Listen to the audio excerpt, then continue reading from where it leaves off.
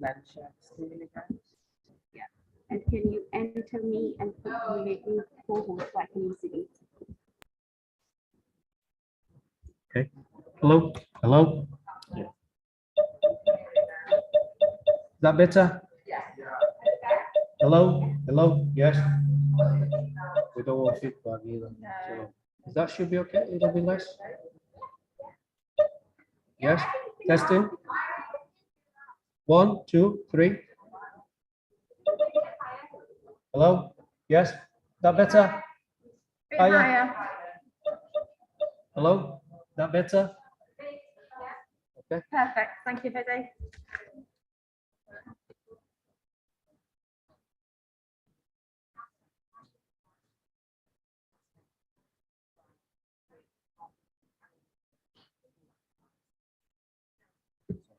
No.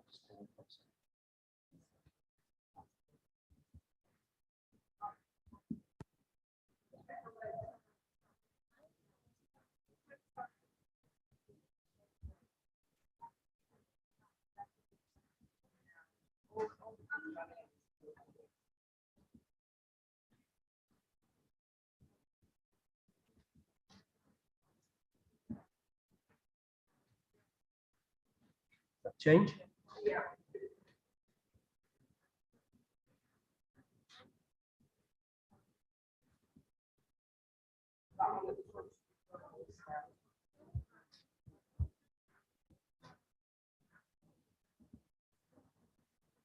Yes. Yeah. It's got come.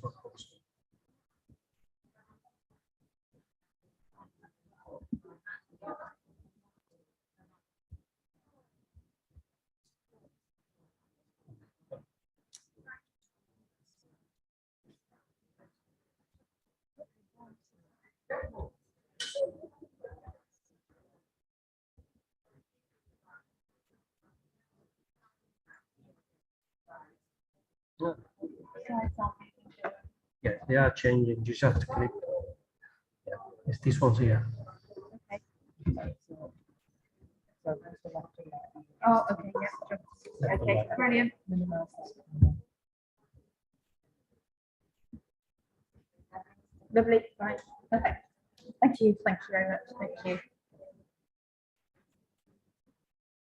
Right. Good morning, everybody.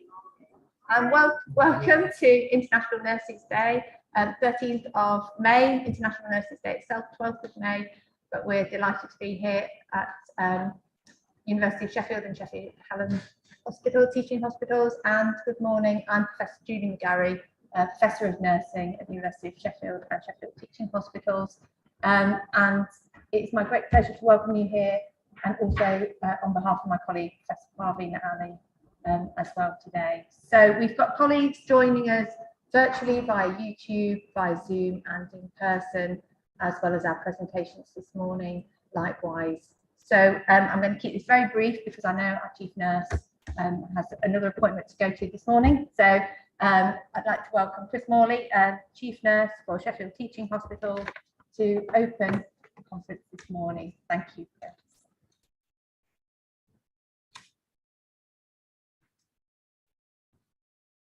Morning, everyone. Just sort my slides out.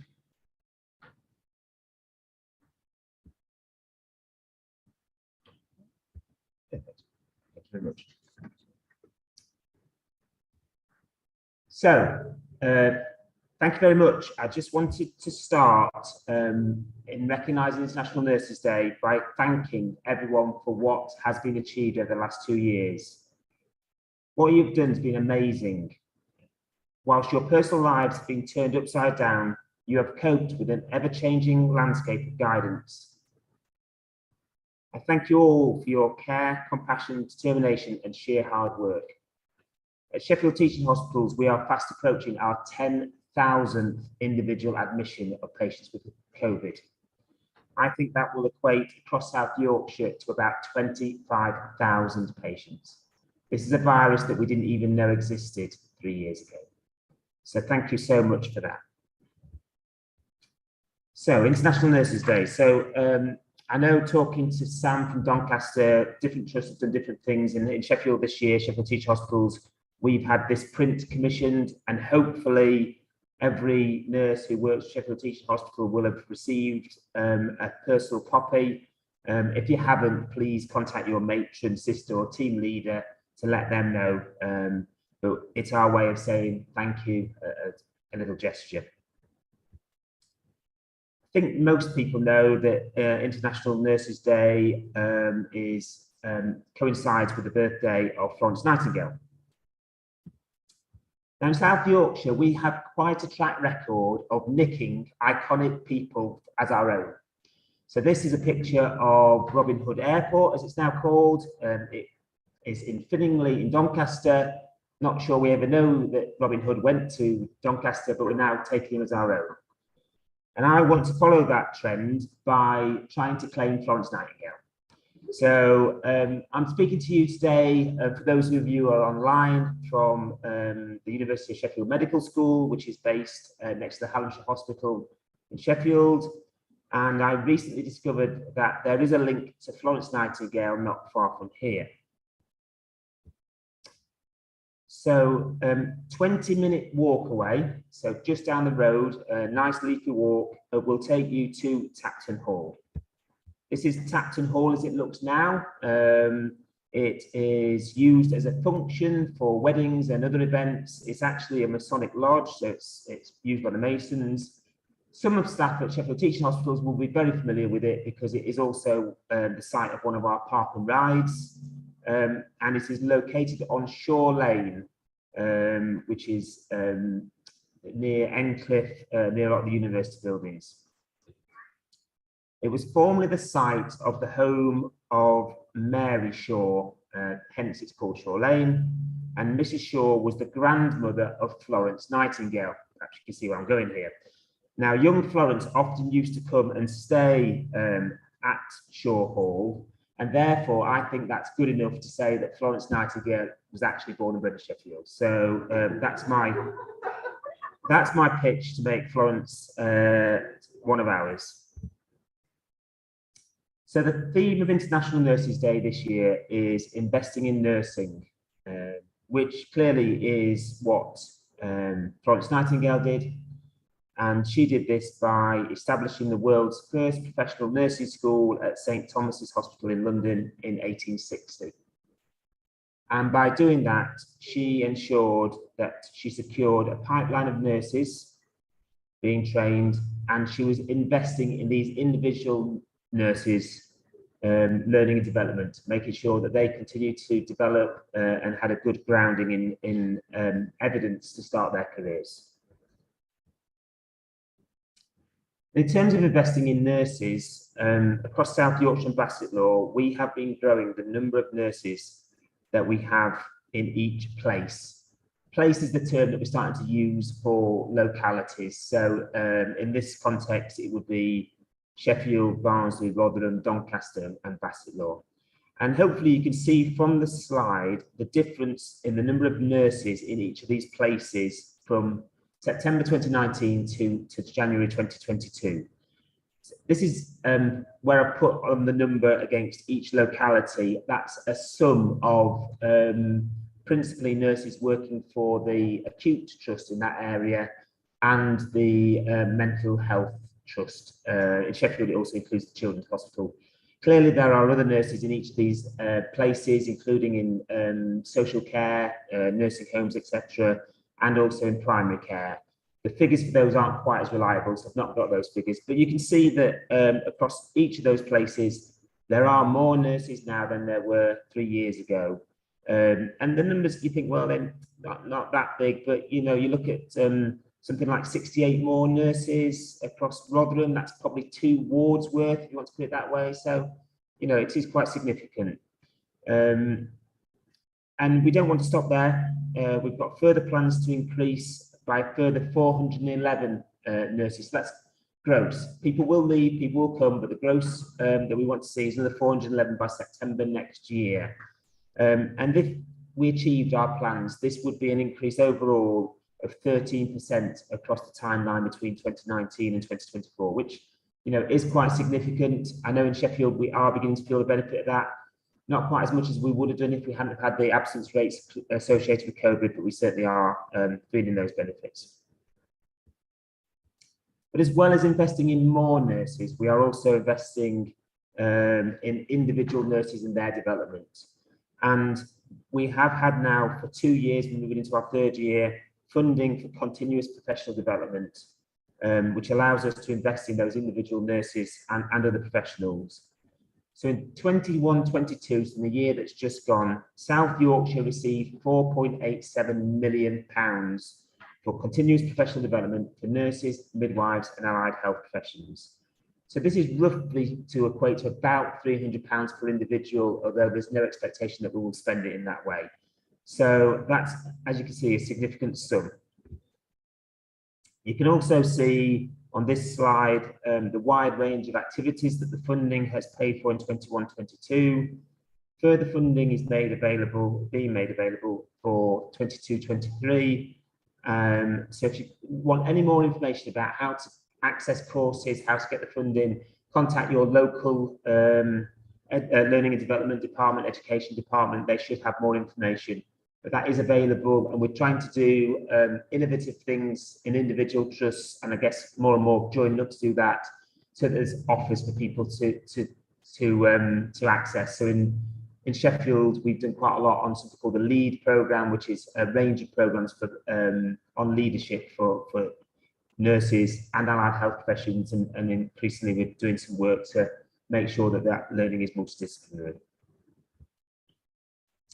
So I think the issue that we have then as nurses is to continue to show how we make the difference. I think everyone acknowledges the huge impact that nursing has made during the pandemic, and just a survey yesterday showed the public believe that nurses are the profession that make the greatest contribution to society. 16% of people believe nurses make the greatest contribution to society. That's above doctors and teachers, who are next at 12% each. And it goes to things like scientists and engineers. So it is recognised what a difference we make, but we need to make sure that the investment that's going in nurses individually and nursing is demonstrated. So my challenge to all of us and all of you is to ask what you will do to make that difference. Whether it is to use new roles to deliver services in different ways, take forward a service to improvement or development, improve quality and safety, you know, either at a service level, a trust level, like I would try and do, a system level across South Yorkshire, or just on an individual ward or in your individual practice, or how you might impact on others through education, training, mentorship, coaching, those kind of things. So I think that's what we need to do. And hopefully next year we will be able to bring back some of the work that people have been doing over this year into an event similar to this next year, where we can show the difference that nurses are making. So I hope that you've had some time this week to reflect on International Nurses Day, what it means to you to be a nurse, what a difference you make, reflect on some of the successes I hope that you've had, and the difference that you have made to patients, colleagues, families, all those whose lives you will touch. But as we move forward beyond the pandemic, where nurses have absolutely shown their value, let's keep investing in nurses and show the difference that we make for our patients and healthcare. I hope that you all have a great day. Thank you very much.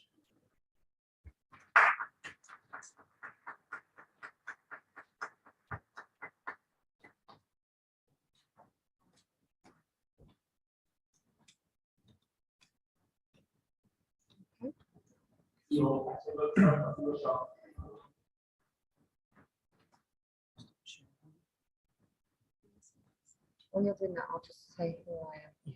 Hi, so I am Nicole Wilkinson. I am the Research Education Lead from DBTH. I've been invited to come over this morning just to introduce the speakers this morning. So next up, we have Roger Watson. He's an academic dean at Southwest Medical University, China.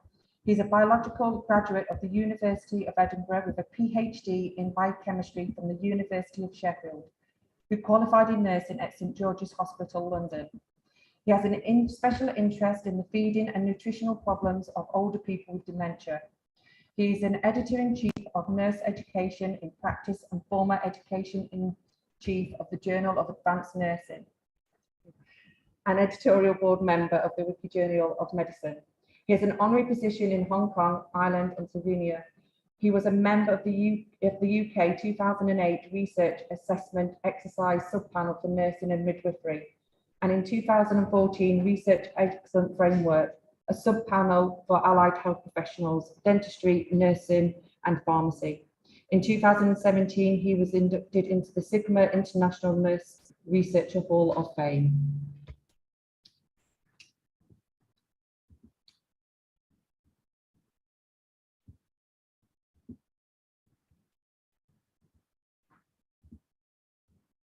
Just bear with us while we get his slides up. Hello, I'm Roger Watson, and I'm the Editor-in-Chief of Nurse Education and Practice, and that's published by Elsevier. Until very recently, I was the Professor of Nursing at the University of Hull, and I'm still working part-time as an academic dean at the Southwest Medical University in China. So thanks very much, particularly to Professor Parveen Ali for inviting me to speak to you today on International Nurses Day. I'm sorry I can't be with you in person, and I can't even join you online for the question and answer sessions because I'm actually out of the country and traveling on the precise days when these conferences are being held. So once again, thank you very much for inviting me. What I want to talk today about is nurses leading global health. I think if I'd been giving this talk maybe in 2019, people might have thought, well, global health, what's that? And to be honest, we're still not exactly sure what global health is. It's a fairly vague concept, but nevertheless, I think that the issue of global health has been brought into sharp focus by the events of the last 2 years.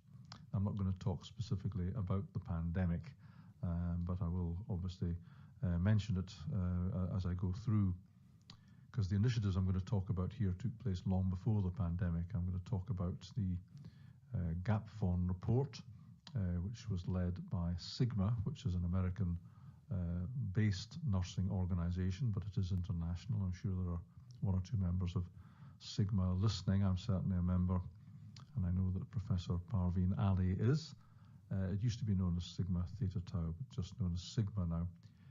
So the events I'm going to report here took place in 2014 to 2017, but they set up some initiatives that are still going on within Sigma. And Sigma really exists to promote leadership within nursing and also nursing leadership, in other words, nurses leading in other areas of health, thus the issue of global health. Now, global health is actually an initiative that was started by the Lancet, by the current editor. The concept of global health was really initiated there.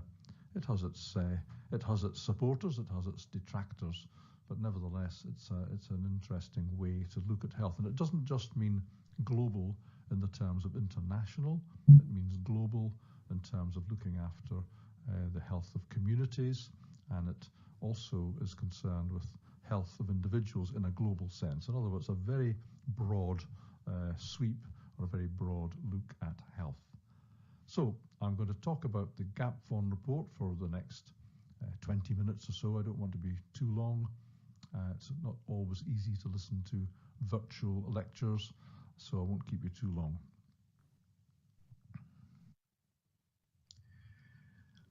So GAPFON stands for the Global Advisory Panel on the Future of Nursing and Midwifery, and on the theme of bridging the gaps for health. So in a sense, it was about global health, but really it was about being a global advisory panel. In other words, trying to find something that was across nursing in all countries, all regions of the world, and across all sort of specialities and all areas of nursing, including teaching, research, policy, leadership, and to try and look for some commonalities and to advise on that. So that's GAPFON, the Global Advisory Panel on the Future of Nursing and Midwifery. And as it says there, it was authored and convened by the Honour Society of Nursing, Sigma Theta Tau International, now known as Sigma. We began the work in 2014, and we ended it and reported finally in Dublin at the Sigma research conference in 2017. There's a full report available online. You can read it online or you can download the PDF. That's the URL. Of course, you don't have to make a note of that because all you have to do is go to Google and put in GAPFON and it will take you directly to the report. Now, I want to make clear that the report's quite big and it covers all the regions of the world and covers all the areas of nursing that I mentioned. So I'm not going to cover all of that. It's far too big. What I want to do is just give you some insights into it and hopefully to perhaps stimulate your appetite to take more of a look at it and to find out what's happening with GAPFON today. Once GAPFON reported, most of those of us on the GAPFON panel stood down, and the work was taken on by Sigma. So there's not a GAPFON group anymore. The panel was specifically brought together and devised to produce guidelines essentially, but not to manage the process in the future. This is where it all began, in a wonderful place called Mariupol in Switzerland, just inside the Swiss border across from France. Absolutely wonderful place if you ever want to make a visit. It's essentially an old monastery town, and we were housed in the old quarters of the monastery, using that as a sort of conference centre. If anybody doesn't know me, that's me there. If anybody does know me, then you can confirm that it is me. And immediately to my right, at the back left of the picture, is Anne-Marie Rafferty from King's College. She's also an expert on global health, and she was the president of the Royal College of Nursing until quite recently. And at the front, in the middle, with the red dress, is Hester Klopper, who was at that time the world president of Sigma. And to her right is Kathy Catramboni, who then took over from her as president. But it was Hester Klopper in the red dress. She's from South Africa. The GAPFON initiative was really hers. And she brought together a whole group of people. I won't go through who they all are, but these are people representing all of the regions of the world: the Far East, Southeast Asia, Europe, and America, North America. We didn't manage to get anyone representing Africa to join us on the panel, or indeed in the first instance from the Middle East, but people did join later. And in fact, the membership of the panel did change slightly within the time it was established. I was on for the first 2 years. I didn't remain until 2017 to make way for other people to come on. So it looks like a very sort of Western-centric and white panel at the moment, with a few representatives from Southeast Asia and the Far East there, but it did ultimately represent all of the areas of the world, including the Caribbean. And indeed, the second meeting took place in Puerto Rico, which was a wonderful place to have a meeting. Anyway, that's enough about the social side of GAPFON. Basically, it was a great privilege and great fun to be involved. So, apologies for putting up swathes of writing and then reading them out, but really I can't put it any better than it is here. So I just want to make absolutely clear what we did and what we were there for. The purpose of GAPFON was to establish a voice and a vision for the future of nursing and midwifery that will advance global health while simultaneously strengthening professional roles.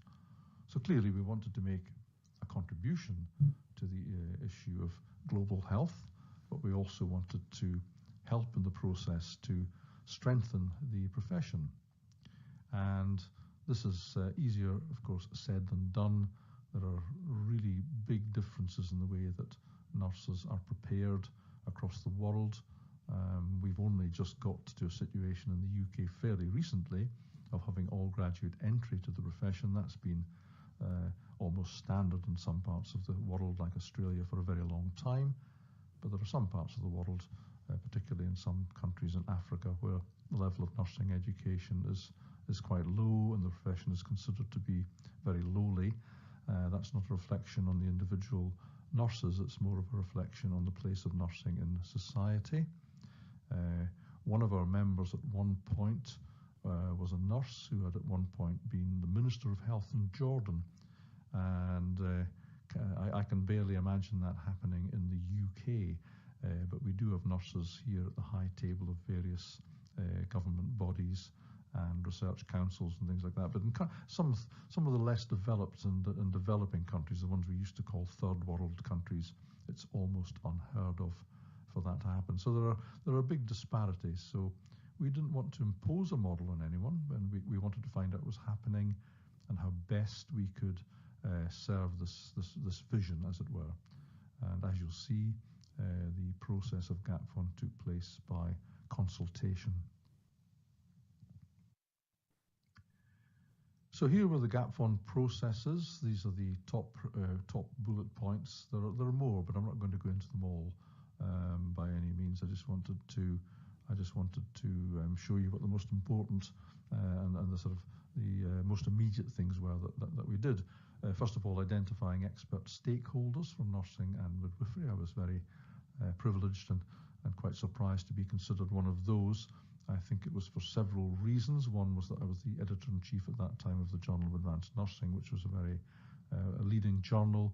I was also chairing for a very short time the Lancet Commission on Nursing, which was taken over by Anne-Marie Rafferty, so I was considered to be someone who should be on this panel. I was also a very prominent member of Sigma.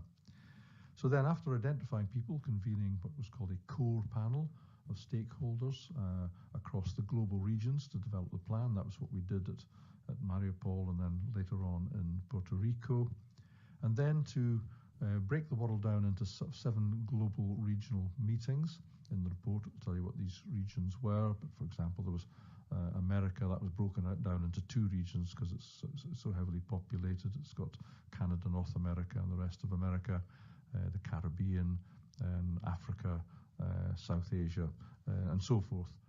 And so 7 global regional meetings were held, and the purpose of those was to look for the priority health and professional issues there. So it's about what the health needs are and also what the professional issues are that are needed for nursing, and to try to develop strategies to address each issue, not a strategy imposed, but a strategy for each, strategies that could be developed in each of these areas, and very much to leave people in those areas to see those through. So the data were analysed and they were summarised, and ultimately we developed and disseminated a summary which was called the GapFon report, and all the material I'm presenting today comes from the GapFon report. So another couple of pieces of text from the preamble to the report.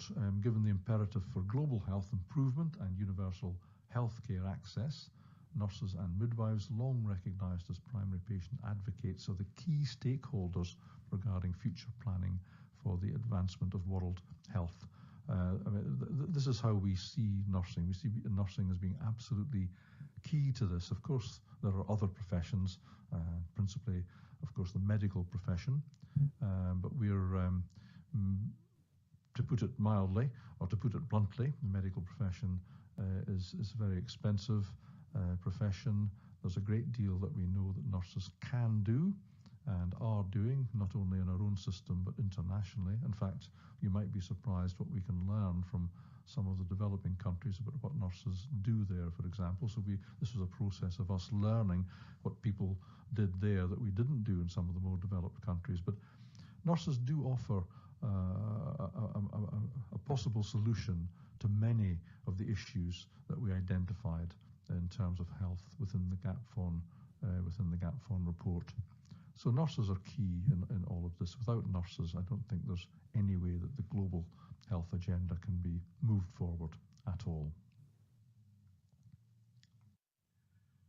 However, and this is the issue, although nurses and midwives constitute at least 50% of the healthcare workforce, that's internationally, they probably constitute more in some countries, we noted that nurses and midwives' opinions are frequently inaudible and that they often don't have a unified platform from which to speak. So there are 2 issues there. nurses don't often, and certainly don't always, get to what we would call the top table of decision making, of policy making in health organisations and in government, for example. The other problem is that we do not always have a unified platform from which to speak. We know this in our own country. Nurses are much more easily divided than united. The only thing that nurses seem to be universally united on, certainly in the UK, is over salaries and conditions, but on anything else it's quite difficult to unite us. That's not necessarily a criticism, but I do notice, for example, that the medical profession seem to be much more united on several issues. However, internationally, that's amplified. We do have the International Council of Nurses, but that doesn't speak for everyone. It speaks, for example, for Taiwan, but not for China, because they're both not able to join. That's a major country that's not part of the ICN. The UK hasn't been in the ICN for a long time because the RCN voted to leave it. So the ICN, as important as it is, doesn't by any means represent all of global nursing. And Sigma, the organisation which established CAPFON, is not there to represent nurses. We're there to try to steer policy and leadership. We don't see ourselves as a representative organisation. So there is an issue, and of course these things need to be addressed somehow. We weren't prescriptive about this, but these are the things that need to be addressed in all the regions of the world. We need to get nurses on the top table. We need to train nurses and to educate them specifically to be there, identify leaders who can take on leadership roles, not just in global health, but in local health. And we do need to try to develop a unified approach to this. That's not a one-size-fits-all model, but at least it's a unified platform or voice which keeps the nursing voice, as it says there, audible rather than being inaudible. So the purpose of GAPFON, sort of said some of this already, but was to provide a platform for nursing and midwifery to have an inclusive voice worldwide, to be a catalyst for global health partnerships and collaborations, and to help develop and influence policy and practice. Now, these are all fine words, of course, and they're very easy to say. This was really what came out of the initial meeting. These were the gaps that we saw and what needed to be done. But I just want to give you a little insight, some insight into what we actually did and what we actually proposed.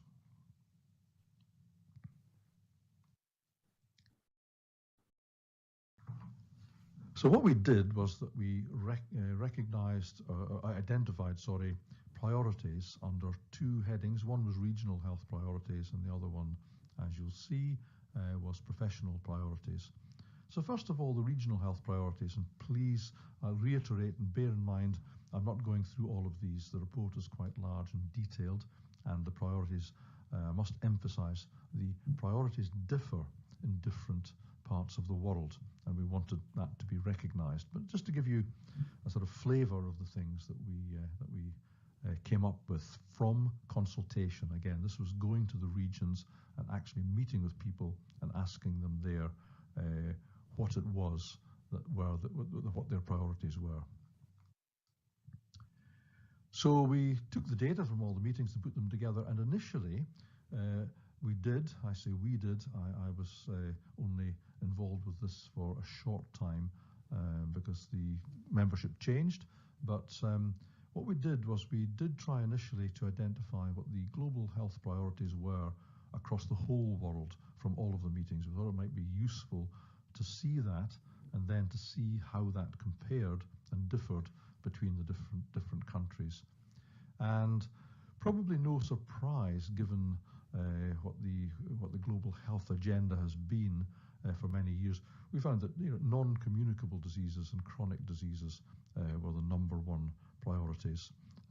That's largely because some of the big killers of previous years, which were essentially communicable diseases, had largely been eradicated by vaccines, but not by any means vaccines alone, by all sorts of things: better nutrition, better health, better sanitation.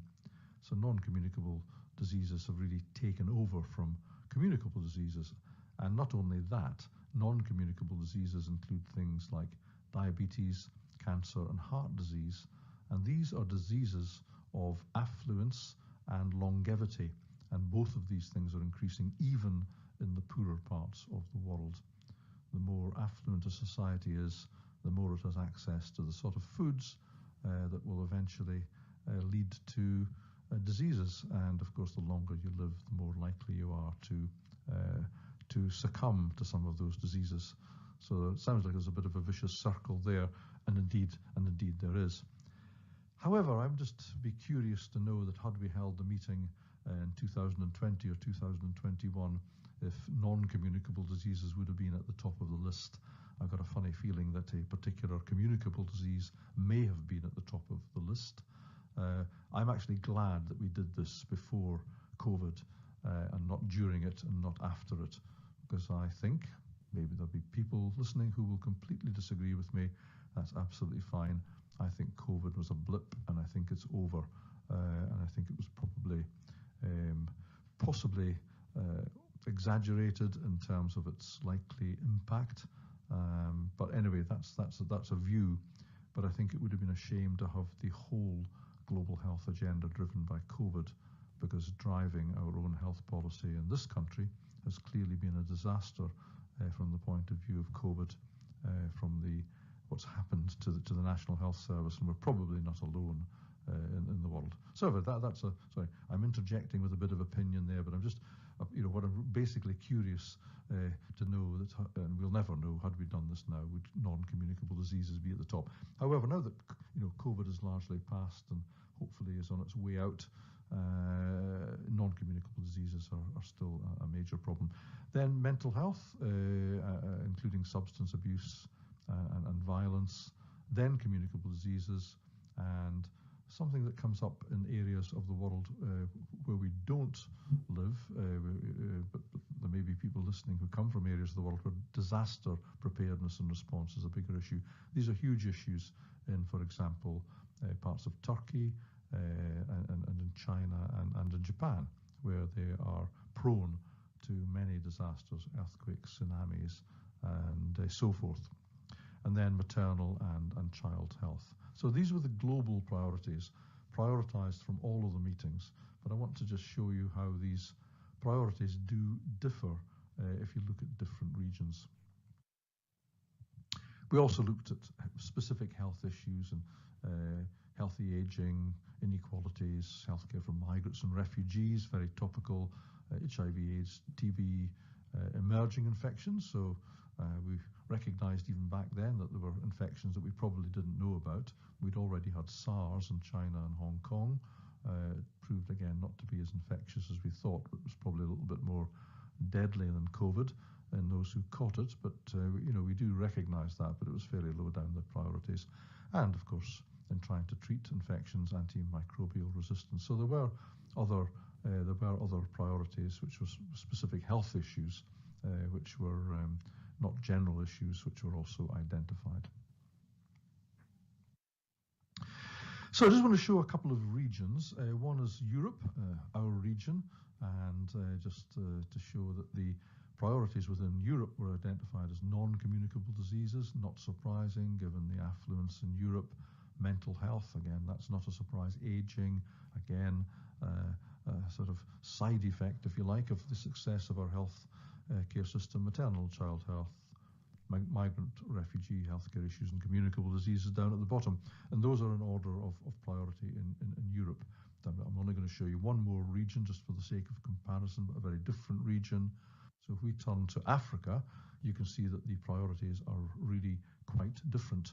There, maternal and child health is the top priority, and followed by communicable diseases, which still predominate in terms of importance over non-communicable diseases, and then mental health. So you can see that what the report did, and I think possibly quite uniquely identified from the nursing perspective, certainly, what the health priorities were in different regions of the world. And we realised, of course, that the responses in these regions of the world by nurses would have to be different.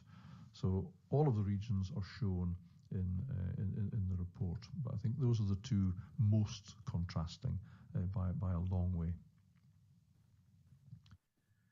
Then we looked again at regional professional priorities, and these were this goes on for many pages in the report, and I'm again going to give you a flavour of this.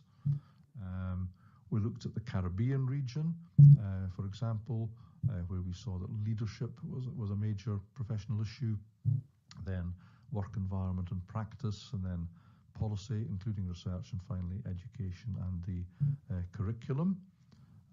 Then, just for the sake of comparison, we looked at Europe, and it was presented quite differently here. Europe produced a sort of diagram where we put leadership at the centre with workforce practice, policy and education round about it. Everyone identified more or less the same issues, but gave them different priority and envisaged them in different ways. But leadership was such a clear priority for the profession. It came up absolutely everywhere. And this, I assure you, was not being imposed by Sigma at all. We really listened. We didn't want to impose, but we found this interesting and very much in accord with the mission of Sigma. And in Africa, even in Africa, where you would think that some of the problems may be the other way around in terms of the workforce or policy or whatever, but leadership again came out at the top. But you'll notice, also on pillars of the image of the nursing profession and professionalism, that was considered in Africa to really affect the way that nursing was viewed, the resources it got and the way it was allowed to operate, and also just the sheer capacity in these countries where resources tend to be quite low. So what GAPFON tried to do was to provide an overall model to help guide sort of our work, which would be applicable to all these regions. And that's the model there, essentially. It provides a framework to support nursing and midwifery globally for both health and professional issues. And in that model, we've put leadership in the middle with policy, workforce practice, education and research around it. So I'm not going to go through all the regions because that would take us far too long, but what we were able to do in each of the regions was to recognize that leadership was the most important issue in all the regions, and to, in those models, to emphasize which of the other ones were more important, make them slightly bigger in the model, for example. So there's a very nice and very convenient and very quick way of looking to see, using the same basic framework, what the priorities are in different areas of the world, and how policies can be developed and leaders can be developed to address that. Strategies for leadership. Again, this goes on for several pages. I am not going to go through them all, but we had strategies for leadership, strategies for education, research and professionalism and so forth. I'm just going to show you the leadership one. Basically, the top bullet point is the most important one. We must cultivate and position leaders in nursing at all levels. They won't arise by accident. We could argue all day about whether leaders are born or made. There's clearly an element of both, but what we need to do is identify the born leaders and then cultivate them to be good leaders. And people can lead, of course, at different levels in organizations, but we really mean leaders here in terms of policy within countries. And of course, try, as a result of cultivating those people, get more people into elected government positions and so forth. I'm not going to go through all the bullet points because there are too many of them here, but I do think that the fourth one is quite important, and this is a role that Sigma can offer directly and is offering directly, that we can develop and mentor the next generation of leaders. We need to identify who's coming after us, and that's very, very important. And another area for strategy was policy and regulation, and we need to make sure that nurses somehow participate and influence health policy and the global health agenda. That follows directly, of course, from the previous slide, and we need to try to create and implement an evidence-based policy agenda. So we need to be looking to see which policies work from a research perspective and trying to get that into the agenda, not just being swayed by the latest government policies and fads, but really trying to stick to an evidence-based policy agenda and so forth. I mean, the bullet points there are all very sort of obvious and follow logically from what we did. So those are two of the areas, but we also had priorities for education and for all the different areas of nursing, like research and professionalisation. They're all available in the report. So just to finish off, that's a brief overview of GAPFON and the processes and what we found. Our conclusion really was that improving global health will require collaboration amongst all stakeholders.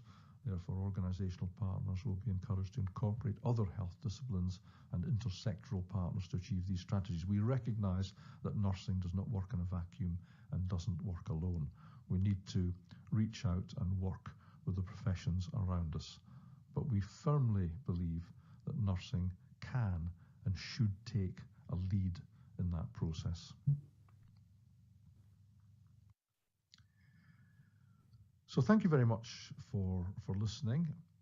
That's my email at NEP if anyone wants to contact me. If you want to check my own record of research, I'm there on ORCID. If you've really got nothing much to do, you can follow me on Twitter. My Twitter feed these days is usually less about nursing and more about personal and sometimes political issues, but nevertheless, you may want to follow me there.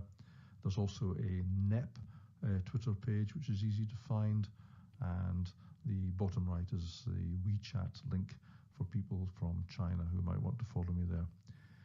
So thank you very much for listening. As I say, I'm sorry that I can't join you for any questions and answers. I hope that was useful, but you're welcome to contact me afterwards if you have any comments or questions. So once again, thanks for the invitation and thank you very much for listening.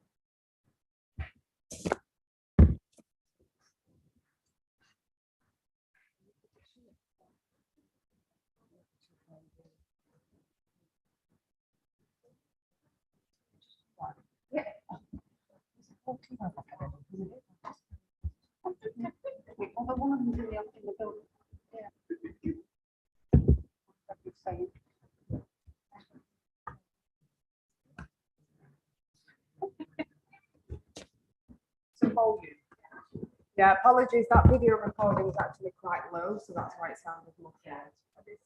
Yeah.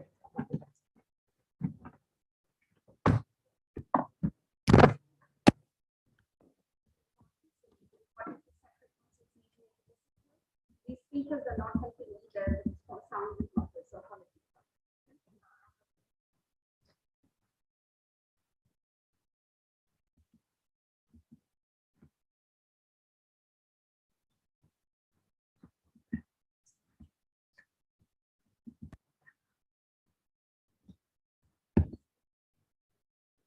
Introduce you, Irene. You can introduce yourself. I'm really sorry. I think there's been some issues with the speaker and the sound, so all the links will be sent out afterwards as well, so people can kind of watch the videos back.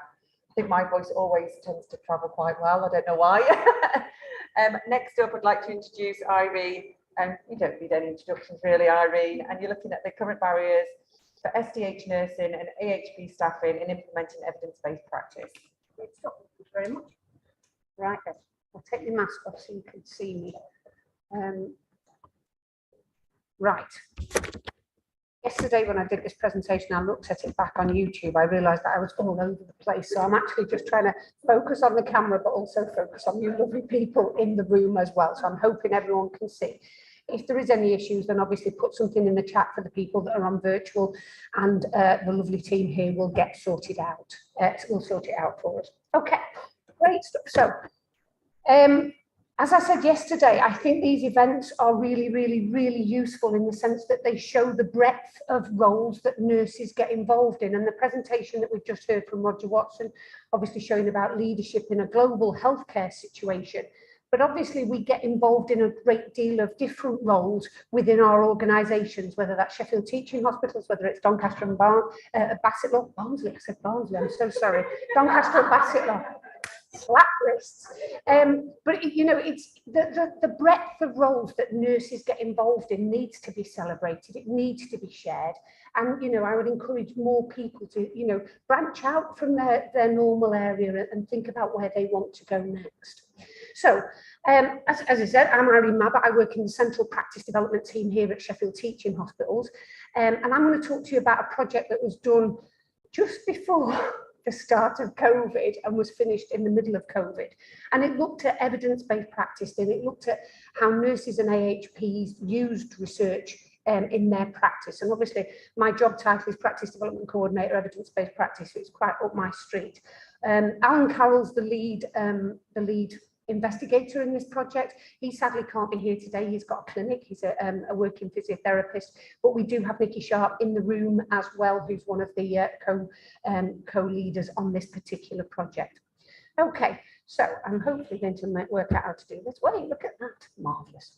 So evidence-based practice. Now, I know I'm going to say this because this is my job, but obviously evidence-based practice is the gold standard in healthcare. It's what we should all be doing. We should all be looking at what evidence underpins our practice, whatever that practice would be. It's been discussed, it's been formulated, it's been implemented, it's been chopped and changed around with for decades now.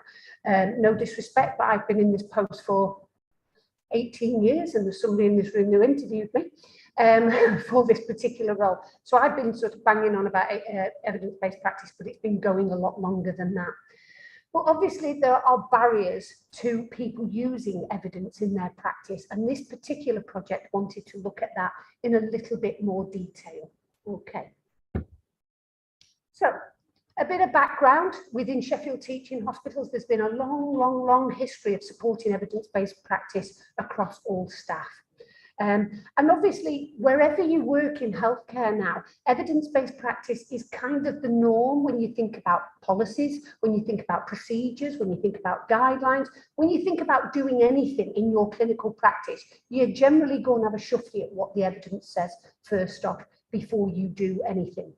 So it's been around for a while, and it is integral in there. So in some respects, that gives us a confidence that if we are looking at guidelines and policies and such like, we know they're based on the best possible evidence. I'll give you a story here. Many moons ago now, when I first came into post, I was asked to look at a policy, and one of the evidence links was Wikipedia. Right, okay, let's get that out of the way. So now you would never put Wikipedia as an evidence base to anything that you did, said, or whatever. But you know, that was the times that we were living in. Okay. Within Sheffield Teaching Hospitals, we've got a thing called the Evidence-Based Practice Forum, used to be called the Evidence-Based Council. It's a unique concept that's been going since 1998, and it's a group of interested and interesting staff who meet regularly, obviously not in COVID times, but we are obviously thinking about resurrecting that, but looking at, you know, what's happening in evidence, what's happening in the clinical areas, what's happening in the various areas around the trust. And networking and conversation, working together and collaborative working. And it's been a unique sort of concept to bring everyone together in that format to say what's going on. I'll give you an example. When I first went to one of the, I went to one of the meetings probably about 18 years ago now.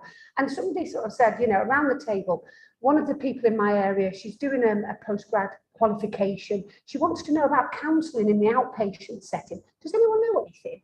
And then somebody sort of said, yeah, one of our lasses, she's done that. She's done it as part of the masters. This is her name. This is her extension number, and she's on holiday till a week on Tuesday. So it's that sort of informality, networking and sharing of knowledge and expertise that's been sort of a part of the Evidence-Based Practice Forum for a fair few decades now.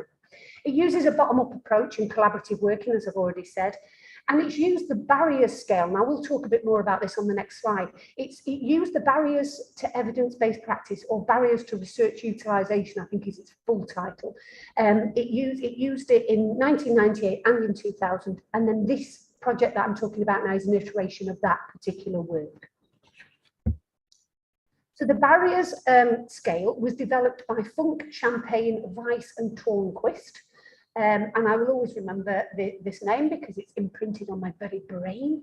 But it looked at it. It used, I think it's 27, and we used 29. But it started off as a 27 scale statement that people rated whether it was to no extent in their role, to little extent in their role, to moderate extent in their role, or to a great extent in their role. And there was questions in there about whether they felt confident in using research, finding research, bringing about changes into clinical practice. And we'll talk a bit more about that in a few minutes. But it ranks the perceptions of barriers to this research utilisation in clinical practice. So it asks clinicians, it's a clinician type role. So this barrier scale was done by Jean Marsh in 1998, who was a professor who was linked to Central Sheffield University hospitals in the olden days. It was also done in 2000 by Professor Kate Gerrish, and we decided that in end of 2019 we were going to do it again, but we were going to widen it to not just nurses, to AHPs as well. So the project set out to gather local information on perceived barriers to staff implementing evidence-based practice in their own clinical area. So we wanted to ask them the question, have you got any barriers, and if so, what are they? We wanted to draw conclusions around the themes that came out of this barriers study. We wanted to consider this with the previous conclusion. So we wanted to look back at the data in 1998 and look back at the data in 2000 and see whether there was any changes. And we'll talk about that in a little while. Thinking about how we would plan for future evaluation of this. Obviously, COVID got in the way, doesn't it always? And then we obviously wanted to guide and inform future provision and strategy around promoting implementation of evidence-based practice, because that's kind of my job. Okay. So the methodology, no surprise there. The top thing was we examined the literature. So we did quite an extensive literature review about what barriers were, whether there was any update to the barriers scheme, the barriers scale, and there wasn't. We looked at who other people had used the barrier scale and whether they'd had any changes in that over the years. So we examined the literature quite extensively. We revisited the previous 2 iterations of this project. So we pored over the results of that to see whether that would actually give us any information about how to take this forward. We registered this project as a service review at Sheffield Teaching Hospitals because it was looking at local data and it was looking at the what the staff was actually thinking about evidence-based practice. The longest part was actually getting permission to use the barrier scale questionnaire. There was a lot of emails that were flying across the Atlantic backwards and forwards, but we were allowed to use it. We did get permission to use it, and we used 29 of the questions with a free text option, and that was quite important, that we wanted to get some of the free text information. We used our online learning management system within Sheffield Teaching Hospitals, which is a system called PALMS. We use that to store, to manage, and to contact the relevant staff to complete the questionnaire. So we set up a system that sent out automatic reminder emails if people hadn't completed the questionnaire, and we made sure that obviously everything was in the one place.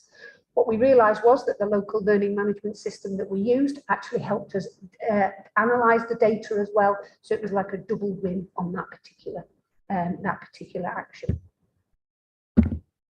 Recognize my finger. So the results were that the questionnaire was sent to just over 5,500 members of staff. We targeted anyone who was listed on the PALM system as having a nursing or an AHP type title. And you can appreciate that when you're thinking about research methodology, but obviously this is a service review, when you're thinking about research methodology, there's some flaws in there, but actually we wanted to make sure that everything was in the one place using PALMs. We had 229 respondents, which was a 4.1% response rate, which wasn't a strong response rate. We're well aware of that. There was more responses from AHPs than from nursing staff. And we looked at a few different sort of generic demographic information as well. And I put a couple in here. So obviously we looked at the level of the role of the staff.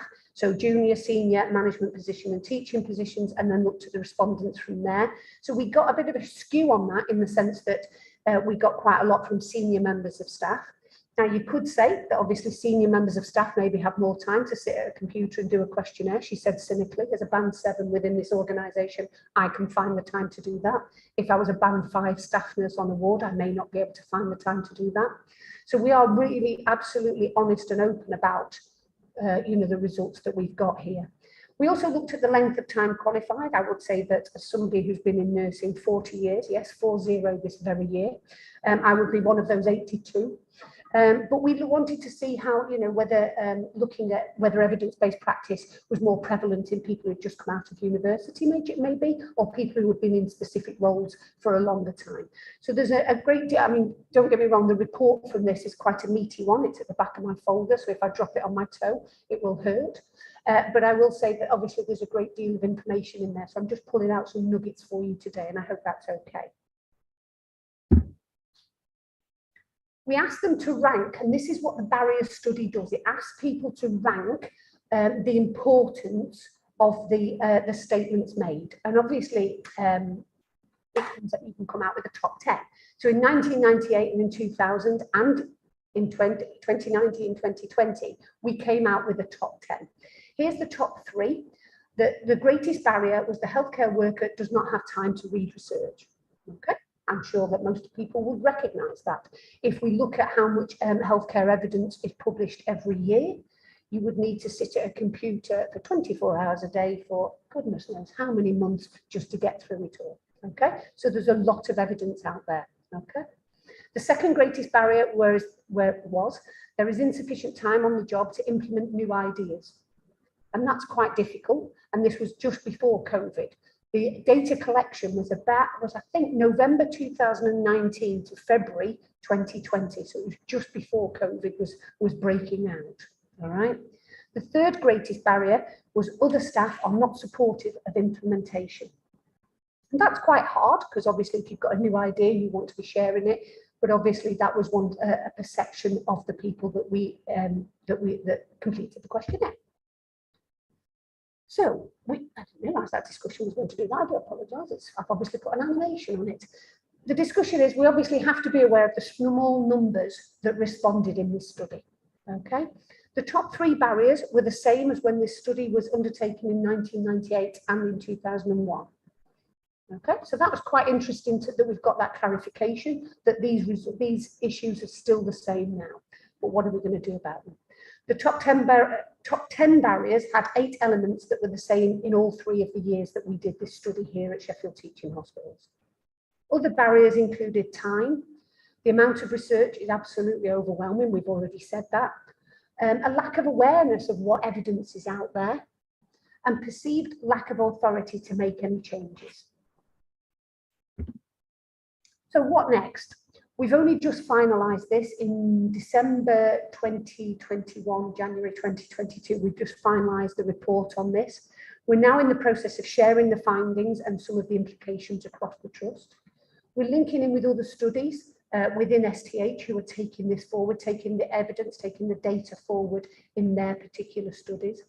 We're looking at accessing newly qualified staff to maintain that interest in evidence-based practice. Obviously, we're thinking about getting published because I wouldn't be here with a breath in my body if I didn't say to get people published. And obviously, we're thinking about when we resume the evidence-based practice forum post-COVID, how we're going to, as a group, take that forward. And I think that might be my last slide. So any questions in the room and sorry, somebody's hand's just got up and spoke to me. And any questions online, I'm presuming you'll tell me. Thanks, Irene.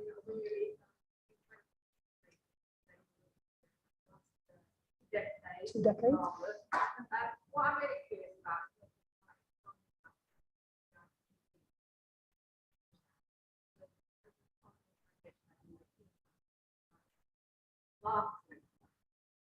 Barnsley ambassador. We'll bring that remember.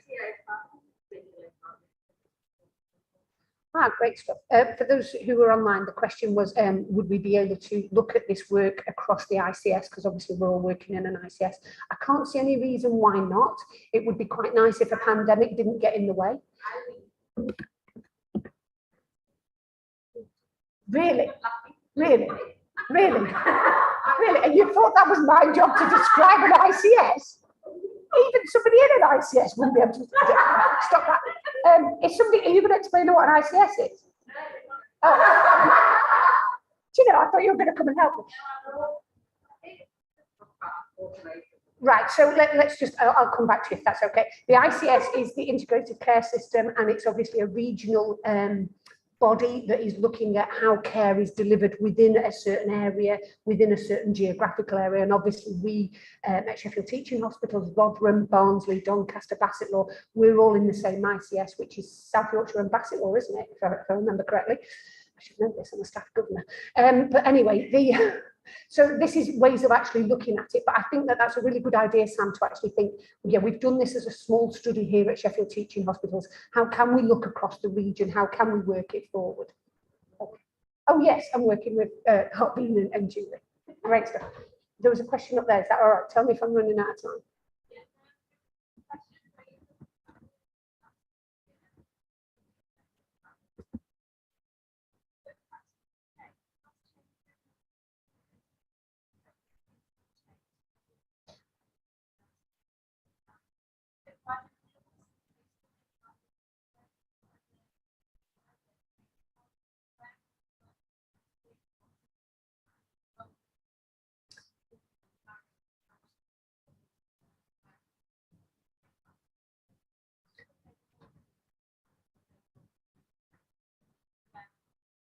Great stuff.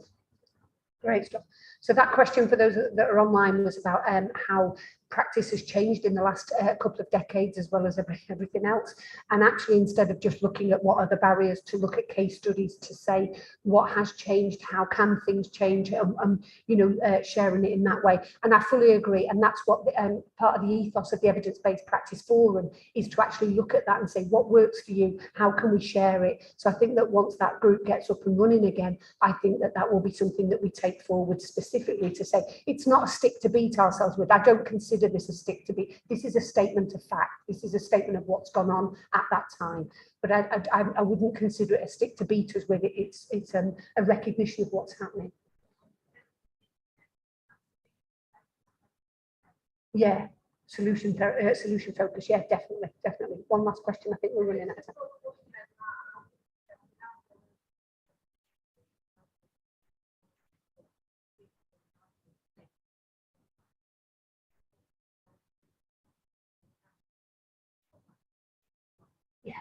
Yes. A comment about linking the work into the national research strategy that Julie and Praveen are working on.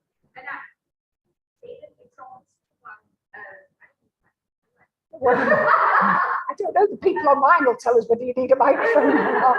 I'm presuming they don't need one for me.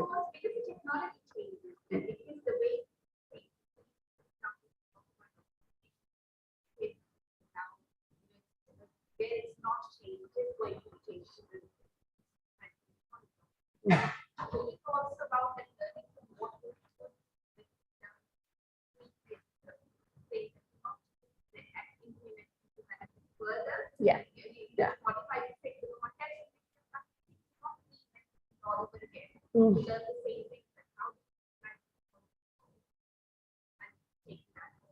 Yeah, I agree with the idea of utilising what we already know, because in some respects I could probably look back at the data of this particular project and think, well, actually, in the top 10 in 2001 and 1998, access to evidence might have been an issue, whereas actually access is a bit easier now that we're all IT literate, aren't we?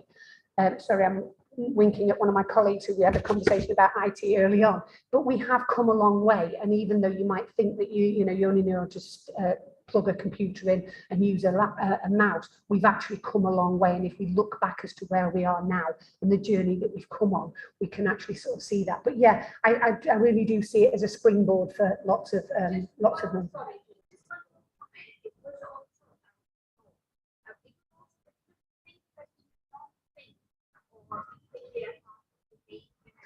Yes. Yeah. Yes. Yeah.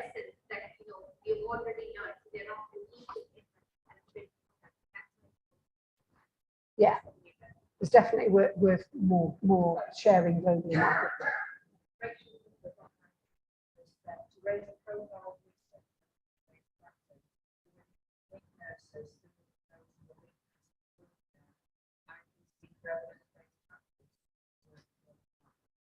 Weird, that's thank you. Is that Rachel out there? Thank you. There is a question about whether we've got link staff within STH for EBP. There's I'm in conversations with research staff, because there's going to be research active link champions within the clinical areas, and we would rather than have a research one and an evidence-based one, to actually accumulate them together. That's the wrong word, but you know exactly what that means. That's all right. So one more question.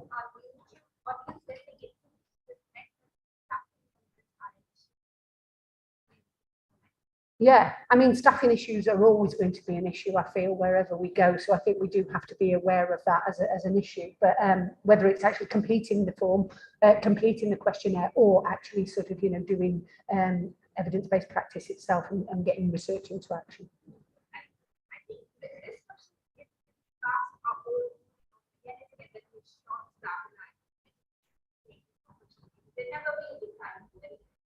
Oh no, short staffing has, I mean, has always been an issue, and I mean, I think I deliberately put no time as, you know, picking out one of the questions. So short staffing has always been an issue, but it's one of those things that we need to. It's almost like, you know, when you sort of, you know, you're talking to people who are in the health service and they say, oh, hospital food's awful, and you think, you've been in hospital recently. Have you seen what we do actually, you know, within our trust? Have you seen that, you know, within our trust, we actually use proper mashed potatoes made out of mash and potatoes rather than powder? Actually, you don't, you know, it's one of those sort of urban myths. So don't get me wrong, I'm not saying that staffing levels is an urban myth, but sometimes we've got to get past that. Do you know what I mean? Other people, you know, we've got to be creative about how we do things and how we share things and how we work through things. I'm conscious that I've run out of time. I've run out of time. I'm so sorry.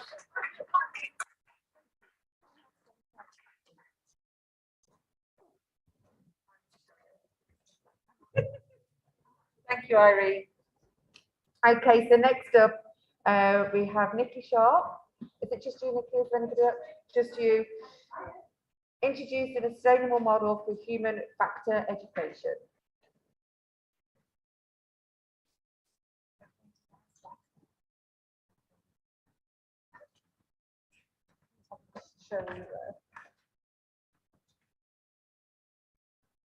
Morning, everybody.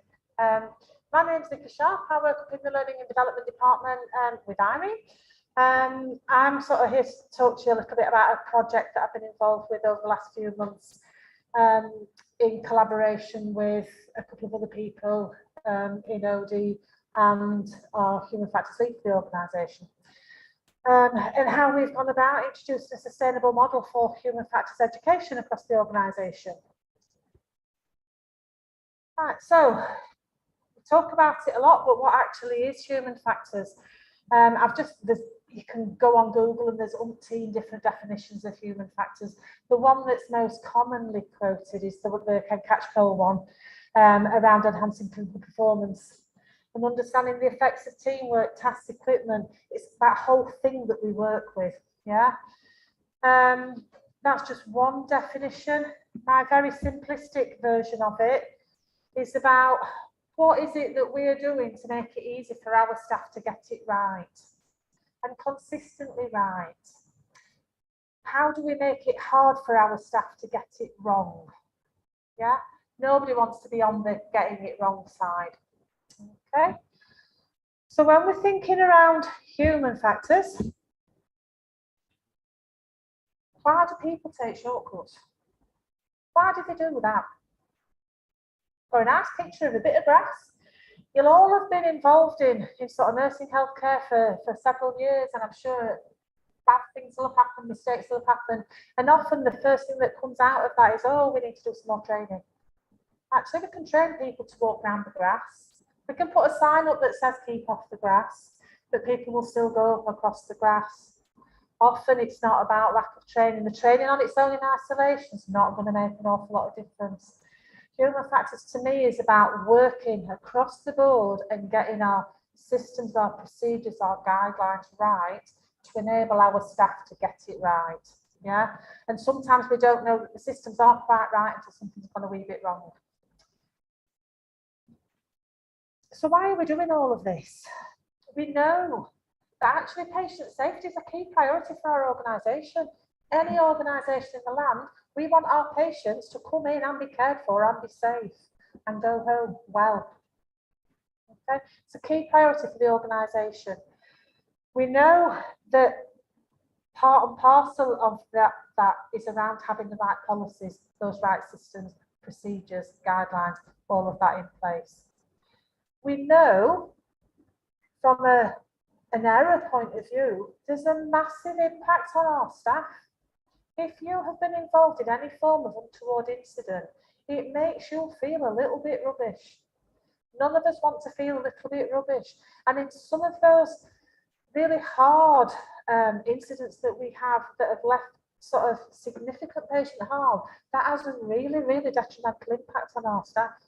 So we need to nurture and look after our staff and have them working in an environment which makes it hard to get that bit wrong. All right? We don't do stuff wrong on purpose, generally. The other side of the organisational need linked to this is that we've got an NHS patient safety strategy, and part of that patient safety strategy talks about embedding human factors education across the board. So this is part of some of the work that we're doing about getting that message out there about human factors. So we got a bit of money. I think Chris mentioned earlier the CPD money. We got some of that this year to fund some human factors education. So we've gone out and we've sourced an external training provider. The external training provider that we've gone out and sourced is somebody who's got significant experience working in healthcare. So it's easy then for them to contextualise some of the training delivery around our NHS examples of the type of work that we get involved with. Okay, so we've had a bit of money, but that money's not going to be there forever. So this is about being sustainable. So how are we going to sort this and make sure that this training carries on in the future? So part of our funding, we've come up with a bit of a training plan. So we're doing some one-day masterclasses to hook people in, dangle a little bit of a carrot. Here, we'll teach you all about this. Are you interested? If you're interested, come along and be a trainer. So we're doing lots of the masterclasses, and we're doing some train to teach training sessions where the people that have shown that interest from the masterclass come along, unpick all of that information from the masterclass and learn how to deliver it themselves. And then have 2 days supervised practice on the back of that, so that we know that they're confident, they're comfortable at that ongoing training delivery. From the money that we've put together, we've had 480 places available across the trust for the masterclass, and we've just got 18 places available for the train to teach model. Running in the background of all of that, we've had some e-learning training made available. So that's, you know, for anybody and everybody that wants to dip in on or out of that training model.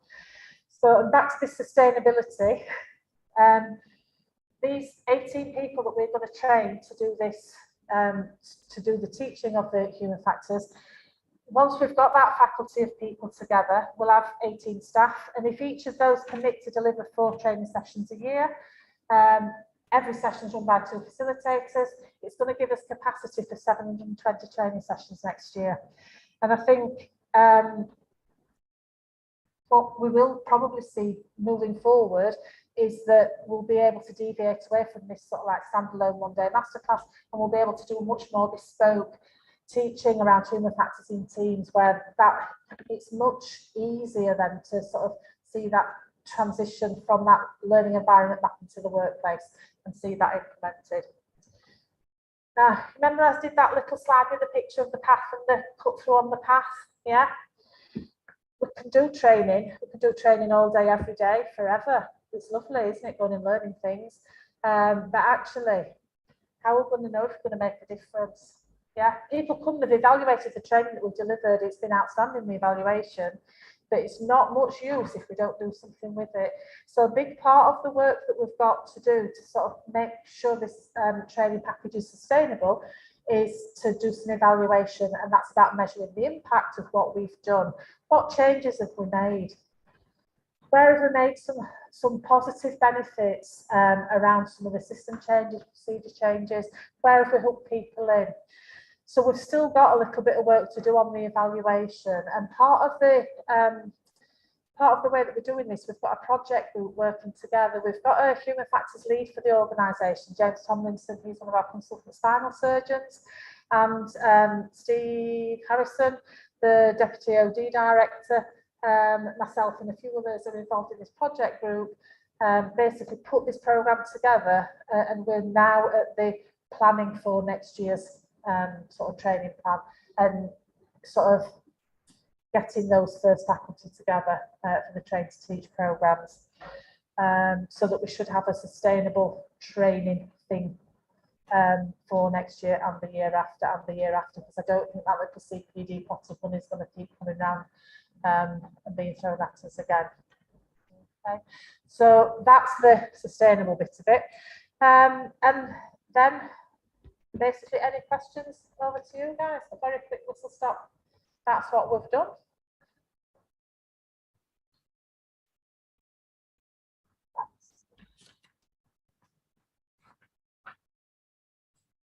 Oh, go on.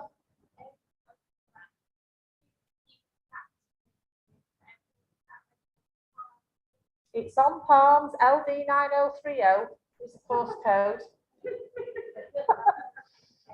If what the other thing I will say to you about the training that's available on Palms, we've got training dates up until December.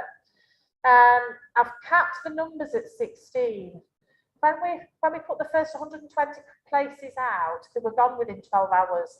It was amazing, the uptake, and I think people were just excited because we've been locked in a cupboard for 2 years and not allowed to be in a room with other people, and we just got to be excited. So they'd all gone within sort of the first 12 hours. So we've capped it at 16 this time, but we can actually take up to 20 per cohort.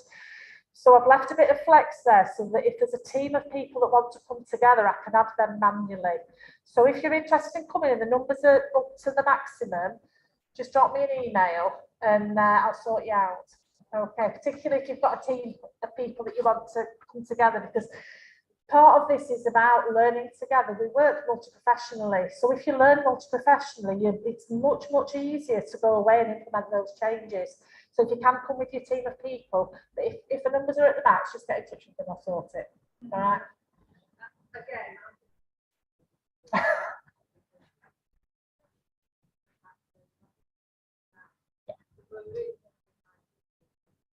Yeah.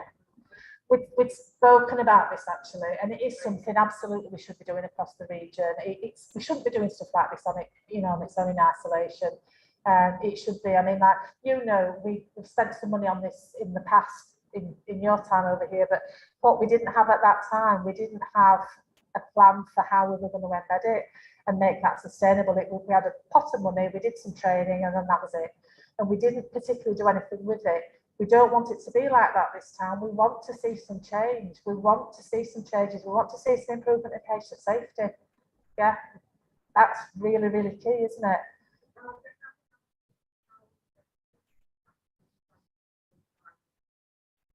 Yeah.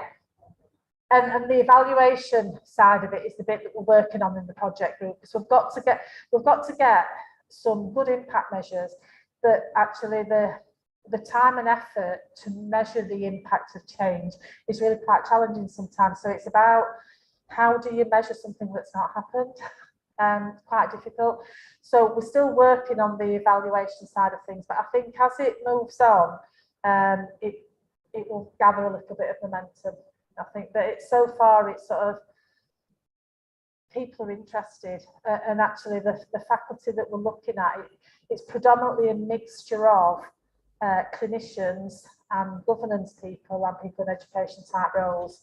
So there's a bit of a mix there, because you've got to have that clinical credibility to deliver on this, but there's also that understanding of the governance and safety aspects that sit behind it, and an ability to teach is quite helpful. Your talk, but it is like the talk on effectiveness. My belief when it comes to nursing, somehow that really better. So it is not really taken that seriously, and it's culture. Yeah. And it's not one organization wherever you talk about. So which that means that we have not necessarily able to share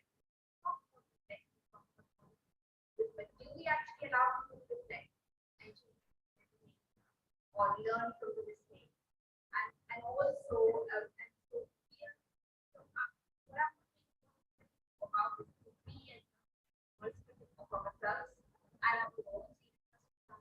I heard the talk teaching around, Yeah. which is like within nursing is quite complex. Obviously, the fact is also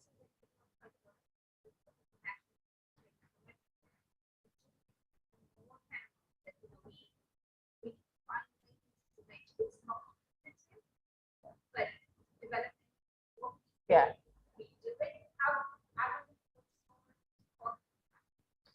For those online, the question's very much around the whole sort of nursing history has been around that punitive approach to errors. And certainly you see it all the time. Somebody's made a drug error, they need to do some reflection, they'll get disciplined, they'll get beaten up, they'll totally shatter the confidence, and that will increase the likelihood of them making a drug error the next time, and etc., etc., etc. But other professional groups will not be dealt with in quite the same way if the same sort of thing happens. And all that does happen if we have that very punitive approach is that people don't say something went wrong, they keep it hidden, and actually that's really scary, because really big bad things can go wrong when, and we don't know about it, and actually we should be learning from it. And I think linked to what the lady was asking earlier about our study around the barriers, let's learn from what's gone well, and it's similar from a patient safety point of view, the safety 1, safety 2, it's like learn from what we do well and learn from where we've gone wrong, so it's getting it both. For me, this education program that we're putting together, I really want to see the people that write our policies need to understand what human factors is, and that needs to be threaded through the policies and the procedures, so that if there is an error, actually the policy is structured in such a way to support that reflection. And that's the bit that we've got missing at the moment. The policies are quite punitive, so if something's gone wrong, we're going by the book, we're following the policy, but actually you're not going to change the way you write the policy without an understanding of what human factors is.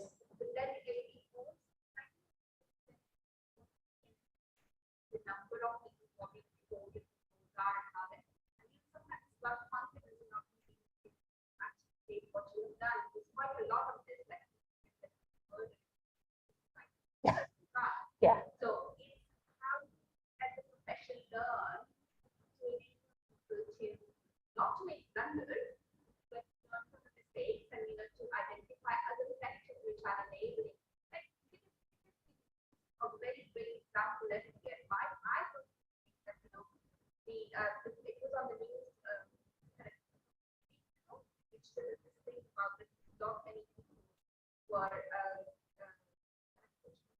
sections of how the whole thing on that for the name of that. But actually, it's not the big part of so many of those things. Yeah. It's guidelines which have been given to them to kind of encourage people to take up. But what most people kind of ask something, and all kind of the big part, Yeah, and it's back to who wrote the guidelines and what knowledge and information did they have. You know, I mean, like fair few years ago now, the Chartered Institute of Ergonomics and Human Factors, their sort of concordat was very much around this embedding human factors knowledge and information through everything in healthcare. We've got miles and miles and miles to go, and I don't know how we stop being having that very punitive approach with nurses, midwives around stuff. That a starting point would be some of our procedures, our guidelines, and actually education's got a part to play, but it's not the only bit of the jigsaw. It can't be, but sometimes we make it the only bit.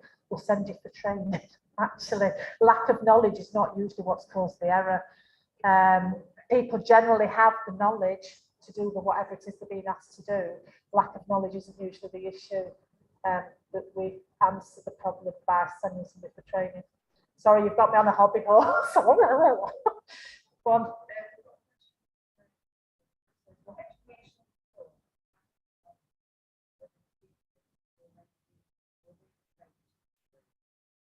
Yes, that will be part and parcel of it. It's not just here, we've taught you away and go. And it's part of what we've sort of contracted for with the company. and you're not basically allowed to do it until you've demonstrated that you can. And again, the ongoing part of that for me is around the work of the project group. How do we support the ongoing? We can gather this faculty together and get these people trained up and get them adequately assessed and checked that they're competent and everything by our training provider. But how do we make sure that that is sustainable? And that's part of the project group around how we're going to build in that ongoing development for that faculty. And that for me is around sort of collaborative working. It's around sort of hooking in with those human factor networks around the country. You know, because there's loads and loads of good stuff to learn from those networks. But yes. Yeah, I would like to ask how we learn from our mistakes.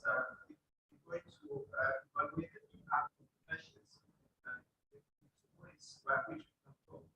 It's tick boxes, you know, that there's reduction in incident of such incidents, or allow everybody to come out and state what's gone wrong and discuss and learn from our mistakes. Because if the police said, if we take measures, not all the incidents will be reported, it will become a dictable. And somebody has done a mistake in the department and nobody's talking about it. The possibility of another person doing it is likely. So we're not learning from this. So how are we going to learn from such mistakes? Because if we are all going to bring out what's gone wrong on day by day, that's the incident of such cases have gone high, but because we just bring it to light what is actually happening there. From a mistake this way, everybody's free to discuss certain issues and learn from the mistakes. For the people online, the question very briefly was around how are we learning from the mistakes? Is it a bit of a tick box exercise because it will discourage sort of incident reporting? What I would say is that generally, if you put any sort of education input into anything like this, what you would tend to expect to see would be an increase in incident reporting because there's that increased awareness. You usually get that worry thing going on when you've got an organisation with low incident reporting because that's the staff aren't empowered to report, they're not confident to report, they're fearful of that punitive approach. So what I would expect to see would be that we would be encouraging our staff to report incidents and take it as a good thing, an increase in incidents, even after that training intervention. The evaluation bit and what we need to get right and what we've still got to work through is how do we, because it's not just about learning from the incidents, we need to learn from, like if something goes wrong, let me think, what's going wrong? We've done a drug error, yeah, so that's reported on an incident. Let's not lose context that actually we've given out 500 other drugs on that same ward on that day and it's all been done perfectly as per prescription. And sometimes we focus on that one, not the other 500 that have gone right. So it's about learning what was different in that situation where those other bits went right. Yeah, I think the evaluation part of this is going to be the hardest, but we need to get it right because the evaluation in itself gives you the energy and the evidence to carry on and move forward. Well, have I answered what you asked? I'm not sure if I'm waffling.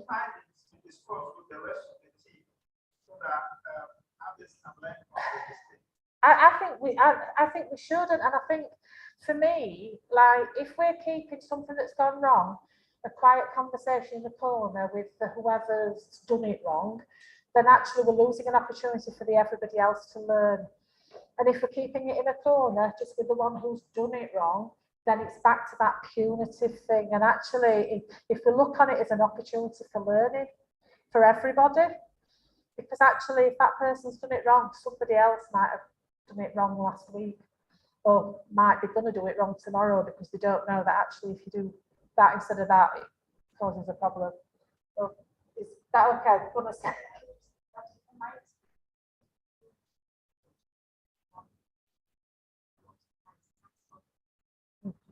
Absolutely. Yeah. Comment from the back there is around the cumulative approach generally is about looking just at one person, one incident, and often what you find when you're looking at it is that there's been a number of similar sorts of incidents and there's a bit of a pattern there emerged. Good, right? Yeah, I'm sorry, I got a bit off. It's a great way of being able to have those conversations, Yeah. and it's so many questions kind of come from it. Sorry, that lady got a hand up as well. Are we allowed?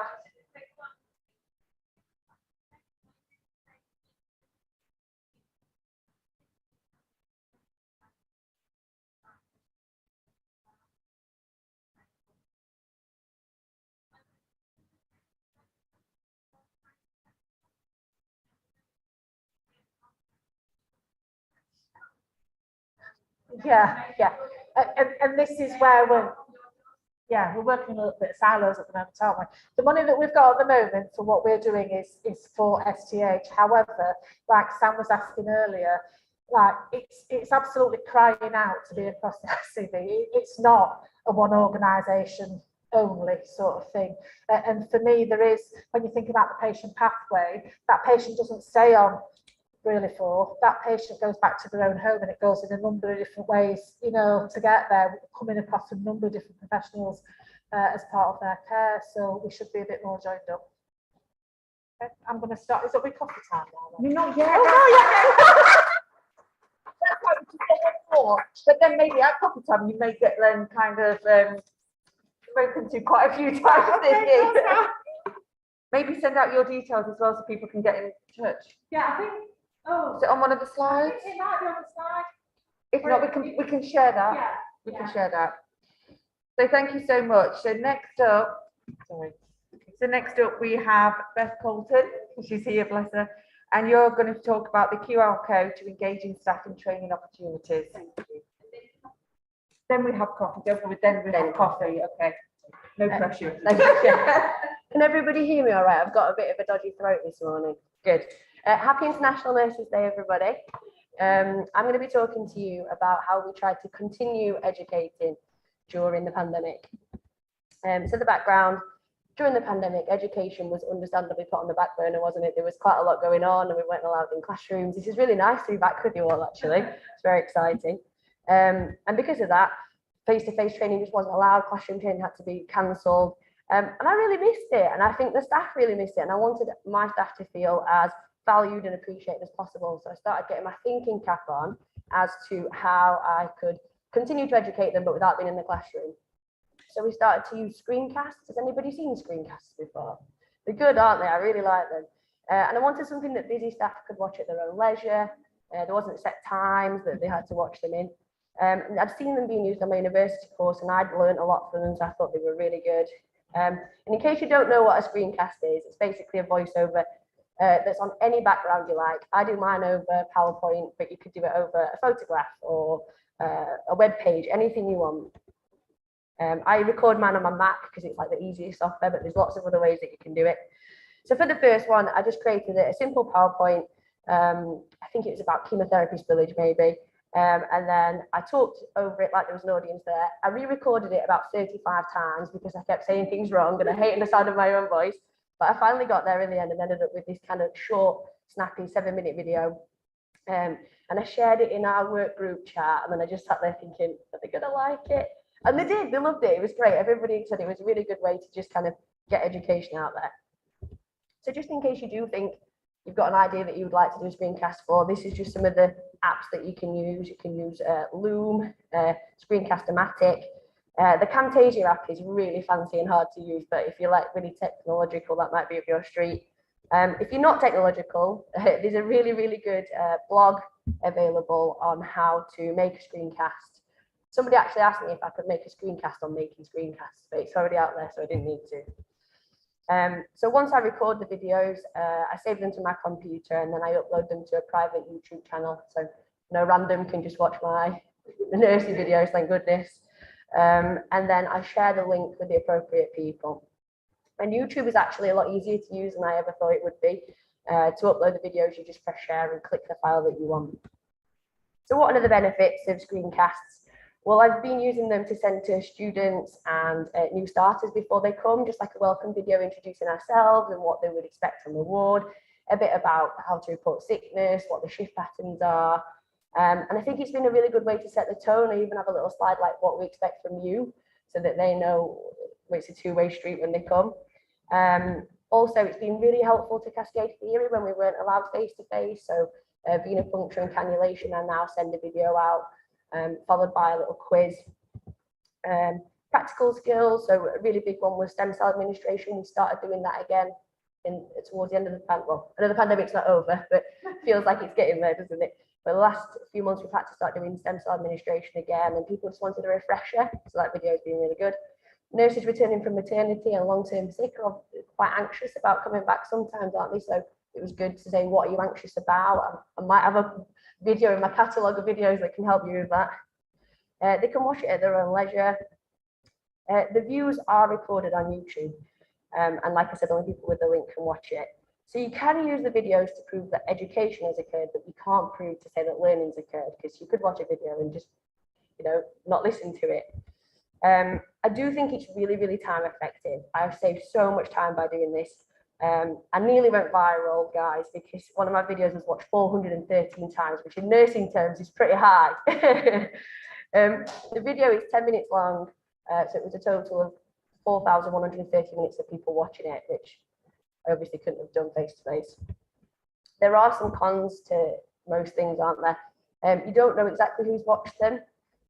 They'll definitely need updating over time. So I use all my screencasts I pull from STH policies and procedures.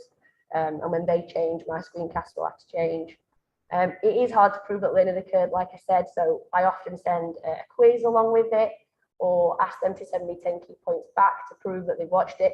And you can tell which people really watched it and which people kind of skimmed it. You definitely need IT skills and I think confidence to do a screencast, because it is horrific hearing your own voice back. And I remember one day just getting so frustrated because I kept messing up. And then I realized that when we speak in real life in a lecture, we trip and we make mistakes. So maybe it was okay for the screencasts weren't absolutely perfect. And my biggest issue was my team got over it really, really quickly. So for the first kind of 10 videos, I did one a week. They were really into it, asking, oh, can we have this topic and this topic? But then, yeah, they just kind of were like, oh, another screencast. So you got to mix it up and do something different. And I think it's really hard not to share personal views and opinions, and that's why I use policies and procedures when I'm making these. So because the staff are getting a little bit bored of me inundating the group chats and emails and videos, it got me thinking in another more innovative way we could share them. And there are two places that every nurse visits on a shift. That's the bathroom, and for some reason to look at the off duty. Even though it's on your phone, everybody likes to sit there. So I put a QR code in the front of the off duty. That said, you can only read your off duty if you watch this video.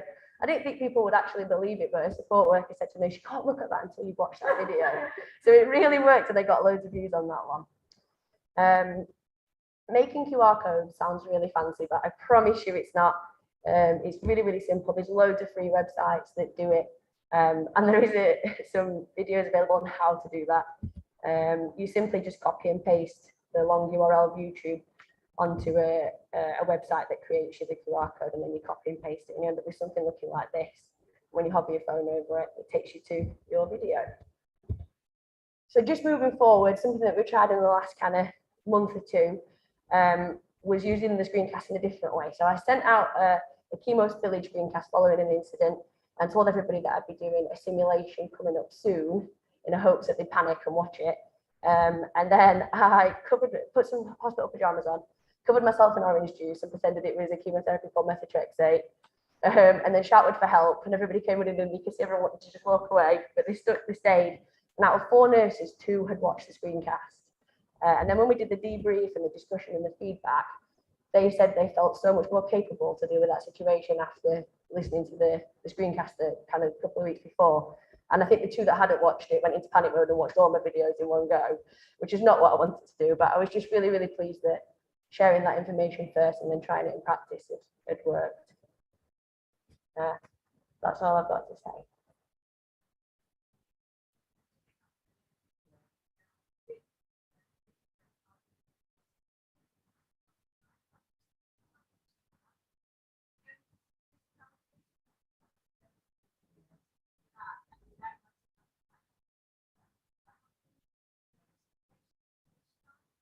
Yeah, we are. That's one of the things that, yeah.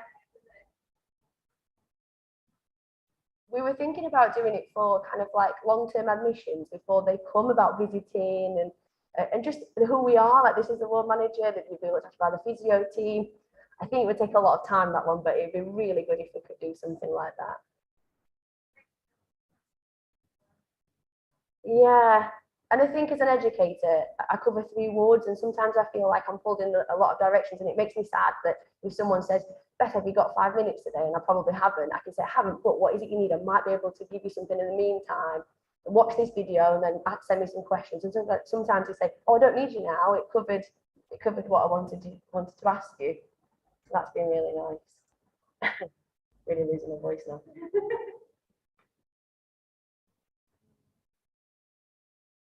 See, I was nice and quick, so it's copy now. You don't have to say that now. Yeah, my coffee. I think it's due back.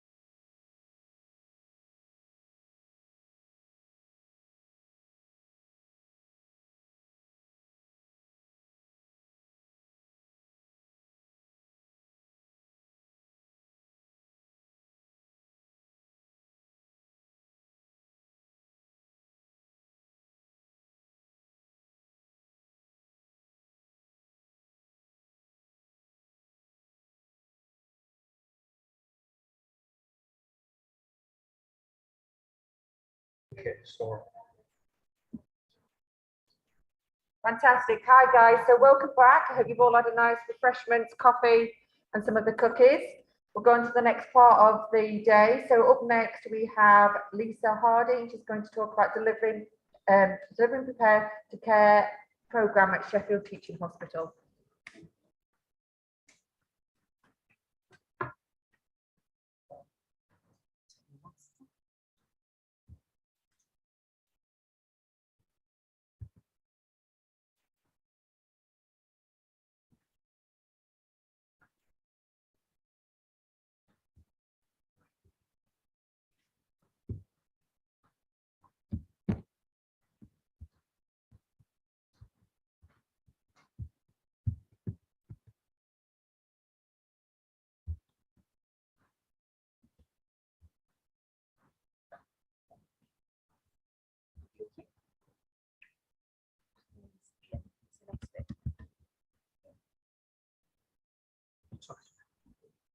Slideshow.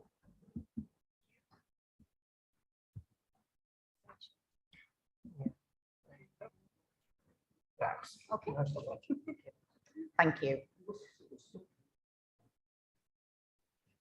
Oh, it's still good morning, isn't it? So I'd like to introduce myself. I'm Lisa Harding. I work at the Learning Development Department at Rivermead at Northern General as a facilitator. I've come to, obviously, been privileged to attend to actually tell you about our Prepare to Care course that we actually promote and we do deliver. Obviously, we've got on the screen as well, so you can look at the slideshow that I've brought on today. The Prepare to Care course is an organisation-wide induction programme provided for newly employed clinical support workers who have just joined our trust.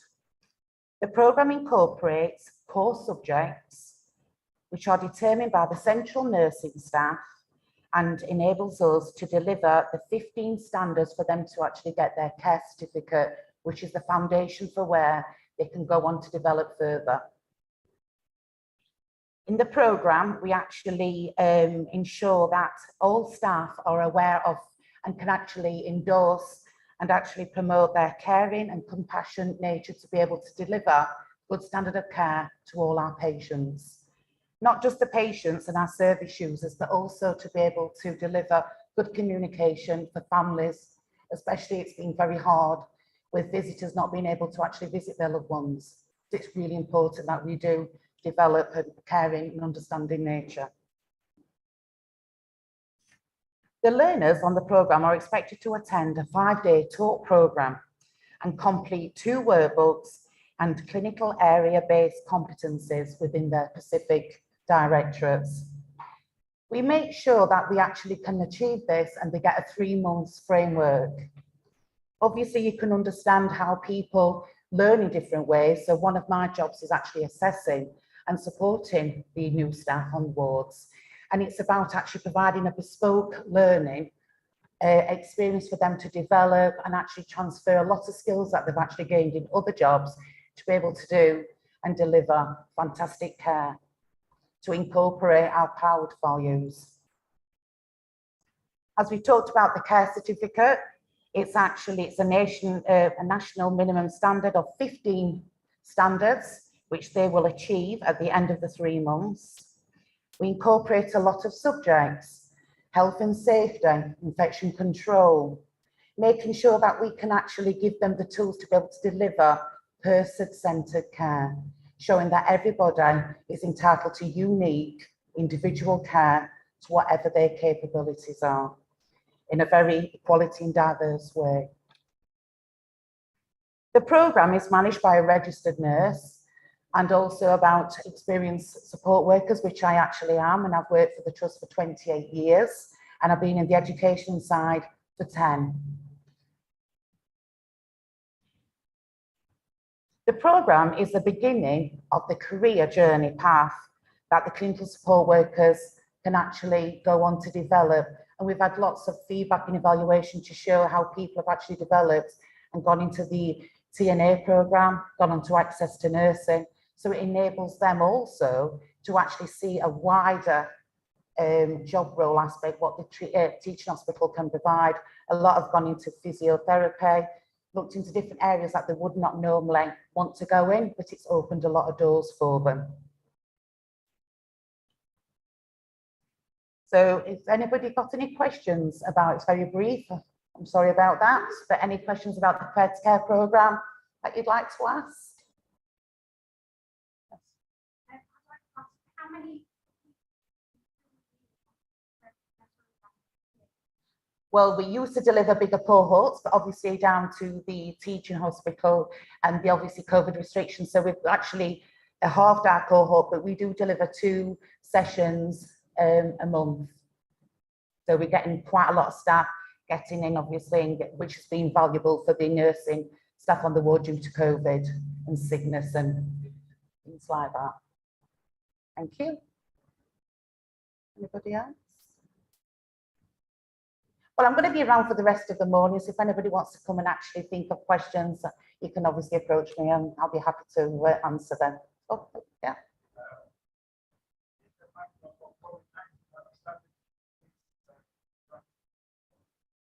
Sorry.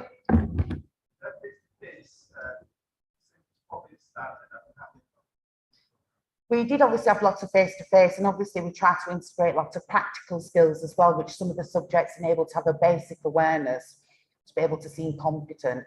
So obviously with COVID, we had to go to Teams.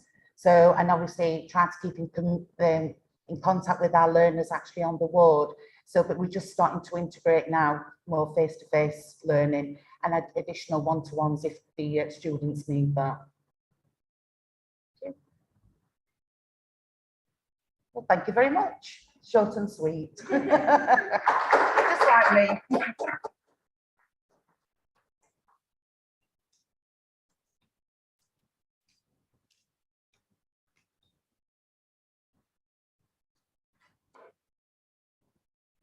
Okay, fantastic. Thank you. And next up, we have improving blood transfusion training with Rachel Wilkinson Hall. Oh, it's a group of you come in. Oh, it's a little group activity. It is like the Oscar play. Please come down. So it's a group, so I'll let them all introduce themselves. We'll just say, guys, just stand in front of the camera when you introduce yourselves so that they can, get the full view of you. Going to do a little bit of shuffling around in front of the camera. Right, my mask off. It's still morning, so we're going to say good morning to everyone those who are here and those who are watching online. We are part of transfusion practitioners, and Nikki is from education team, but we're going to talk about improving blood transfusion training. So my name is Angeline Thiongo, and on my far right is Rachel Wilkinson. She's a transfusion practitioner. Nikki Sharp from education, learning and education, and on my left is Dr. Sharon Baker. She's a biomedical science person who is working with us on transfusion. Right. That's it. The background of how the training has come around, it's because there have been a limited oversight of blood transfusion training due to reduced capacity in transfusion practitioner team. For the last 18 months, it's just been Sharon on how, just because the job has become vacant for that long. But myself and Rachel, we were employed in January, but we didn't go into the job till beginning of mid-February because of the staffing shortage. We had to go and help in the wards. So we can say we officially started properly in March, and that's where we are with it. And yeah, we're taking over from there. So about the planning, the hospital obviously realized that the running package we had was not adequate enough or was not robust enough. Therefore, they did request the learning and development department for their support, and that's where Nikki comes in. And she's done a very good job. She's gone ahead and prepared a learning package with her team. We've also included in it, and she'll talk more about that in her slides. Otherwise, this was tried to come in line with the blood safety and quality regulation 2005, which states that the staff that are involved in blood transfusion must be qualified to perform those tasks and be provided with relevant and regular update training. So we have to be seen complying with these regulations, and our package then was not good enough, but hopefully what Nikki and the team has come up with is gonna look after us in that, and we'll give you more details on how that package is gonna be put out there, because it's not out yet, but it will be soon. And with that, I'm gonna ask Nikki or Sharon to take over the next slide. Just take my mask off so that you can probably hear me a bit better. So my background is from the laboratory rather than from nursing. And I was around in 2005 when the blood quality, safety and quality regulations came out. And it was quite a new thing for us, because until then we hadn't had an awful lot of regulation around blood transfusion. And they said that they needed some authority to come and inspect us and oversee our implementation within this country, because it came from a European directive that was translated into UK law in 2005.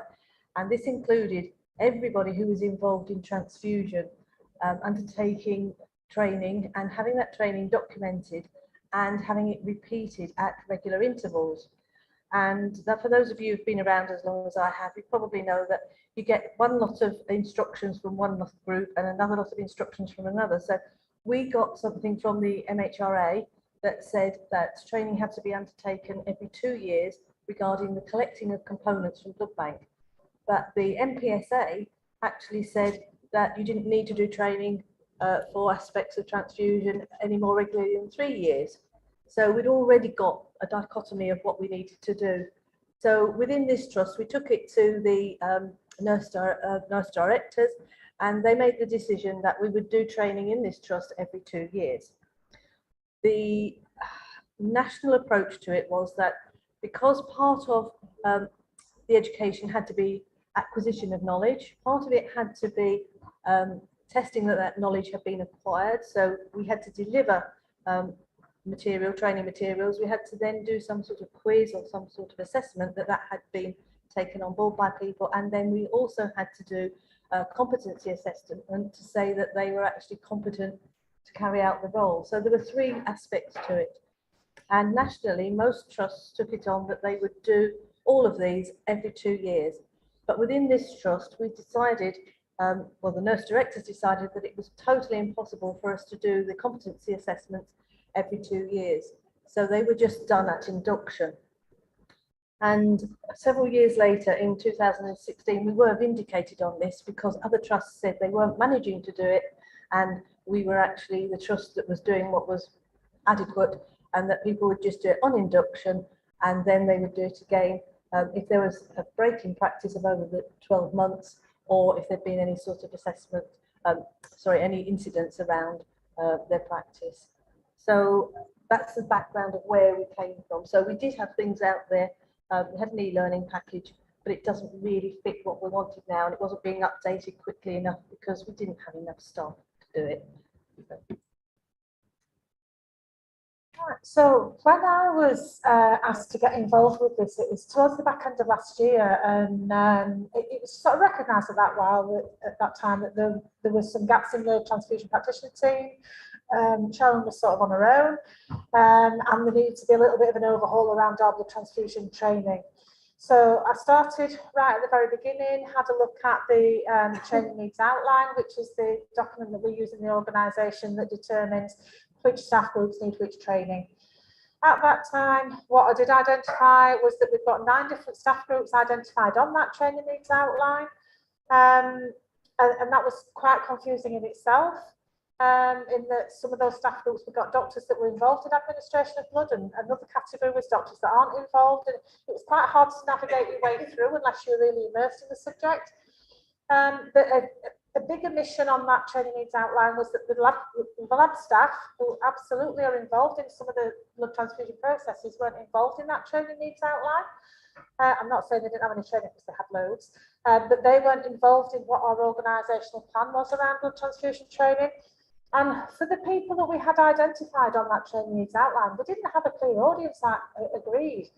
So by that, I mean, we didn't have an agreed, this group of people absolutely need to have it, and that body of people don't, because I mean, like you'll know nurses in this room, we work across a breadth of different areas, but not every nurse is necessarily involved. I mean, I've not been involved in blood transfusion for over 20 years. I work in an education role, so I wouldn't necessarily need it, but we'd not got that differentiation in that audience, so we weren't able to give that organisational compliance reporting. So that was the TNO situation. So from an induction training point of view, what I identified was that staff were receiving different training at induction. So when staff were coming new into the organisation, they were receiving a different training content depending what sort of role that they've got. The medical staff were predominantly accessing the Health Education England e-learning packages. However, they might have been doing that, but they weren't accessing that through our learning management system, PALMS, so therefore it wasn't being recorded. So if you just think everything that we do in terms of training, if we don't record it, we can't evidence that it's happened. So staff were doing training, but we couldn't prove any of it. Other staff groups, predominantly nurses and AHP staff, they were tending to use the STH e-learning training modules, which were housed on our learning management system. So we've got records of staff that have completed that. However, we knew that training packages were out of date. They're out of date by quite a long way, but we didn't have any resource within the team to keep that training content up to date, because it's not just about updating presentations, it's actually going back and rechecking the evidence, just making sure that we're doing that whole evidence-based practice thing, and that's a quite time-consuming thing to do. The other thing Sharon's mentioned about the competence, we need to make sure that our staff are competent in the skills that they need to have to perform safely with blood transfusion, and the competence documentation that we were using at the time was quite outdated, so we needed to do a little bit of work around the competence documentation. And again, the laboratory staff who didn't feature as part of the training needs outline, they were doing lots and lots of training against all of the standard operating procedures that they were working with in the laboratories, and they've got quite a comprehensive competence assessment pathway that they worked through. So they were doing loads of fab stuff, but again, we weren't evidencing that, so we weren't able as an organisation to evidence what was happening. So that was the induction training point of view. Sharon mentioned earlier around the refresher training. We've set that as a 2-yearly refresher for all. That was set as a 2-yearly refresher for all staff groups. That was great, in line with the regulatory requirement. A bit more frequent, isn't it, than the 3-year that they recommend. But the laboratory staff, there was no formal recognition there of refresher training that the laboratory staff needed or got. But they did get refresher training. They were assessed annually. They had a whole competence assessment process that they went through every year. So again, there was stuff happening, but we weren't able to evidence what had been going on. I'll hand you over to Rick, is it? Oh. Yes, it's Rachel next. Oh, it's mine, sorry. Right, so part and parcel of needing stuff recorded on that bare PALMS learning management system is so that we can do some compliance reporting. We have to provide data to the Medicines and Healthcare Regulatory Agency around our staff compliance with our training requirements. Okay, we couldn't do that electronically because we didn't have an audience identified for each of those different staff groups. So everything that we did was really, really time consuming and a very manual, clunky process. Okay, and the MHRA need that compliance report around people that collect blood to make sure that the people that are dabbling in the collection stage are suitably skilled and have the right knowledge to be able to do that. Have I done that? Yeah, that's right. There you go, over to you. So we had to review what we actually already had as an organisation. So initially we looked at Sheffield Teaching Hospitals and we looked at our e-learning package. The advantages are that it provided local ownership and it was specific to our process and how we do things in the trust. However, we had no resources available to maintain or update its content, and it wasn't transferable between organisations. Health Education England package had lots of advantages. It was updated nationally in line with the latest evidence. and incorporated assessments and competencies, but there was no STH resources to update it, to make it specific to us, and it wasn't transferable between organisations. So finally we came to clinicalskills.net. This was updated nationally in line with the latest evidence, and it had the facilities to link in with STH specific information. It also incorporated competencies and assessment packages. It was transferable between organisations, and it was actually already being used within the trust. However, it wasn't specific to STH at the current time, but it did link in, and you could link it. But there was no link to record completion of PALMs. Also, we had to think about the organisation. It may not continue with clinical skills for their contract. This needed to be clarified before the decision was made. We've got the running order right now. Steve, have to go. Right, so that's where we were at. So we did that review of the different training options.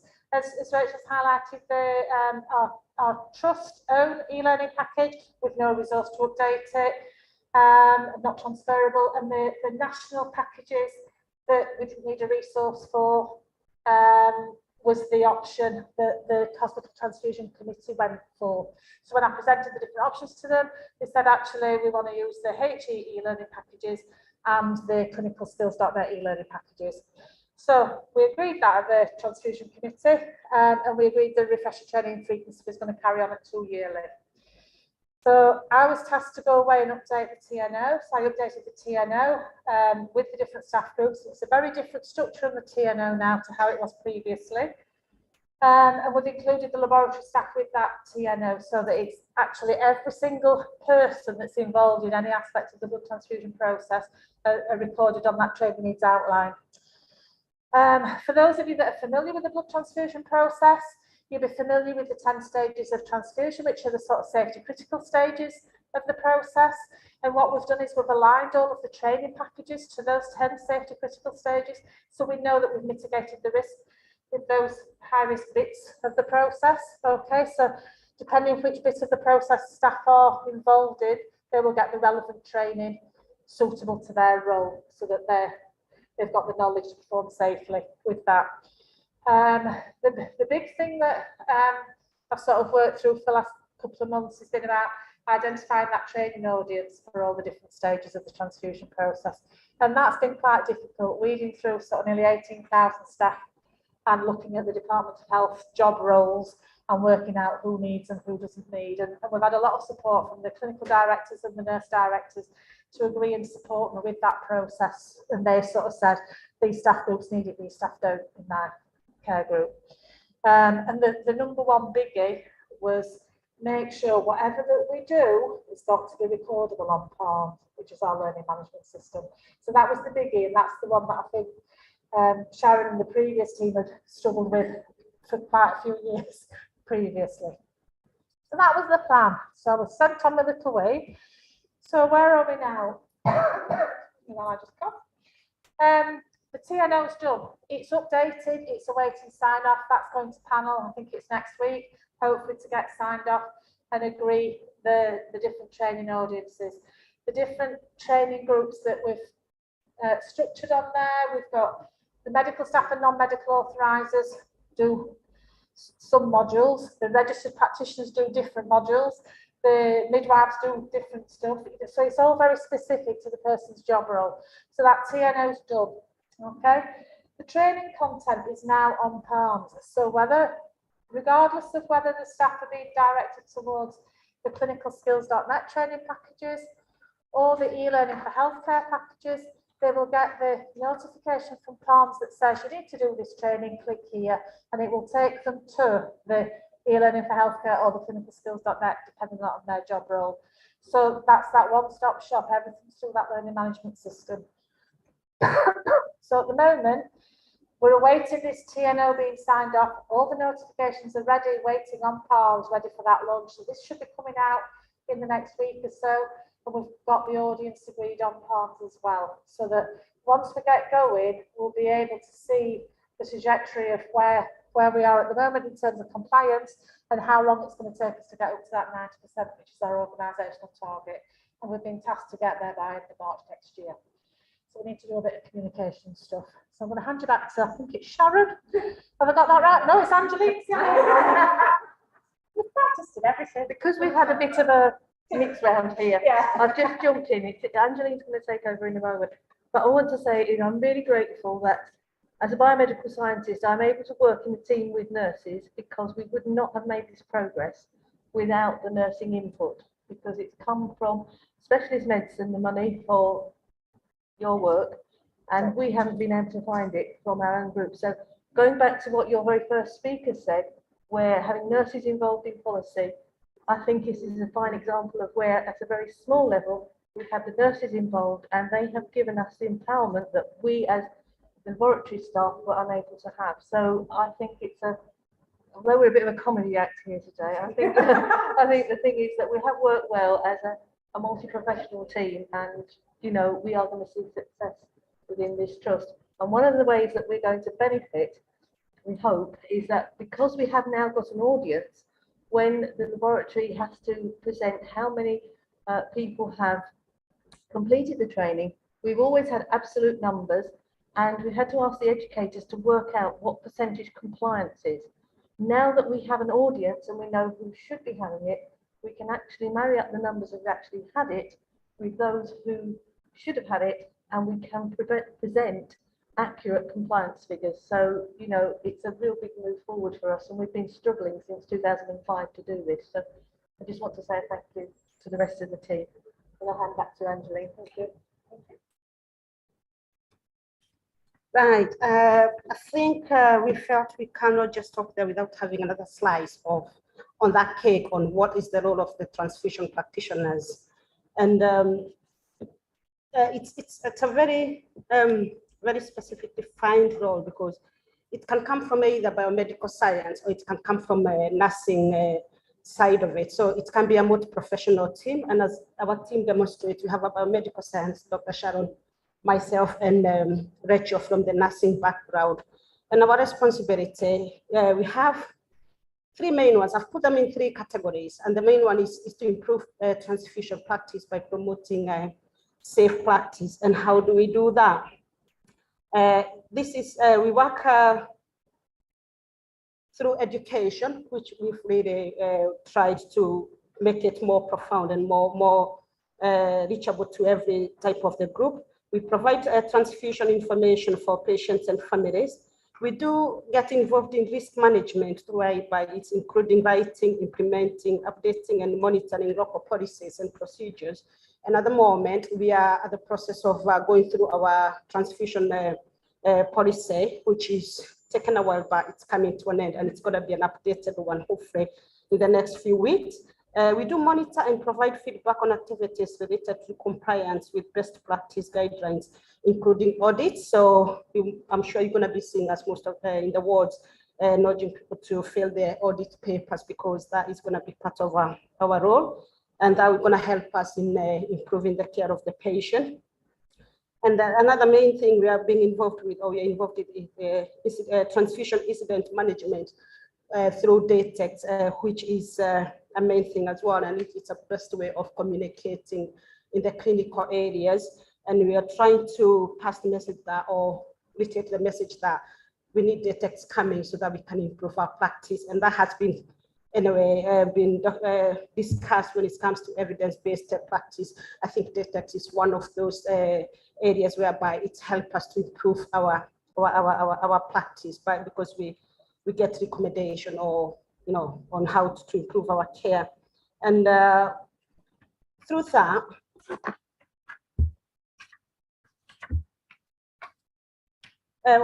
another main job we do, or we get involved with, we work alongside a group called Hemovigilance. And hemovigilance is the set of surveillance procedure that monitors, reports, investigates, and analyzes adverse effects related to transfusion. And through this team, once they review the information, we send to them via an organization called SHORT, which is, oh no, I have it down. it's serious hazard of transfusion adverse effect. So we have to report to them, and that is our external body where we have to report to on those.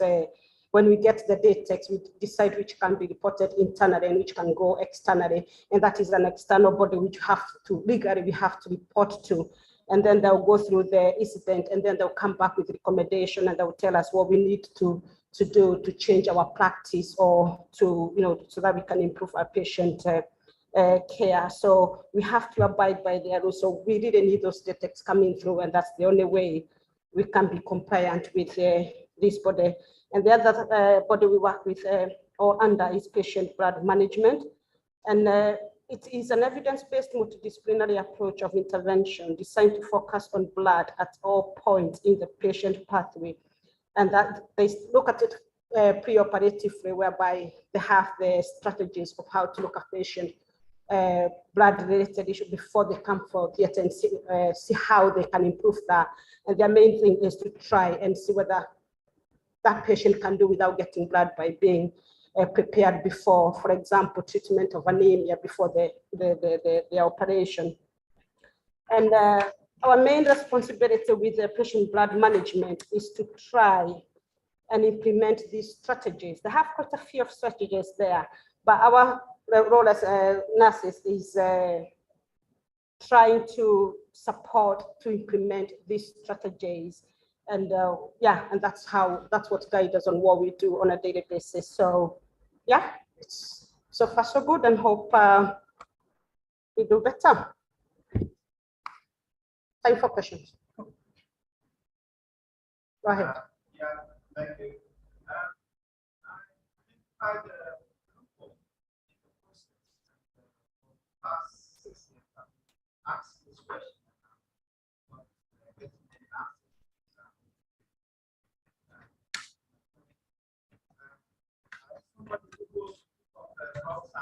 Right. The slip that the speaker does not state the practice of the person who is going to pick up blood. I thought when you pick up blood, straight away the medics should identify the blood group that you're going to pick up.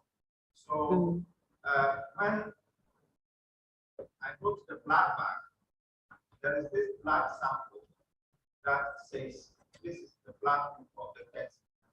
That this is the blood sample. So the form that I'm filling states that the blood group of the person, and then I'm filling it out. I don't know the blood group of the person. I'm only writing what the bag is saying. So as an extra measure, I felt if the medics could write the blood group of the person before the collector sets out, so that they can cross-check it with what is on the bag and what the blood group sample is, and extra measures. Because when the person is collecting it, they don't know the blood group. All the writing is what is written on the bag. So, are you working in Sheffield? Do you work at Sheffield Yes. Teaching Hospital? Well, the compatibility label that's on the bag has got information about the patient on the top part and information about the bag of blood on the bottom part. So on that, it does tell you the patient's blood group. Now, the only place that you would find the patient's blood group from would probably be by looking on the ICE system, or something that had come out from the laboratory system, and that will be identical to what's on the top portion of your compatibility label. So that's where that information is, and any information elsewhere in the trust would be linked into what's on there, so it wouldn't be different. So before they send, for it, but the medics who prescribe the medication, right, the blood group is going to take, and add an extra measure. but I understand where you're coming from, but what I'm saying is wherever they get their blood group for that patient from will have come from the identical source to the top part of the label, because it will all have come from the laboratory system. So it will be reported on the laboratory system. That will then go out to ICE, and you'll be able to see the patient's blood group there. But that will have come from the laboratory system. When we get another sample, it's tested and it is matched up to see that it does match to what was originally sent out. So if your first group came in and it was group A positive, that information will come from the laboratory system. From the laboratory system, go out twice. So that's the main place where the group's kept, is on the hematology system, on the blood bank system. So the next sample that comes in, if it's group O, that will alert people in the blood bank that one of the samples was taken incorrectly from the wrong patient, because people's blood groups don't change. So what I'm saying is the gold standard for where the blood group is held is the laboratory system, and it's the laboratory system that then generates that label that goes onto the bag of blood. So what you can do there is check the group of the patient as it's known by the laboratory against the bag of blood that's actually being issued. And in this trust, we actually put a yellow sticker on if it's a different group. So that top portion is your gold standard. So you wouldn't add anything by having somebody who could put a transcription error on and put a different blood group.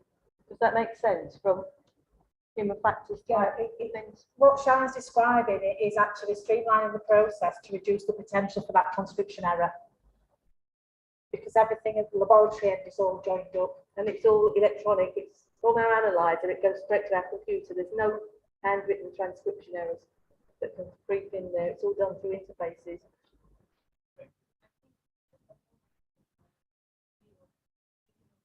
What it says.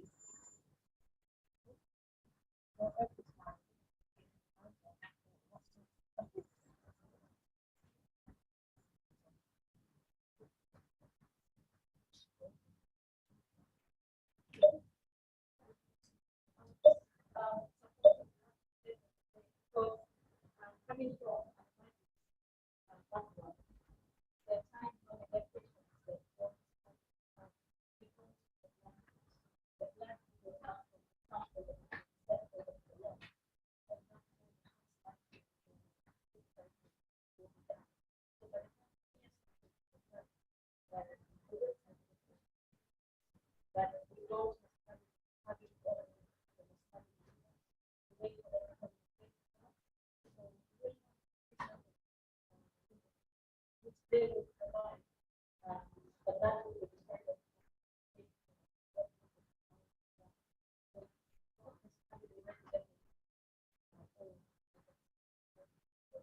what we're saying is, like, labeling it, they probably are always not sure as to what the blood group is, therefore that they get.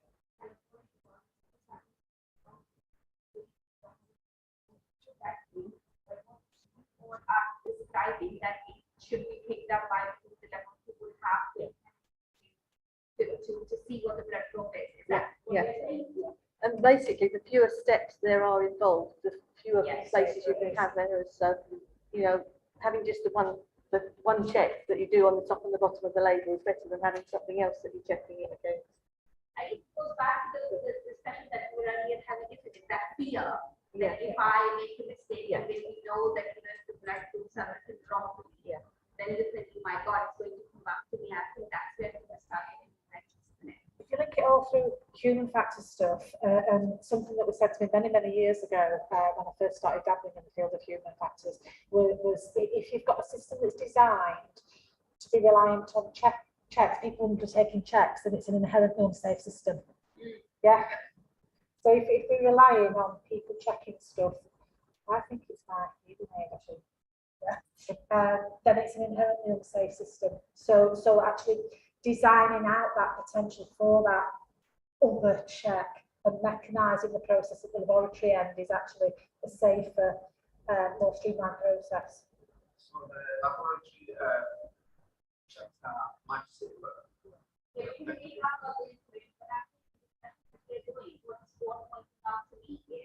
The nurses need to know, and somebody needs to tell them that, you know, this is what we have got, and therefore you don't necessarily, because I could see somebody kind of getting anxious and trying to spend so much time trying to find that information when actually they didn't need to. So basically, what we try to do in the teaching that we've got out there that's specific to our trust, because it is specific to this trust, because nationally, what they've recommended from shops that the serious hazards of transfusion is that we educate everybody about which blood groups are compatible with other blood groups. in this trust, as we always do risk assessments. And we've said that the risk assessment of that is that that's quite dangerous, because a nurse who is not transfusing very often isn't going to remember compatibilities. And it's the opposite way round with the plasma components to the red cell components.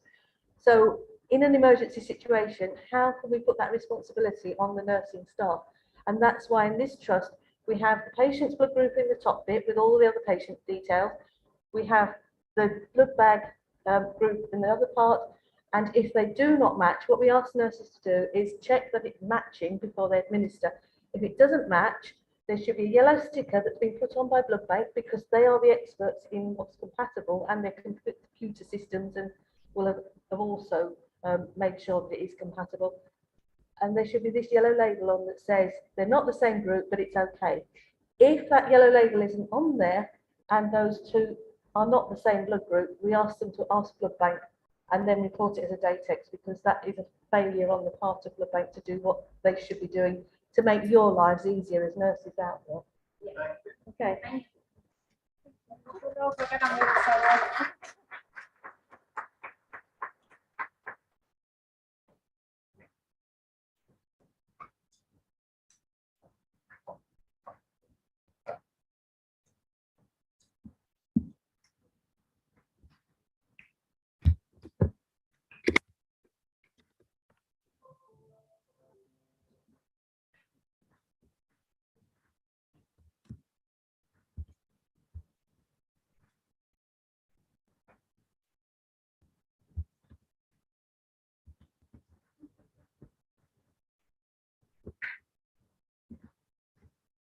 A game show, isn't it? We're done.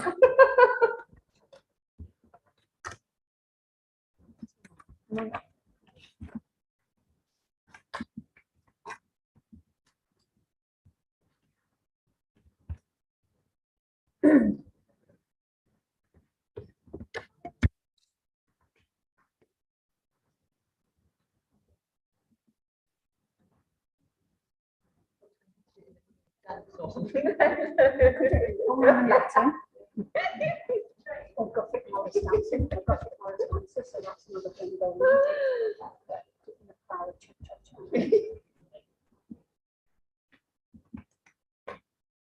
Stay tuned now. Come on, we're on this. Stay tuned now. Fantastic, thank you. Do you want me to introduce you, Irene? I feel like you should introduce yourself, Irene. It's up there, isn't it? Yeah, you go, Irene, you've got it. That's probably not a good idea to clear your throat right near a microphone, was it? Right then, just let me just check. We are on afternoon. Good afternoon. And the last session before lunch, so I'll make this quick. For those of you who are working at home, decide whether you're having cheese on toast, bacon, beans on toast, whatever. But lunch is in sight. This is a short presentation about some work that I got involved in over the last couple of years. And again, like I was saying this morning, International Day of the Nurse is about celebrating the various different jobs that nurses get involved in, the various different activities and projects that nurses get involved in. And this is a tiny, tiny project. Don't get me wrong, I'm not bigging this up, but I'm just sort of saying that actually, if it wasn't for, people like me, as a nurse, putting their nursing spin on this, a bit like what we were just saying about the blood transfusion, getting the nurses involved has made these things move a bit. Now, hang on, that's not me. Oh, that is piercing. I'm hoping you can't hear this at home. I'm sorry. Technical person coming on.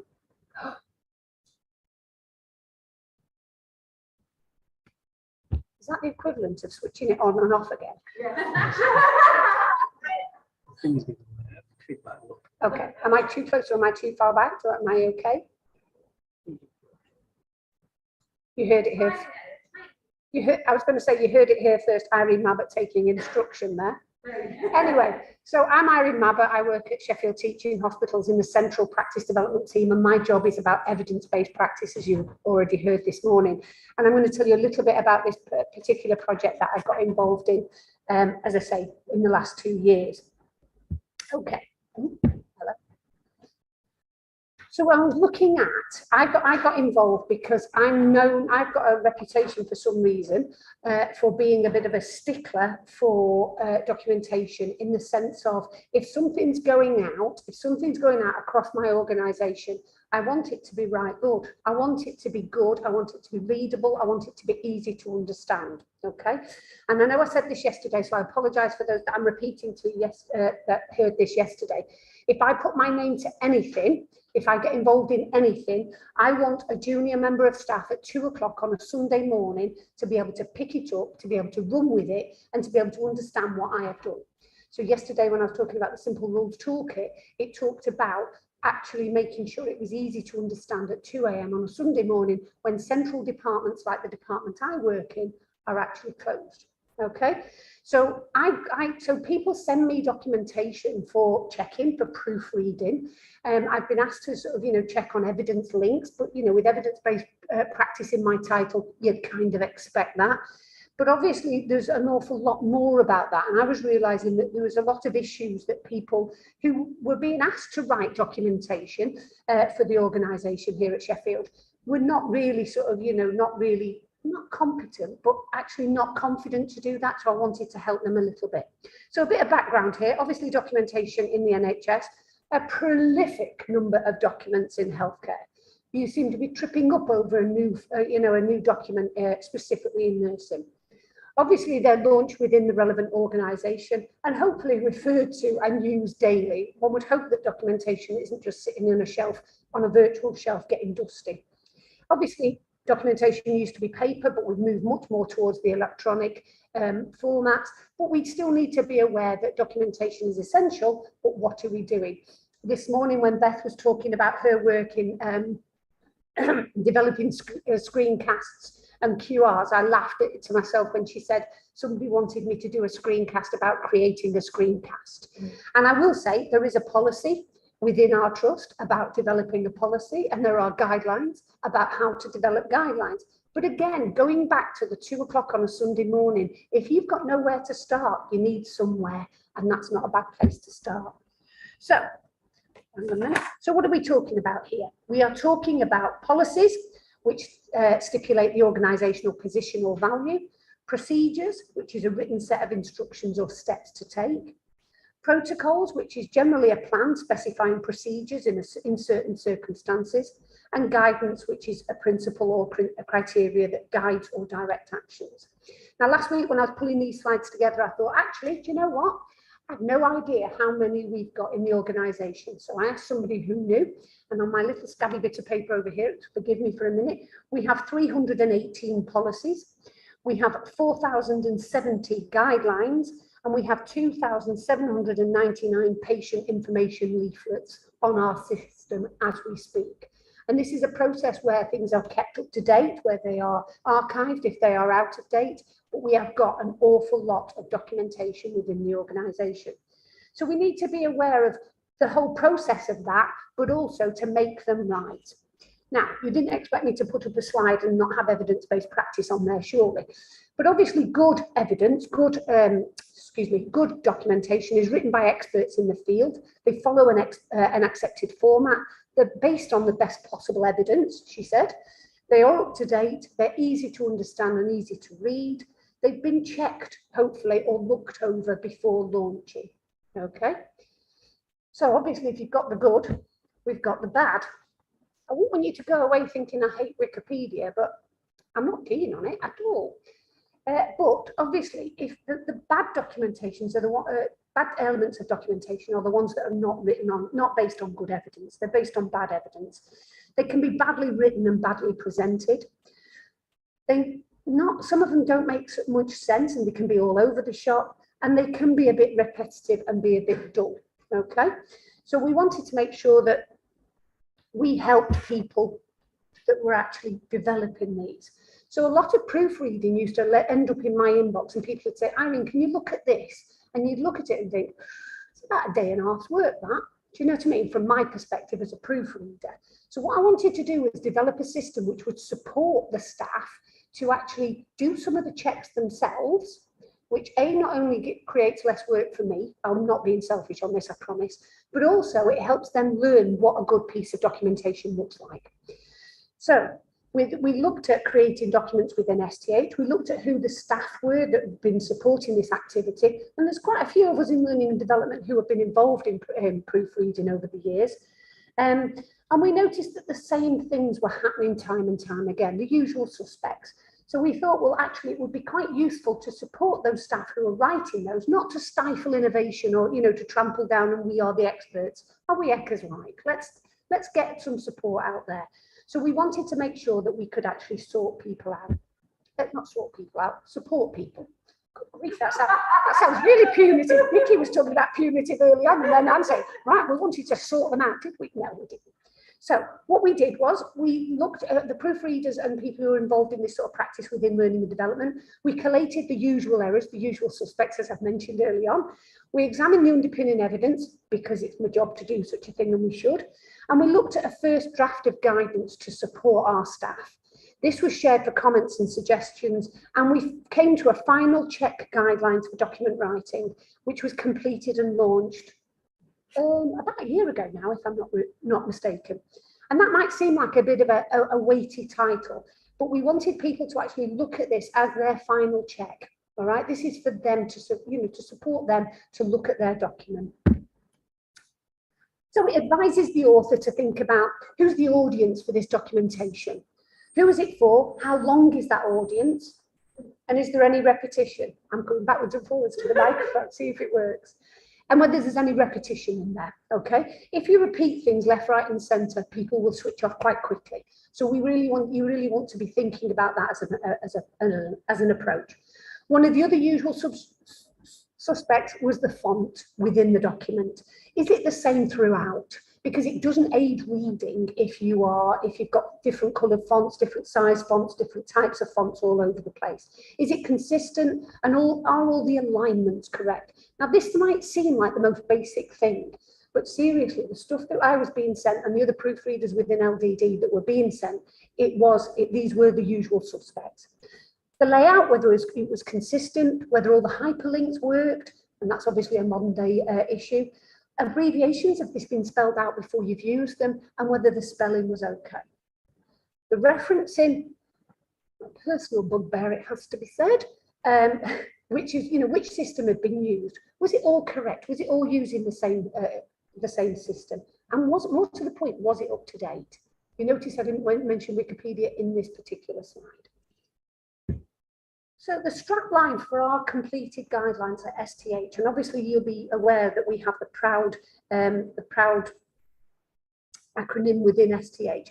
Once your document has been shared with others, it is difficult to retrieve. So if there is any mistakes or errors, so be proud of your work and give it this final check to ensure the success of it. And that's kind of the strapline that we wanted to make sure, that we wanted to invest in the people that were writing our documentation, that were creating documents and guidelines and protocols, but actually making sure that they were creating something that was right on trend for what they needed to be. And I think that might be my last slide. Any questions? Oh, somebody's got a question at the back. Good, come on.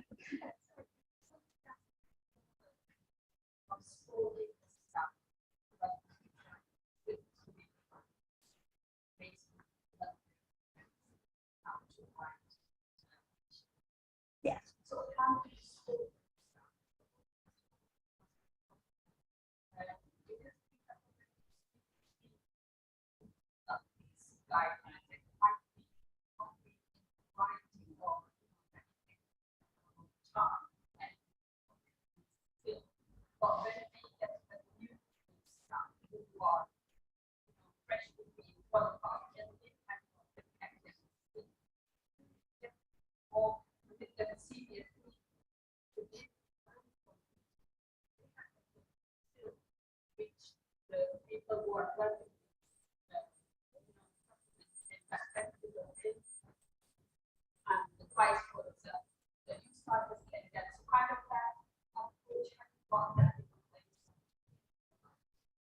I think it is one of those things that some people have a lot of experience in writing publications, having writing guidelines and protocols and policies, and they will run with that full stop. A lot of the work that I've been involved in as a proofreader within learning and development is, I think you're going to hit me with that, I'm so sorry. Shut up. Was actually the people that were getting involved in this in a new thing. We have an awful lot of subject experts within Sheffield teaching hospitals, and they are encouraged to write, guidelines and why not? If you've got people who are, whatever grade they are within the organisation, if they're the expert, then why aren't they the people writing that? It's not much point me trying to do a translation of it and then writing a policy because I can. I should be nurturing them. So it's a question of sort of doing that, and obviously that links in. I mean, I, as well as leading for evidence-based practice, I lead for writing for publications. So that sort of ties in with, which is why I'm a bit twitchy sometimes about referencing. But it is that sort of, it's a skill that anybody can hone in. They will have some of the basic skills, but it's a question of honing those skills to actually make sure that when they launch something across the organisation, that it is reaching the right audience and it's in the right it's in the right way. I'm really sorry if you're getting this at home. You must be deafening, or over in Doncaster. Sorry about this. He's trying his best. Oh. Any other questions? Right, we've got a question in the hall. When documents are reviewed, is it the public that has made them updated? Because I think that's a policy special, and it was done in 2000. It was supposed to be 2008. A lot of have been updated appropriate for use separately. Said the process of updating this policy. So has the committee acted on updating policies and how the policies reach their review dates? Are they mandatory to be updated then, or they can be carried forward? Great stuff.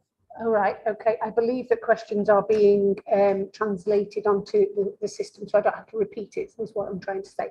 Yes, there is a process within Sheffield teaching hospitals, and I suspect every trust in the land looks at, I'm getting a nod over here, so I'm definitely, our partners in Doncaster and Bassetlaw are doing the same thing.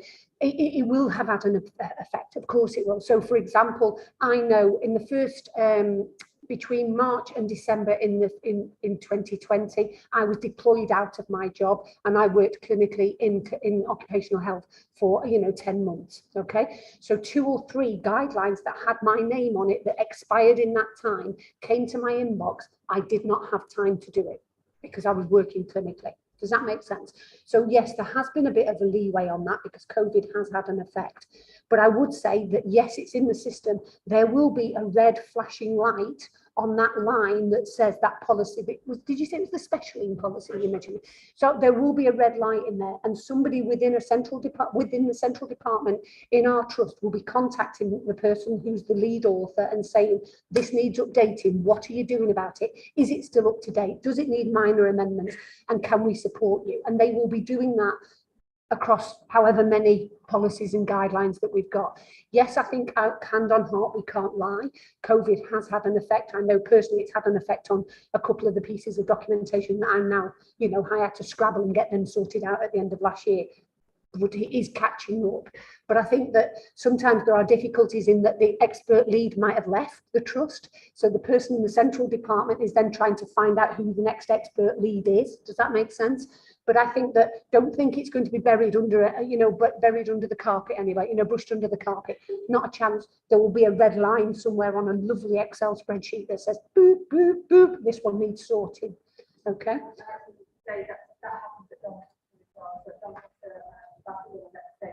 So some of our policies will automatically, like you say, I was deployed back to our TV in 2020, so with a lot of staff will be deployed. We also put an extension on those people. Nothing major is changed with that policy or that guideline. We've had extended, just need to do it, so we'll put that in. And then we also have the multiple community and then also the time frame, and then we have, like you say, like 350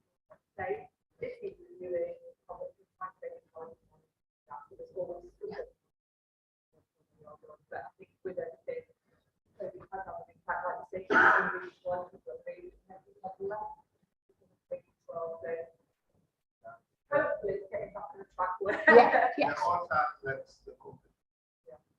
I mean, that doesn't surprise me that Doncaster and Bassett have got the same sort of system as us. And yes, it's probably more professional, call it rat rating than me going, whoop, whoop. Yeah, I could see where you're going.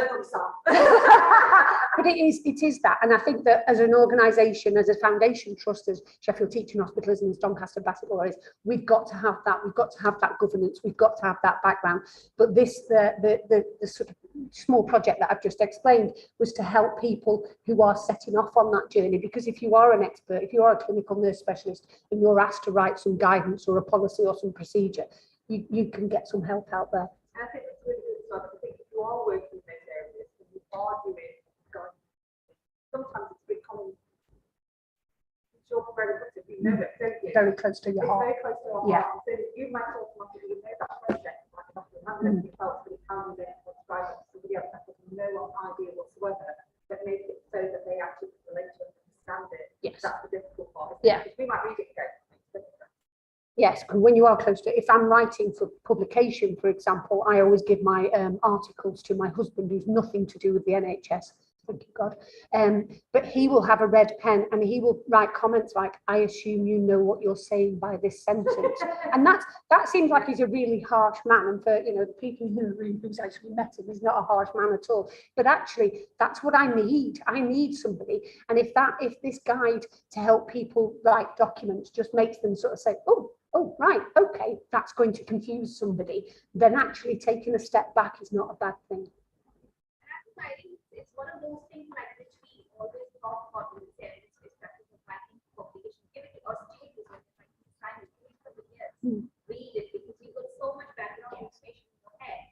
And people when they guidance or policy that doesn't so much wrong here because something really credible has written it. And don't give the feedback, but actually that which helps. It's not a writing, they're living day in, day out, but then everything is great, yeah. So for me, I mean, just a simple example of, you know, where people should go for today's day, and I've said lecture 3 very clear, but it's a lecture paper 2. Somebody picked up which lecture paper, and for me, no, you just take it for granted, you think everybody else knows about them as well, so it's good if you find something, always give feedback to people. I mean, this part, if that's not useful, very grateful if it's really useful. It is, and it's quite interesting because in the last 5 months, I've got a new manager within learning and development, and my new manager sort of says, "Why did you get involved in this?"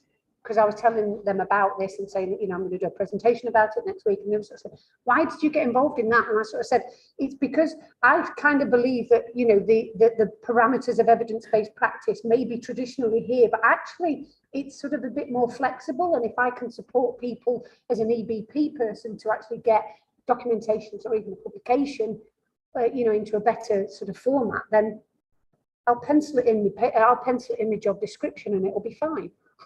But that's possibly the more maverick way I work. Any other questions? Any online? Great stuff. Like lunchtime. Thank you very much.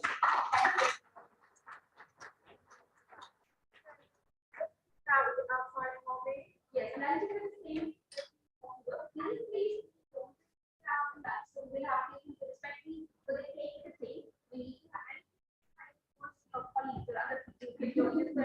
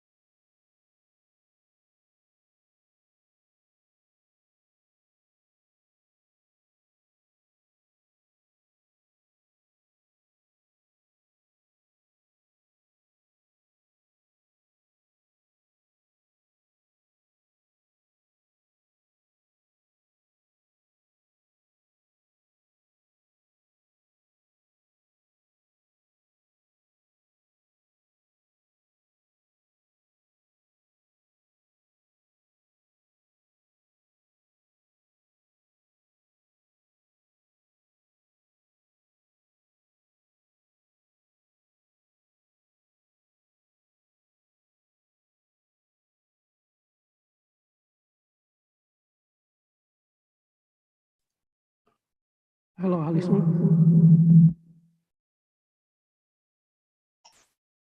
Hi, how are you?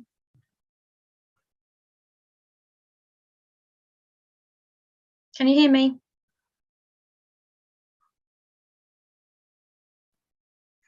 Hello? Hello, can you hear me? Yeah, I get a lot of audio feedback.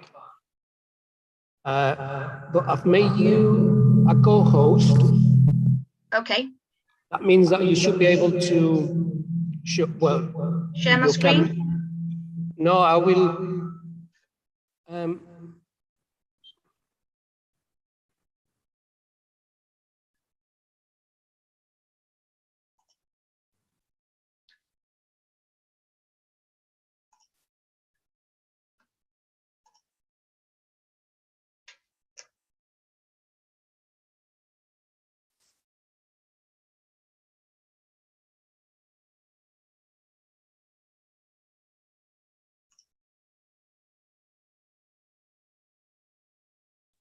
Are you able to speak? Yes, can you see that now? Yes, I can. You can see the tile in front of you. Can you hear that's me? working for me, yeah. Yeah, that's fantastic. That's great. So I just wanted to kind of make sure it was on there so that I could, you know, share the screen and everything. So that's brilliant. Right. Okay, we'll be a few minutes, yeah. Oh,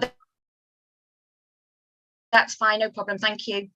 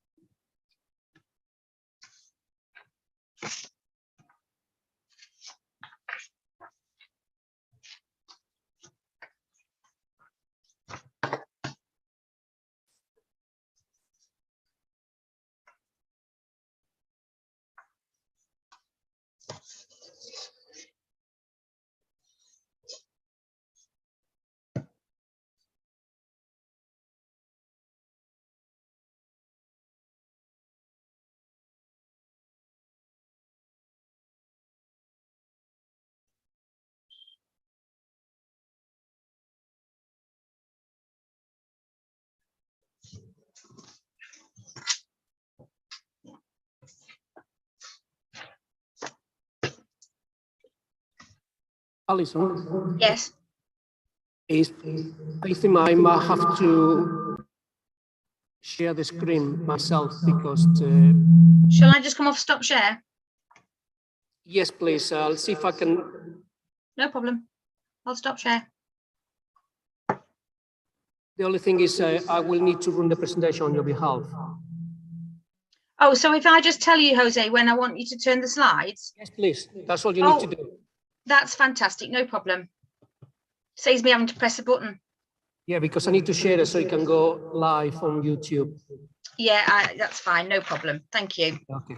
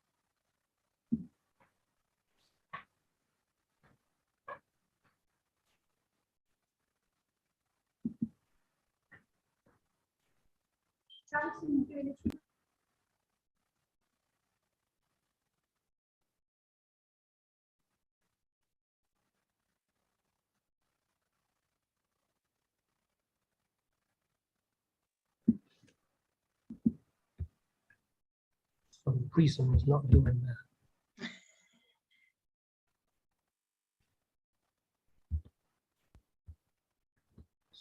Stop that.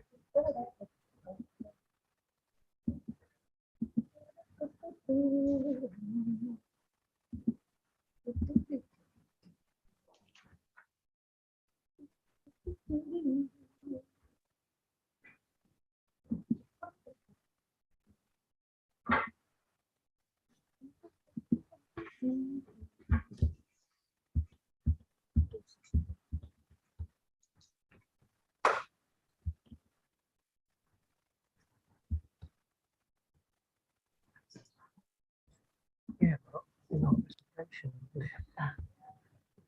presentation. It should be open. Okay. All right, Alison. Good afternoon, Myron. How are you? I'm fine, Market. I'm not bad at all. Not bad at all. We're just waiting for everyone to come back from lunch. So sorry, we've just been yakking. Oh no, that's fine. I watched you yesterday and I was having a panic thinking because they had to do your slides for you, didn't they? Yes. Are you wanting us to do it for you? Jose said that he'll do the slides. Okay. So am I needing to stay here and I can do that myself. It's not a problem. You can no, you can do it. I'll let you do it. You know, we need Alison to say next slide. Okay, Alison, you need to say next slide. Next slide. That's fine. We'll sort you out. He's very good. No problem. An absolute saviour today. Loaded. Alison, I don't do lengthy introductions, so I'm just going to introduce you quickly and then start you off. No problem. It's fine. I'm just sorting this out for you. Look. Chair dragging over. That's fine. Yep, I'll let you. Yep.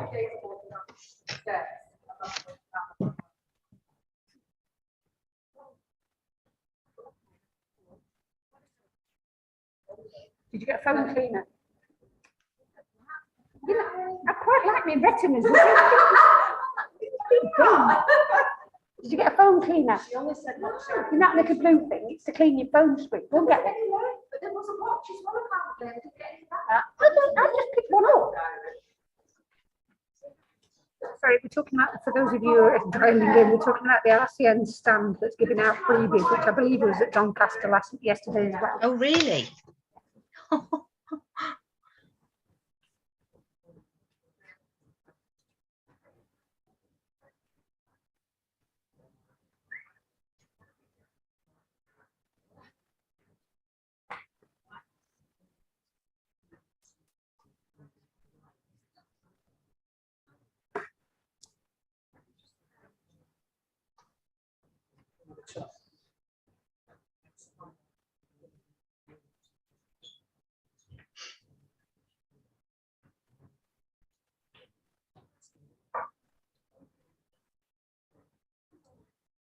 So to describe the scene as you can't see. How many is there?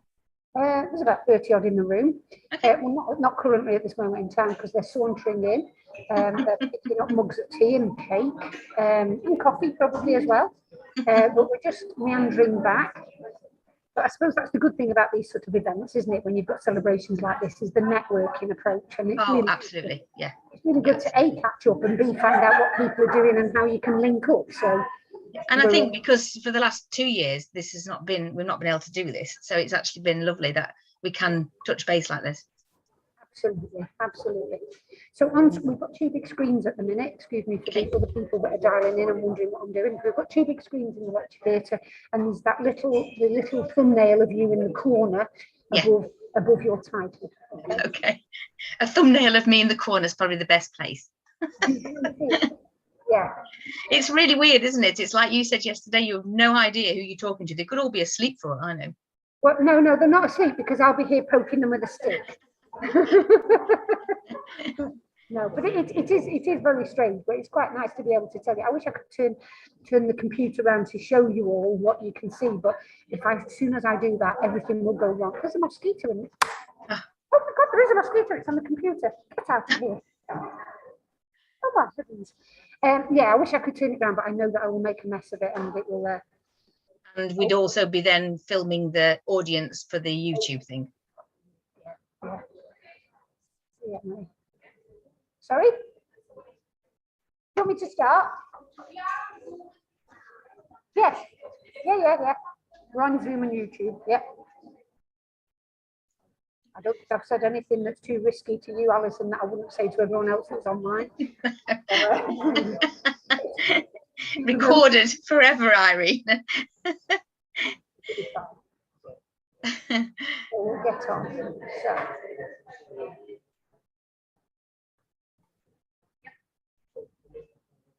Can I ask the people that have just arrived back in, is there many more people out in the foyer? Is there a mad rush for a cup of tea? Or a free mug? I'm just conscious that we need to crack on, otherwise we're going to run late. I think what we will do is, if it's okay with you, I think we will start. So welcome back to this afternoon's proceedings. I'm really pleased to be introducing the next speaker, which is Alison Pass, who's one of our advanced nurse practitioners here at STH. So without further ado, I'm going to hand over to her so that she can do her presentation. Thank you. Thanks, Irene. Good afternoon, everyone.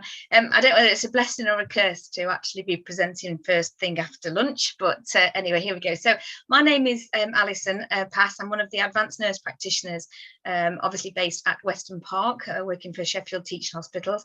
I'm really happy to be celebrating International Nurses Day with you all. I'm very proud to be a nurse. I've been a nurse for 36 years, and it's something that I'm great that I've achieved, really. So obviously my role currently is I'm one of the 10 advanced nurse practitioners at Weston Park, assessing patients for their systemic anti-cancer treatments, or SACT as we know it locally.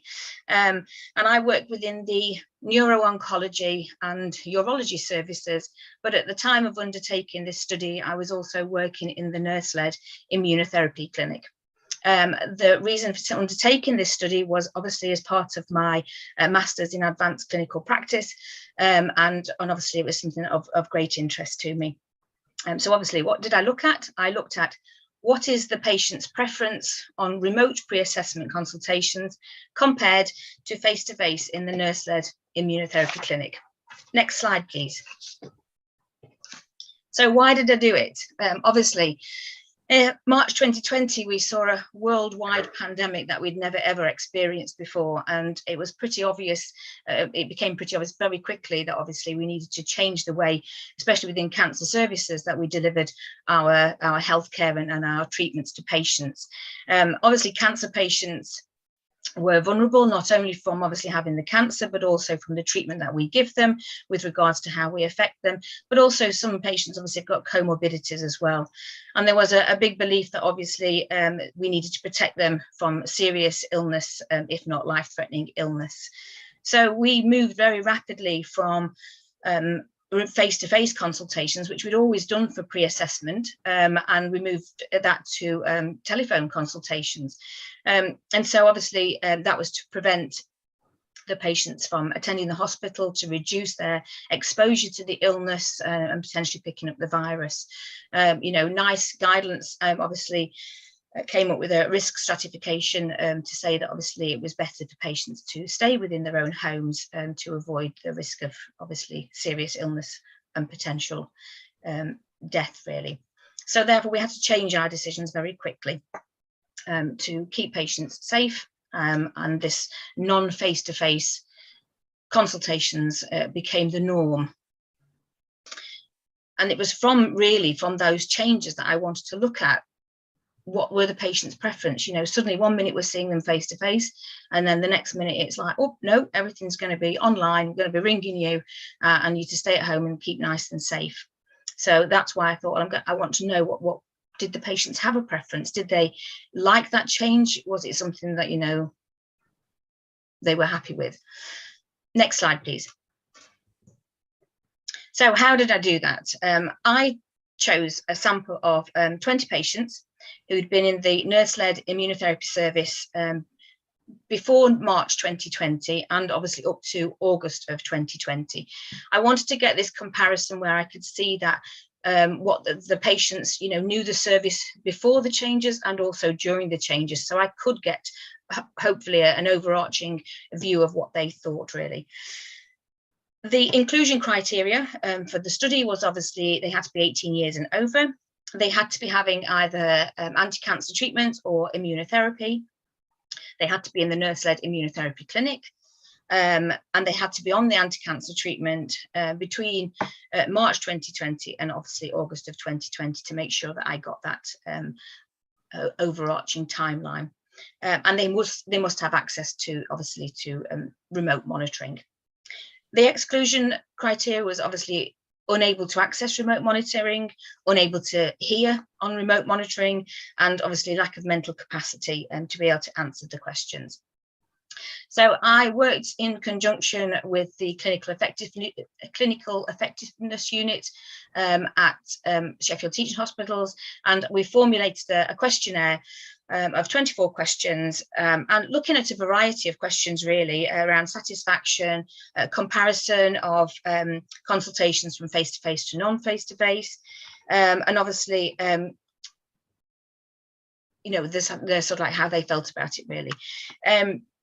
I also was very keen in a lot of the literature I'd read as part of my literature review is that there was a big belief that if you actually added an open text box to a questionnaire, it also gave you a richer source of information. So the last question was an open text box, so that I could look at some of the comments that the patients were making to try and glean a better idea as to their satisfaction, or if they had a preference to all of that.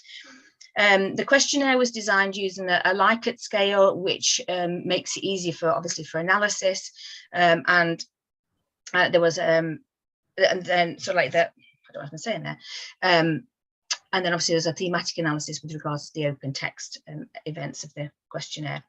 So the patients, the structure of how it worked is the patients were sent a letter of invitation And there was an opt-out option on the letter for them to ring pals if they didn't want to take part in the study. And the invitation stated the time and the date of when the telephone call would happen in order to go through and complete the questionnaire in real time. With the invitation letter, they were also sent out a patient information letter to explain why the study was being conducted, what it would involve for them, and they were also sent a paper copy of the actual questions on the questionnaire, so they had an idea before the phone call of the types of questions that they were going to be asked. The way the Clinical Effectiveness Unit set up the study, they actually use a system, a database called the Envoy system, and on the Envoy system the actual questionnaire was uploaded onto that. So at the time of the call, the person making the call obviously uploaded the results in real time directly from the patients. The patients were broken up into 4 groups of 5 patients, and the reason I chose to do that was because that was easier for the people telephoning the patients, whereas it wasn't an overload of numbers, we wasn't doing all 20 in one go, and it made that a much easier transaction to fit in around everybody else's workload.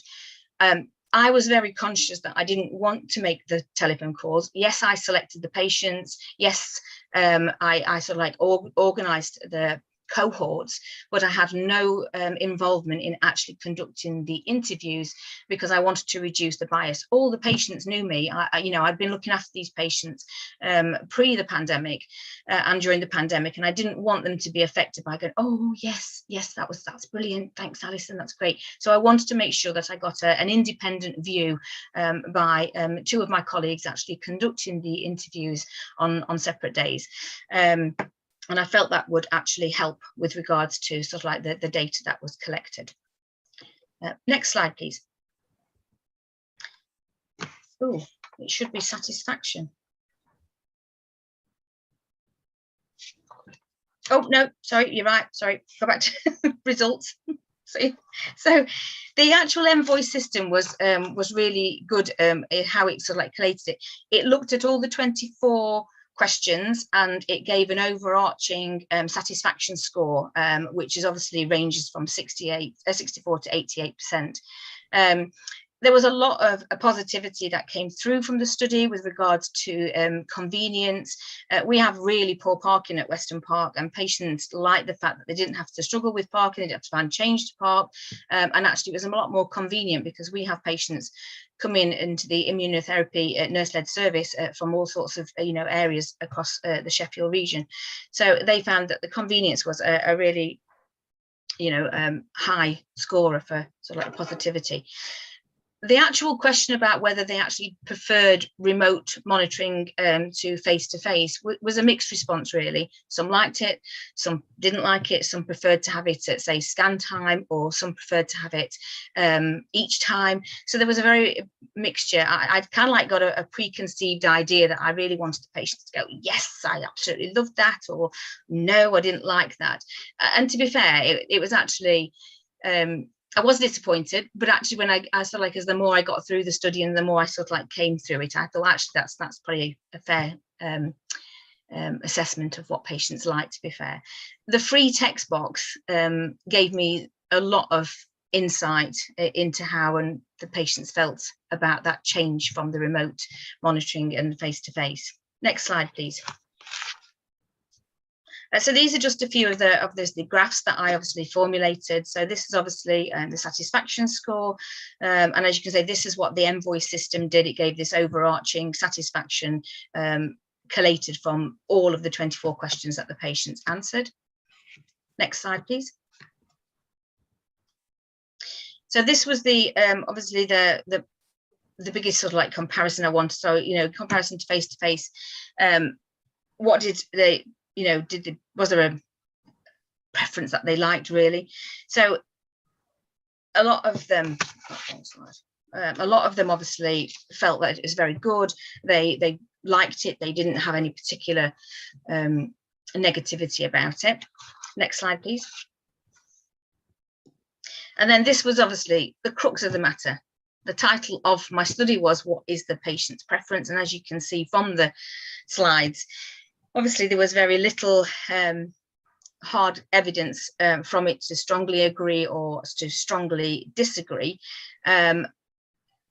But obviously a mixed response, it gives you kind of like, you know, everybody's different. Not everybody's going to go yes and no. You know, we're all different and we all need to be treated as individuals, really. So it was good because from this data, you know, obviously it's made me understand a lot more what our patients like. Next slide, please. So this provided some interesting data, because was enough information given as to how pre-assessment would take place? To be fair, up to March of 2020, we were seeing these patients face to face, and then suddenly it was on the telephone. I was surprised to find this data because I don't know how patients got the information that we were changing rapidly, apart from a hospital letter. But yet, obviously, most of them they strongly agreed or mostly agreed to actually that they did get enough information. And this sort of like this data that came out of the study makes me want to look at other areas that are related to what I did to find out about how information was given. So again, there's a lot of work that came out of this that will provide me with a bit more enthusiasm to look at something different as well. So yeah, next slide, please. And then this was another one about being involved in the decisions about the future care. And again, I had who agreed or mostly agreed that they had been involved in decision making, which I thought again was a positivity to come out of the study, really. Next slide, please. So these are just looking at the patient's comments that came through from the free text box, and obviously I themed these with regards to sort of like how they came through as, you know, common elements to it, really. Obviously a lot of patients, they preferred going to see them. Some liked the face-to-face at the start, and then they were happy with telephone follow-up. It's nice to see somebody face-to-face for scans. They felt that there was a bit of a comfort blanket from coming to see somebody face-to-face, but they didn't want it necessarily every visit. They'd be happy with it every third visit. And obviously that some like to see people in the flesh, some would rather come in. There was a couple of pieces of literature though from McGrath that states that patients have divided opinions where there is the use of telephone follow-up, and healthcare professions need to consider that people are different, and you know they've all got different opinions. Wadley also in 2019 considered that the patient's preference and the use of technology, and states that healthcare professionals should encourage patient involvement in their decision making and care planning and how they would like their follow-up conducted. Next slide, please. Again, this was just some of the positivity that came out of it, that they felt the nurses' calls were smashing. They felt as though their questions were answered. They liked the fact that obviously multiple members of their family could take part in their consultations. They thought the care overall was very good. They didn't feel rushed. So again, there was a lot of positivity to come out of that. Next slide, please. To conclude then, obviously, the results highlighted that the patients in overall were satisfied with telephone assessment. They felt they'd been included in the decisions about how their pre-treatment assessments would be conducted.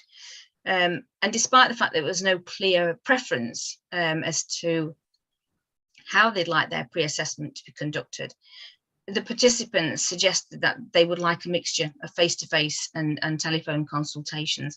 And I think really this is how we are starting to move towards at Weston Park, is that every so many visits the patients will come in. Patients certainly come face-to-face for scan results, and it's nice to see that there is that mixture starting to be filtered through into sort of like the care that we provide at the moment.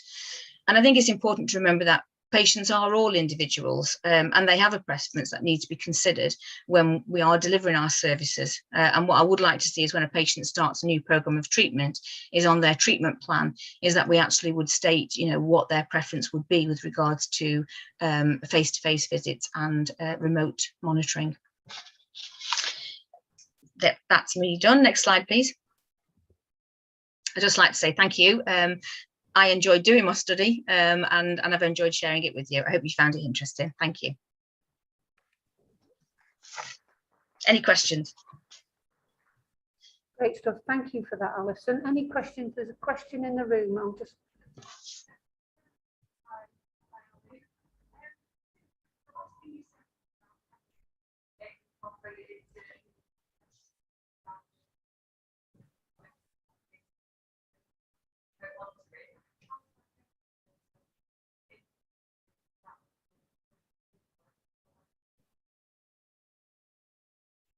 Alison, I'm assuming you couldn't hear that.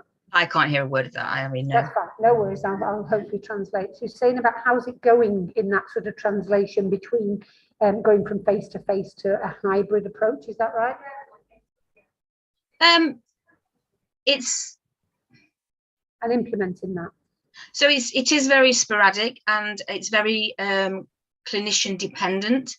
I think obviously, I mean, I run several nurse-led services and obviously we've not seen a lot of patients in the last 2 years. And so what we're trying to do at the moment, we're just starting to bring a few patients back obviously December, when obviously the new Omicron variant hit us again. And so obviously the plan going forward for the nurse-led services is that we are starting to integrate it, but there is nothing definitive in place at the moment as it currently stands, which is why I would like to see it as part of their treatment plan, is that actually we could say every 3rd visit, every 6th visit, you actually have a face-to-face. But at the moment it is very clinician led as to what they would like, and that's where it's a little bit scanty still. So there's still work to be done. It is good to see that the patient experience, that you know, their perceptions of it is being taken into consideration, because I know that we've had some innovations here at STH and at Doncaster and Bassetlaw where the patients are feeding back on. I mean, the thing I'm thinking about in Sheffield Teaching Hospitals is the drive-through phlebotomy service. Yes. I mean, it's just worked wonderfully, and I'm sure that it worked at Doncaster and Bassetlaw. So, I mean, you know, that sort of the patient experience is so much better rather than having to queue up and something. Did we have we've got a question in the room. Yeah, what is the timeline from a GP referring the patient to your services and then having the meeting, and the first meeting, the face-to-face or online one? Okay. Because there was a lot of complaints during the pandemic that cancer were not seen, and a lot of them were missed. Okay. So the question is that obviously during the pandemic there was a lot of criticism about people not being referred to the cancer services. So the question is about how what sort of time limits are sort of, you know, from GP to being seen, and whether that first seeing is a face-to-face. Is that a good assumption of the question? Thank you. A first assessment at Weston Park would always be face-to-face. There is no two ways about that. We are not doing anything up to, obviously, you know, from diagnostics to obviously being referred into cancer services. First appointment with any of the clinicians at Weston Park is always face-to-face. Thank you. With regards to timelines from obviously referral, I mean, we are inundated at the moment with obviously referrals into the service, and I think this is the real upshot of the sort of like the COVID pandemic, where people have been sitting on these symptoms at home. Obviously referrals into hospital for testing, diagnostic testing, has been much more slower, but I know our breast services, our colorectal services and our urology service are absolutely swamped at the moment, at the point where, you know, there has even been talk about waiting lists, because we are really feeling the pressures from COVID-19. Thank you. I'm just conscious that we're actually running quite over. We're running 10 minutes, and it's more specifically about the people that are actually on screen that are coming in and out for specific sessions. I know you've got a question there, Joe. Is that something you can take up with our Alison outside of this? Because you probably know each other anyway, don't you, my dear? Is that all right? It's Joe Bird asking a question. Oh, Alison, that's fine. Thanks a million for your contribution. This has been a brilliant project to showcase the patient experience, and it just warms the cockles of your heart. Thank you very much indeed. Thank you. No, thanks, Irene. Thank you. Thank you. Great stuff. Right, well, we're going to welcome our next presenter who's here in the room, which is rather lovely. And it is, I don't want to do it too early because then you're all just going to watch you come down the stairs, aren't you? I do apologise. Yeah. It's like, play your cards right or something. So I'm really pleased to introduce you to Kathy Harrison, who's one of our advanced nurse practitioners here at Sheffield Teaching Hospitals, and she's going to tell you about some work that she's been involved in. Thank you very much. Hello, everybody. Thank you to the organisers for accepting the abstract, along with 3 other abstracts, which I'm going to link to one of them. Hello. Okay, sorry, Sharon. Well, maybe, I mean, I am loud, so.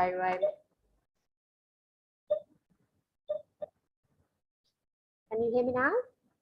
No? Hear me now? No, I'm this. Can everybody hear me? Oh, you're all looking really blankly at me, so I thought my first task was getting here, but oh, you can hear me now. Oh, my first task was getting here, actually getting to the medical school when B Road was closed. So coming out on B Road and finding, oh, obviously it's closed. So, so my actual task is you hearing me talk.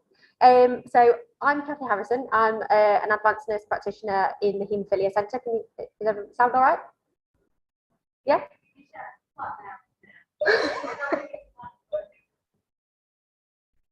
Yeah? Okay. Okay. Okay. So I'm an advanced nurse practitioner in the Haemophilia Centre. Yeah? Okay. Everybody nod if you can hear me. Yes? Excellent. Okay. Yes? Thank you. People at the back. I've worked in the Haemophilia Centre for about 16 years. At the time of doing this project that I'm presenting today, I was the chair of the UK Haemophilia Nurses Association, and it came out of anecdotal information that we were getting back from nursing colleagues and MDT colleagues throughout the UK about what staffing resource looked like in the UK. Well, the first task is how do I move the slides along? Second, oh, there we go, it's right, I'm done, thank you. So what about haemophilia care? So the Sheffield Haemophilia and Thrombosis Centre up on P floor at the Hallamshire is a comprehensive care centre for individuals with inherited and acquired bleeding disorders. That means that we have a number of standards to work to, which are set by NHS England as a specialised commissioned service. We are one of 37 haemophilia services within the UK. Of them, 29 are comprehensive care centres. So as a comprehensive care centre, we have to provide 24/7 care for individuals with bleeding disorders. So we have to have specialist laboratories that can have 24/7 turnaround of specialist tests. We have to have links with specialist surgeons, with HIV services. We have to have disciplines within our multidisciplinary team to meet the needs of those patients. And those include specialist nurses, as you might expect, for long-term condition, and also physiotherapists, psychologists, social worker, as well as the medics and data managers and everything else. So the reason for doing this, as I said, was that anecdotally, we had lots of feedback to the H&A committee saying to us, we're really struggling, we can't make cases for nurses. If nurses are finishing their roles, bands are being downgraded, we're really, really struggling. Likewise, we're struggling because we haven't got adequate physio, we haven't got adequate psychology, and nurses that are there are picking things up. So in addition to the service spec that is there from 2013-14 and does need reviewing, but NHS England have currently sat on that. Peer review standards have been established, and a peer review process has occurred since this project was done. And that was done in conjunction with the UK Haemophilia Centre Doctors Organisation and the West Midlands Review Group, who unfortunately have been a victim of COVID times and are now defunct.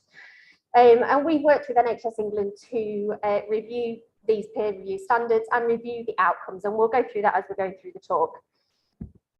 So the aim of the study, project, audits, service evaluation was to evaluate actually what does staffing resource look like in centres around the country, and does it meet the service specification.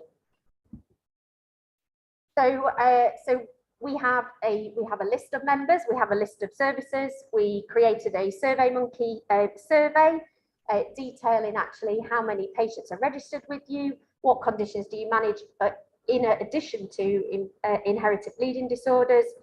And we looked at what staffing disciplines, how many there were, what bands they were around the UK. We did a bit of a pilot study within our own service, and so that we've got the so the survey ran nicely before sending it out to everybody, because you don't really want it to go tits up when it's everywhere, do you? And then we rolled that out to members of the UK Haemophilia Nurses Association between 2017 and 2018. And we asked one team member from each site to complete the survey. So you probably can't see that very well. And if you do want a better picture, I will send it to you. I have got a poster. But, so we got 28 centres responded, which actually from 37 units around the UK was pretty good going. 19 of them were comprehensive care centres, 9 were treatment centres. And there was a significant variation in staffing levels and banding. There were quite major gaps in services, in large geographical services covering large volumes of patients, particularly in the Northwest. There was a large number of patients registered without adequate staffing resources. We saw significant gaps in specialist physiotherapists, specialist social workers and psychologists, and that has been reinforced by peer review data. We can also see from the data that we were able to obtain that actually across the southern swathe of the country, there was a significantly higher banding of nurses than there is anywhere else in the country. And particularly it was noted in the Northwest, there was a lot lower banding than there is anywhere else in the country.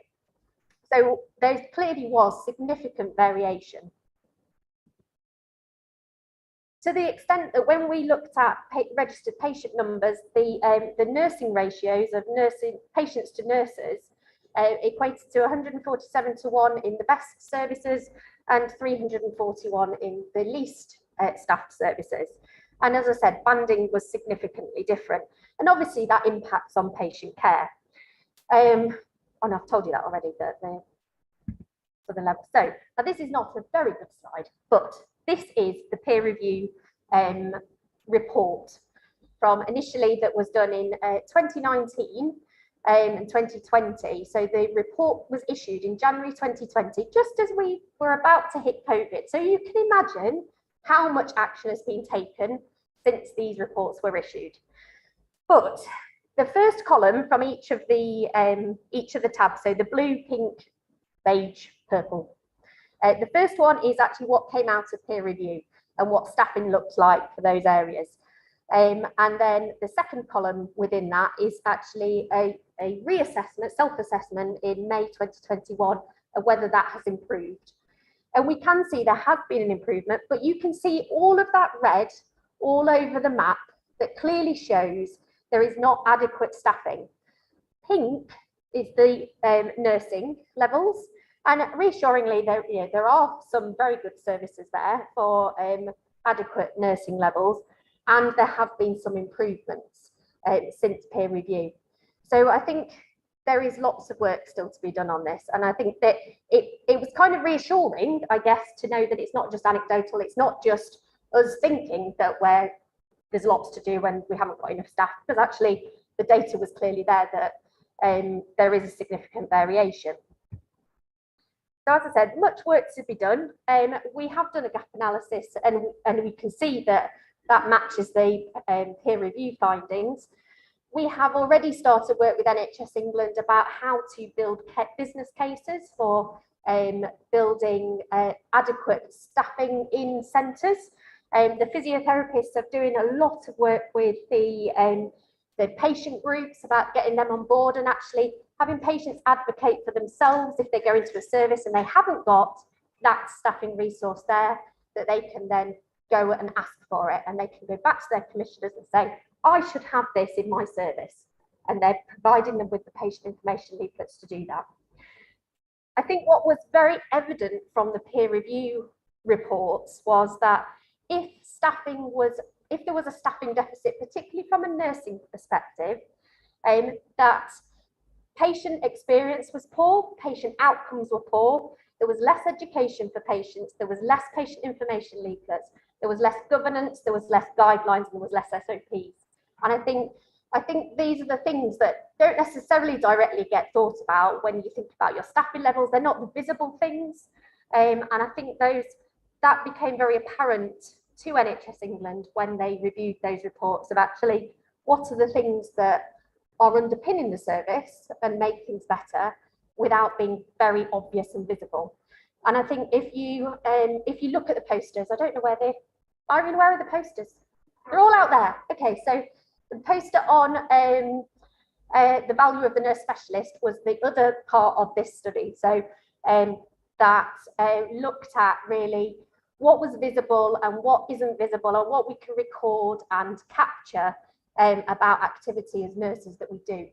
And that, I think that it's really important, because some of these things are things that you don't capture, that aren't visible, that can't be charged, that as a trust doesn't bring in the income for you, but actually it's what underpins the service and makes things run better and improves patient care. So further considerations, is there going to be any difference as ICSs come into place? Is NHS England specialised commissioning, is there going to be a further disparity as that happens, as different ICSs take management of certain services?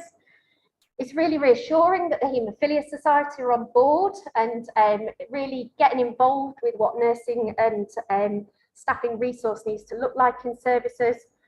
Peer review is due to be redone in 2023, minus, unfortunately, the West Midlands Review Group, who were absolutely fantastic while we were doing the process.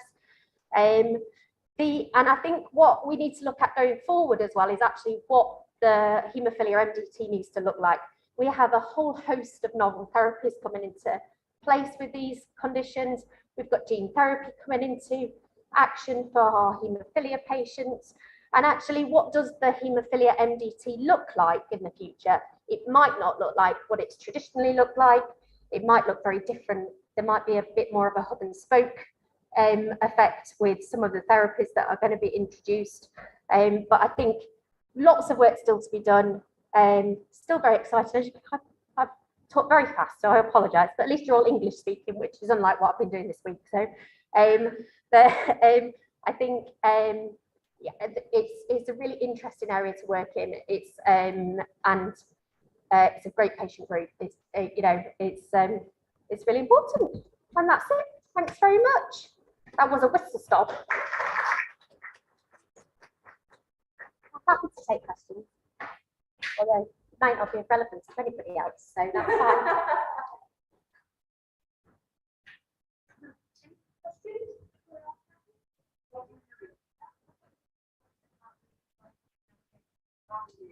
Yes.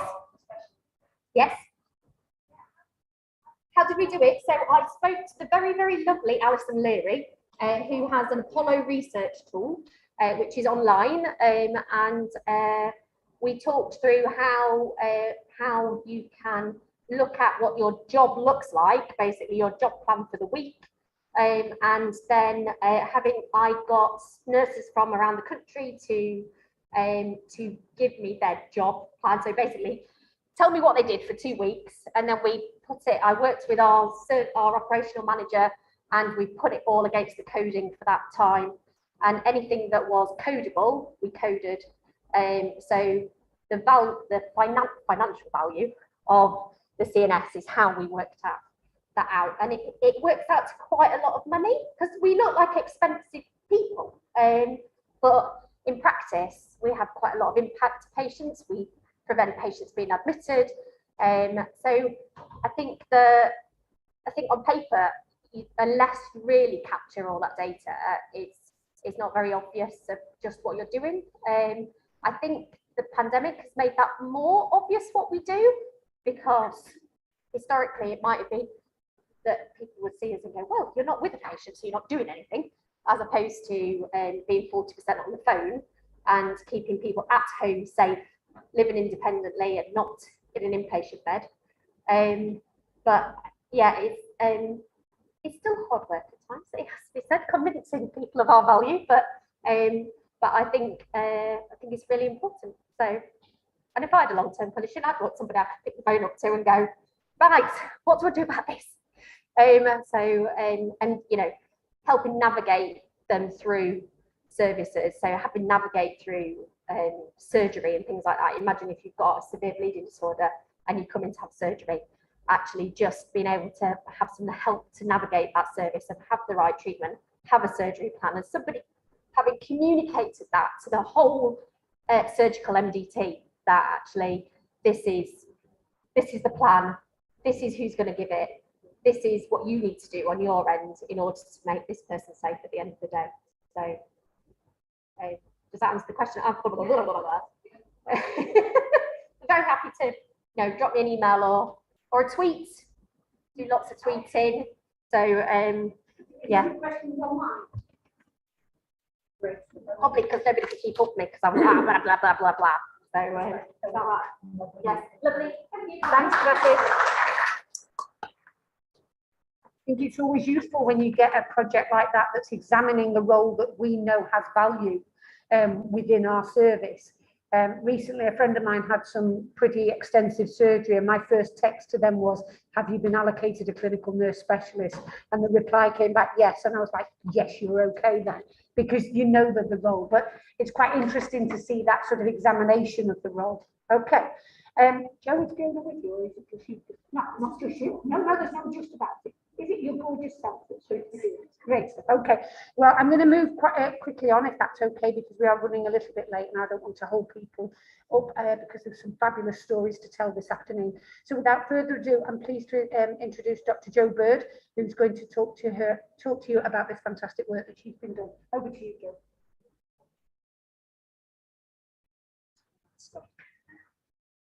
Right. Good afternoon, I'm Jo Bird. I'm a clinical academic, so I work clinically in the Trust as a clinical nurse specialist in immunotherapy late effects at Weston Park. I'm also a Yorkshire Cancer Research Connects Fellow at the University of Sheffield. And I'm presenting today on behalf of myself and Fiona Wilson, who's also in the room, who's a lecturer in the care of older people at the University of Sheffield. So the work I'm going to talk to you about today is about do not resuscitate orders during the COVID-19 pandemic, specifically the first wave, which is a bit of a difficult subject. So this all started out at the beginning of the pandemic when I found myself redeployed and working night shifts on any ward at the Hallamshire. So from 14 years of not working on a ward, I found myself working on care of the elderly, acute stroke, max fax and haematology, which was a bit more comfortable for someone who works in cancer care. But it was a bit of a hit the ground running and figure out all of the electronic prescribing programs. So during one of the shifts on care of the elderly ward, I noticed that there were more do not resuscitate orders on patients than I would have expected 14 years ago. It's a long time. So I phoned a friend, Fiona, and said, am I a bit out of touch with practice? We share an interest in end of life care. And I thought, but on the ground, have things actually changed? And it turns out, yes, they had. When I went back and looked at those do not resuscitate orders that took the next shift, then most of them, they'd not been put in place that day. They'd been put in place over various amounts of time. But Fiona had said to me, have you not seen the headlines? And no, I hadn't, because I was working night shifts. I hadn't got a clue what I was doing. But these were some of the headlines that were circulating at the time, and they are very emotive. So, you know, people worried about whether family members would be resuscitated, whether they'd get access to intensive care. The story over the Welsh surgery that circulated a letter to patients asking them to sign up to a do not resuscitate order was very well circulated and received an awful lot of attention. So when I started looking and saw these, and it was social media, the internet, various news channels, I thought, well, how far does this go? Where's it coming from? What happens? So we started to look into it, and it became a bit of a lockdown hobby. So prior to the pandemic, there'd been a lot of interest in do not resuscitate orders. So Dying Matters in particular had started to raise awareness of advanced care planning and do not resuscitate orders. The Respect tool had started to come into use. I think it's being used in Chesterfield and possibly Barnsley at the time.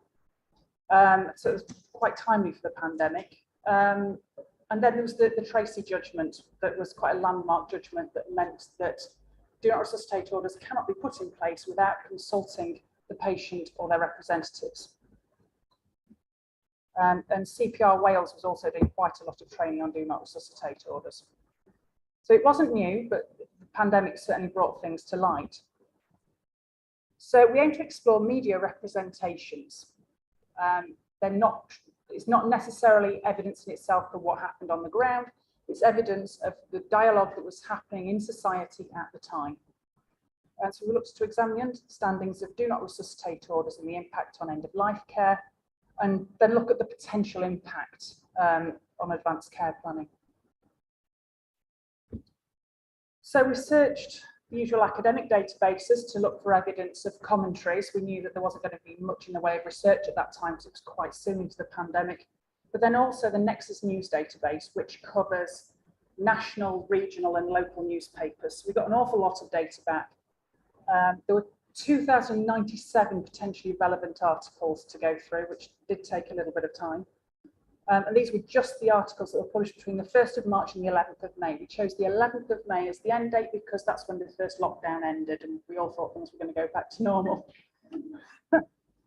So it was 2,097 articles, excluding a lot of those. So in the media, a news group would reprint the exact same article several times. So reprints and the exact duplications were removed. We've also removed anything that was referred to the resuscitation of the economy or transmission of COVID during resuscitation, things like that, or anything that wasn't relevant for other reasons. And we also focused on adults rather than paediatrics. So we used a documentary analysis using a thematic approach. And this gave us sort of 3 themes at the end. So the rationing of acute services, the championing of autonomy in do not resuscitate decisions, and the importance of communication and trust within that dialogue. And I'm going to show you, this is quite data heavy, but it's qualitative data. So, because I just want to show you some of these emotive headlines and the range of publications that they were in. So the first one about sort of do not resuscitate orders as a rationing tool, and particularly for intensive care. So the mantra of the first lockdown was to save the NHS. It was all about preserving acute care. Nothing about community care particularly, and not so much focused on patients, but about preserving and saving the NHS. So with that came sort of the nice guidance, but that also had the frailty index in it, which scored people. Now, the very first draft of this didn't come with the caveat that it wasn't to be used for anyone with cognitive frailty or for anyone who was younger than 65. It was redrawn quite quickly. So there's a lot of confusion over what those guidelines meant at the beginning of the pandemic, which is why we started to get some of these very emotive headlines.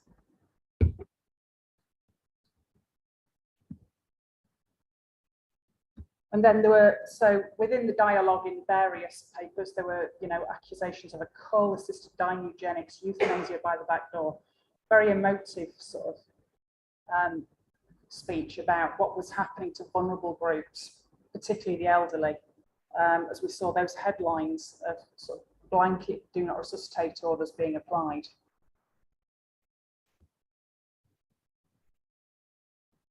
And then there was this justification and rebuttal that, well, we've always rationed healthcare. Not everyone gets a transplant, but it was then how do we actually do this on such a scale? And suddenly decisions became very stark. And this is actually the letter from the Welsh GP surgery that was very much regretted, I think, where it quite blatantly said that scarce ambulance resources can be targeted to the young and fit who have a greater chance. So there were ageist policies taking place within the NHS. And there was some evidence of older people saying, well, absolutely, I would give up my place for my grandchild. I would let a younger person, have that ventilator if that's what it comes down to.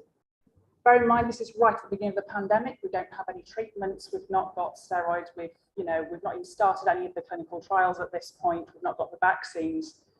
And there's that very much uncertainty that was going on. And the clinical frailty scale, the fact that it was then applied to whole care homes, and particularly vulnerable groups, including sort of adults with autism and learning difficulties and things like that. And again, without consultation with families, so that wasn't in keeping with the Tracy decision. And an interesting thing that came out was the fact that people were ordered or forced to sign throughout many of the articles that were found. People were asked to sign a do not resuscitate order. Patients don't sign do not resuscitate orders, it's a clinical decision. And whilst some people were told it was a clinical decision whether they liked it or not, which again isn't very good communication, that there is still this dialogue that people sign their own do not resuscitate order. So that's quite interesting, this sort of idea that you have to agree to it, and that actually relatives might have to agree to one and they would be signing away the life of their loved one. And sort of this pressure that was applied to people or not. And communication was particularly difficult during the pandemic anyway. This is an example of someone who again was happily willing to let someone else have the opportunity for a ventilator should it get to the point where there was an option of them having it or someone else. People wondering what they'd rather have. But then people that, again, would rather have the choice as to where they die. It wasn't just the dialogue of people choosing, yes, I'd let someone else have that chance, but actually I want to choose where I want to die. I may have already got a plan in place from 3 months ago before the pandemic. I still want that to happen. I don't want my particular care plan to change. So this one's squashed on a bit. And then again, the medical sort of like attempts to counter the negative press, but actually raising awareness of do not resuscitate orders. In fact, in some cases, that is more appropriate. But not everyone would want to be rushed into A&E and be resuscitated and have quite vigorous care. You know, the resuscitation procedure is quite brutal, and to try and actually get that across to the general public that actually you may not want that for your loved one, you may want them at home, where it's easier for you to be around them, given the social distancing that everyone's experiencing. So there were some very well-written articles trying to explain those notions to the general public. So it's really raised awareness of do not resuscitate orders and how they sit within advanced care planning a little. But then the importance of communication. So those communication challenges, suddenly we're all wearing masks, everyone's gowned up. I can certainly remember there was one of the shifts I did on a ward. I wasn't quite sure if a patient was confused because they were what they were trying to tell me. When I explained it to another member of staff, they're like, well, that makes no sense. And then on the phone call to the daughter, and it eventually worked out that the patient had told the daughter about what had happened to the lady in the bed opposite, and the daughter seemed to think that her mother had been put on a syringe drive when she clearly hadn't. It's just that with three-way communication that really wasn't working and relatives not being able to come to a ward, this lady almost seemed completely confused, and she wasn't in the slightest. So there were many, it was just a very difficult time. I'm sure many people have experienced that. So again, communication about very difficult conversations, but it wasn't easy. People being redeployed, working in different areas, and then access to translators. For anyone whose first language wasn't English, there wasn't always access to that translator. And there were certainly stories that reflected that, where people had been sent home with a do not resuscitate order that didn't even remember the conversation because they'd not been included because of the lack of those resources. But then there were also accounts of the toll that it was taking on healthcare professionals to have those conversations. So again, not all the reporting was negative. It wasn't saying that wrong things were happening within the NHS. It was acknowledging the toll on healthcare professionals, nurses and doctors who are having to have those awful conversations. And again, I can remember some of those happening in the middle of the night. It's, you know, do you want to come and say goodbye to your loved one or not? It means that you've got to isolate for 14 days with your kids at home afterwards. And then, you know, you might get a funeral sort of in 3 weeks' time. It was, they were very difficult decisions because people at that time were being, I don't know how many of you remember it, but people were being admitted on a night shift and dying before you finish the end of your shift. And then in the care home sector, there's this erosion of trust, because bear in mind, all of this was about preserving the NHS. It was about, this is how we make sure we've got enough beds, we've got enough ventilators. But what's the alternative? Where's the palliative care? Who's doing that? What's happened to community? And there wasn't. So there were a few dialogues about that, particularly from the academic commentaries about we need the resources for good palliative care in the community. But, you know, what does happen to those patients as well? And, you know, were people actually going to be admitted if they signed a do not resuscitate order? Was this a marker for ceilings of care and what people could get access to? So the implications, I'm afraid that's been a whistle-stop tour with an awful lot of data. But do not resuscitate orders are presented as a rationing tool during the COVID pandemic. So they might be regarded with mistrust by some people, depending on what they've experienced, particularly vulnerable groups. They do have an uneasy position in care planning because it does just refer to resuscitation, not whether you can access antibiotics, fluids, any other, you know, ceilings of care. And will this affect the understandings of patients? Will it affect the understandings of healthcare professionals going forward? And we really do need future research to answer those questions and to see how the best way forward, and probably more education on all parts. And thank you very much. That's the end of my talk.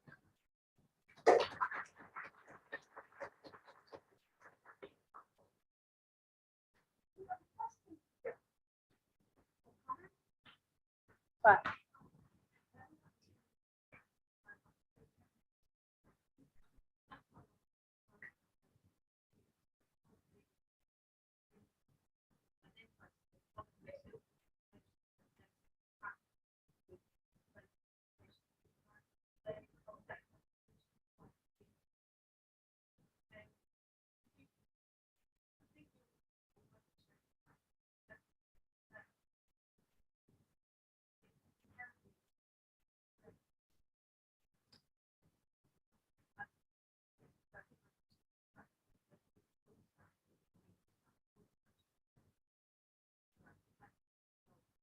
Yeah, so I think what you got was the headlines saying about this dreadful practice that people had seen, and sometimes there were 4 particular incidents that were repeated in many headlines. So it may have sounded more than it was, but then the CQC report certainly did show there was varied practice across the board. But I think certainly where you've got medics actually writing in the general press to say, no, this is what palliative care is, this is what a do not resuscitate order is, you know, trying to explain it to the general public so that they had more of an understanding of what was coming. So the pandemic certainly highlighted what do not resuscitate orders are and sort of certain levels of care and palliative care, but exactly how much of those understandings have managed to be absorbed and how people understand it on an individual level is questionable. We certainly need to do more work, I think, now post-pandemic to really get an idea of that. Fiona.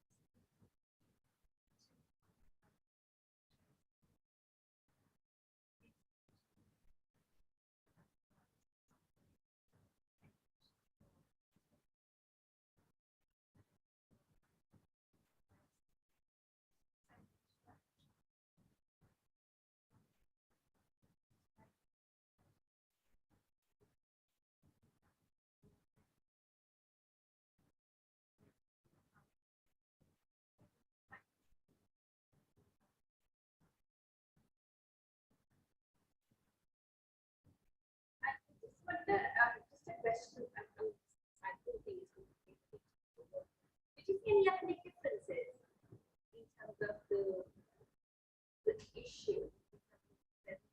Anything with regards to palliative care?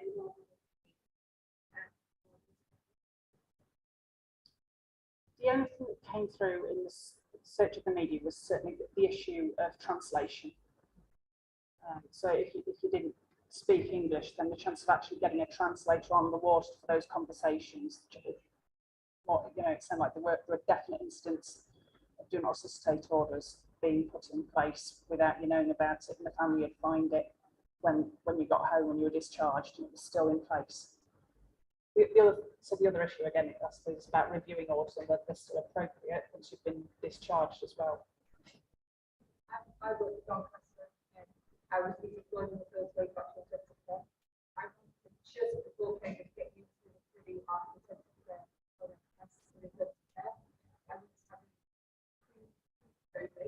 we had quite a high incidence of cardiac arrest happening on our we respect all the Doncaster, so that was just on children's COVID as well. And it kind of linked in the fact of actually needing to improve one of that on that study, because in COVID, what we found was that a lot of those forms, and we have the same issues that trying to find patients and relatives when someone's in an ICU and we've got full reviews that we're you're in there, where those conversations are very difficult because they can't actually see what's happening as well. They're just the conversations that we have, they can't see their loved one or see what's happening. Really difficult when the severity of the situation is really toxic. I think something on this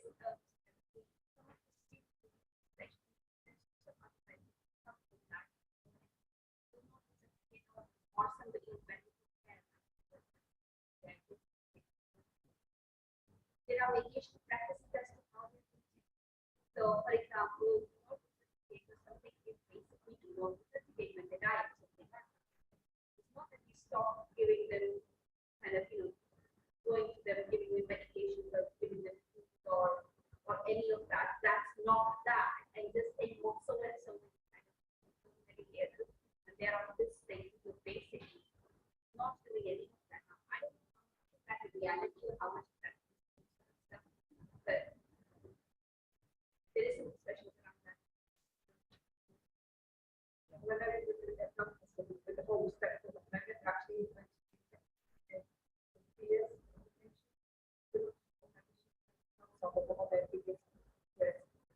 when it does come to end of life, you kind of know that there is still a good life.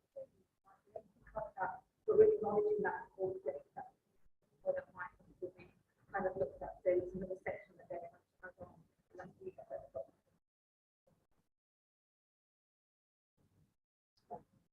Great stuff. Thank you. Thank you very much. Thanks, John. Really appreciate that. Do that off microphone, so I've been told I've got to do the loud chat. Anyway, the person's not arrived. Okay, that's a bit of a double. Okay. We're just trying to find the presenter. So they seem to be on the link. Okay, we're just trying to get the next speaker in. Welcome aboard. Welcome down, rather. Great stuff. Okay. Wow. We'll just try. This is somebody who's dialing in from presumably Doncaster. Okay. Okay. Sharon, are you out there? Make yourself known to us. Honestly, we're really friendly and everything. I didn't realize I can talk to her. I can talk to her. I'm happy to talk to anyone, me. You know I am. Sharon, if you're there, switch on your mic, switch on your camera. Okay. Okay. We just had a message back from Sharon. She can't unmute herself, so we're just trying to work that out. Come on then. So we have identified what Sharon Right. at least Good. Yes. And thank you, Sharon, for your patience out there, love. Hello, Sharon. Should be able to speak now.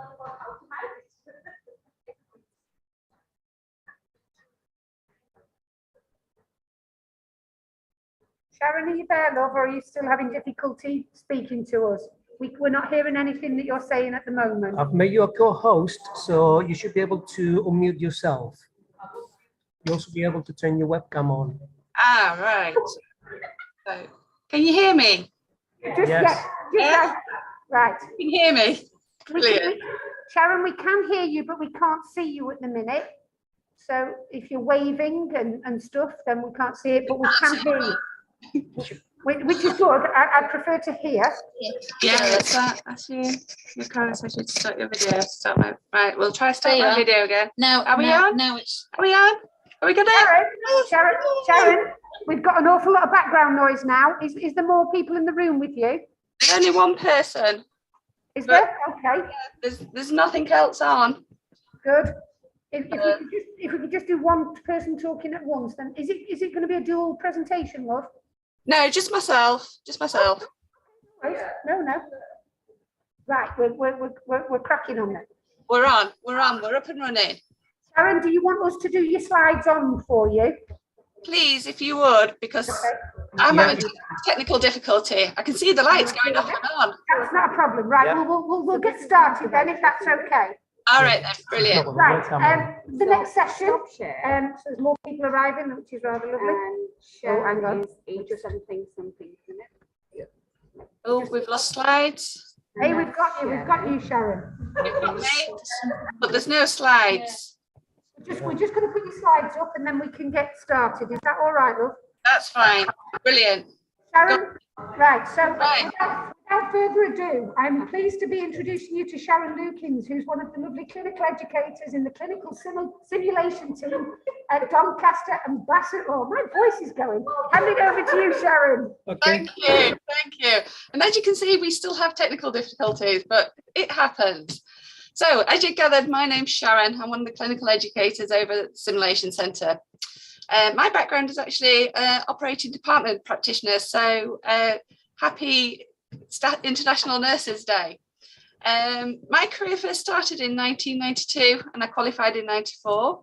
I've worked in various hospitals throughout my career, but in 2000 I came to Doncaster, and this is where I started working at the Montague Hospital within the daycare theatres. But I've also worked across all three sites here at Doncaster. Then in 2005, an opportunity arose and I moved from theatres and I came to work in the Montague Clinical Simulation Centre. Although previous teaching experience was quite limited within theatres, as you can appreciate, it's more on a one-to-one basis. Moving up to the Simulation Centre, this was going to soon be changed. So my teaching history is I started out with my D32, 33, moved up and did preparing to teach in the lifelong learning sector, went on to complete a CETLS, DETLS, and then in 2020 I eventually completed my Masters in Health and Social Care Education at Sheffield Hallam University. So really it's just to say that there are opportunities out there, and if you are passionate about teaching, the opportunities will arise. So moving on to the Simulation Centre, can we have slide 2, please? So a little bit of brief history about simulation training and where we are now. So as I said, I'm based at the Montague Clinical Simulation Centre, and this was opened in 2003. And we were the 4th centre in the UK to be delivering simulation training. The reason why we're here at Montague is because of Fred and Anne Green. So Fred was brought up in Mexborough and he took over his family's local butcher shop in 1930.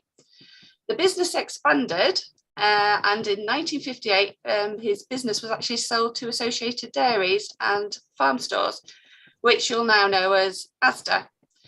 Fred also stayed on the board of directors until he retired, and then when he actually passed away, he had no living relatives to actually leave his monies to, so his legacy was left to the people of Mexborough, which was just over £11 million. There are two anaesthetists here, Dr. Alistair Strachan, who's now moved on to be Director of Education within Doncaster and Bassetlaw, and Dr. Alistair Graham, who is still here as one of the co-directors. And they had the idea of the Simulation Centre. Proposal was put forward to the Fred and Green legacy, and that was accepted. The internal construction and fitting out for the centre was a cost of £498,000. And that's the reason why the Simulation Centre is actually at Mexborough and not at Doncaster. So slide 3, please. So the history of simulation. So where did it originally simulation originate from? So simulation within the medical profession is not a new phenomenon, and it's gradually evolved over a period of 60 years. Some of you may remember training or practicing injections on oranges before actually being able to undertake that skill on with the patient. So simulation-based training has got many guises. And now we've moved on to part test trainers. We've come a little bit more forward than that. So before we actually practice on patients, we'll actually go and practice on a part test trainer. So part test trainers, they're sited within the Clinical Skills Lab, and they're over the various 3 sites at Doncaster and Bassetlaw. And these include cannulation, venipuncture, catheterization, and they're just a few that we do have. There are many more out there. So a further example of simulation-based learning is when you're actually undertaking your resuscitation training as well. So whether this is at your beginner's level or through onto your advanced life support. So when you may first start out, you may have just used the half torso mannequins for ventilation and chest compressions. But now when you actually undertake your basic life support or advanced life support, you now actually undertake this with SimMan. And then this is where they throw those scenarios in and how you actually assess a patient doing an A to E assessment. So next slide, please.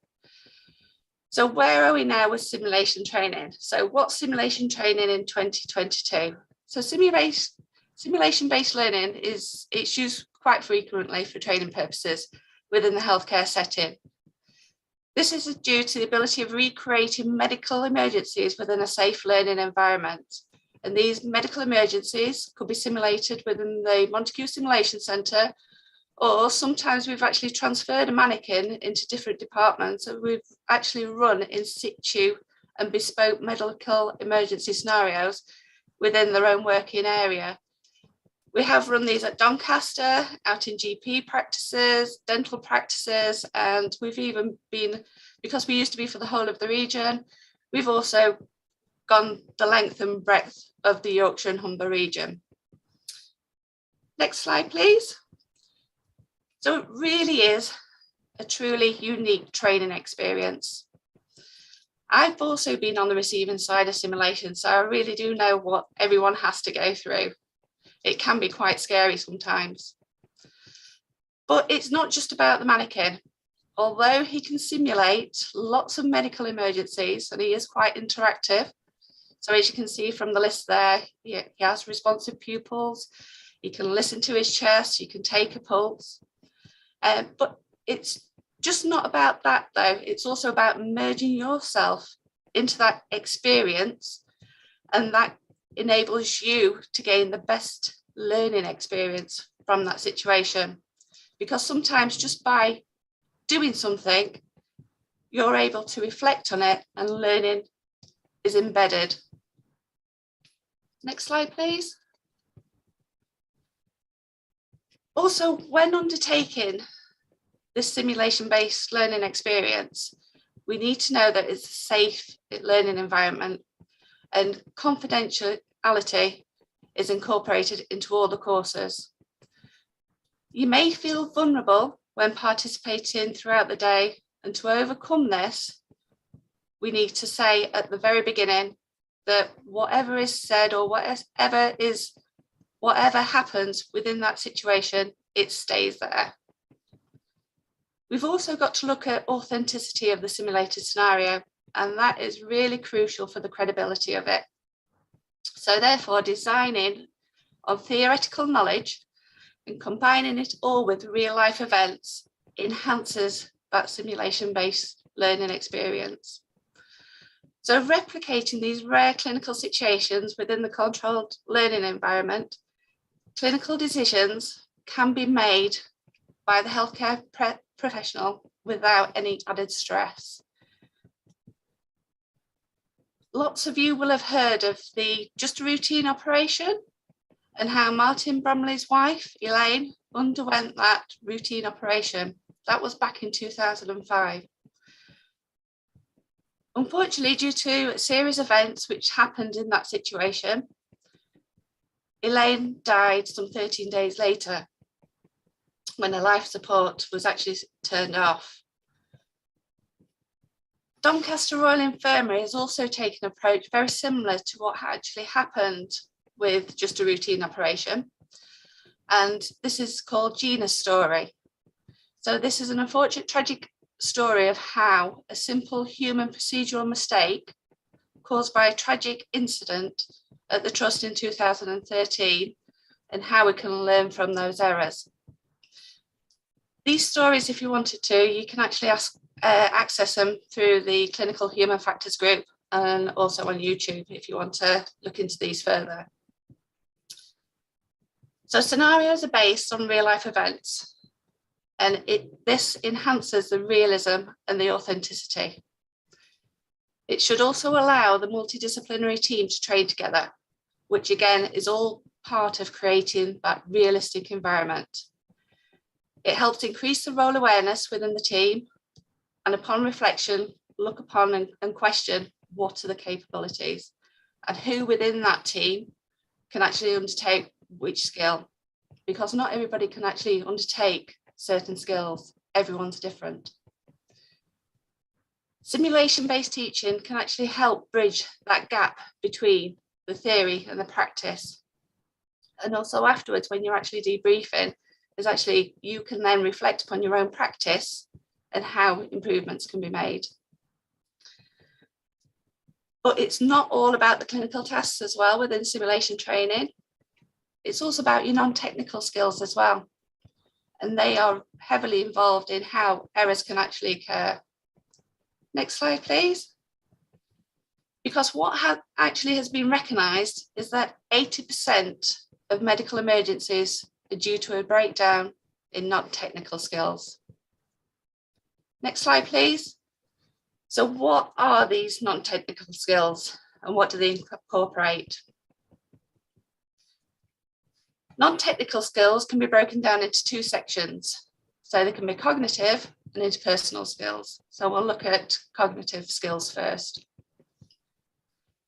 So cognitive skills are the core skills your brain uses to think, read, learn, remember, reason, and pay attention. And situational awareness basically is knowing what is going on around you, and there are 3 levels to situational awareness. So if we break those down, so the first one is perception. So perception, you have an awareness of. So for example, if a patient needs a cannula, you know that patient needs a cannula. The next step is comprehension. So understanding what needs to be done and why it needs to be done. So if the patient needs a cannula, okay, they need a cannula for medication. That's your understanding of it. The projection is, what is the forecast? So looking at if the patient doesn't receive the medication or is late in receiving the medication, what are the consequences? So the perception, comprehension, and projection. That's all about situational awareness.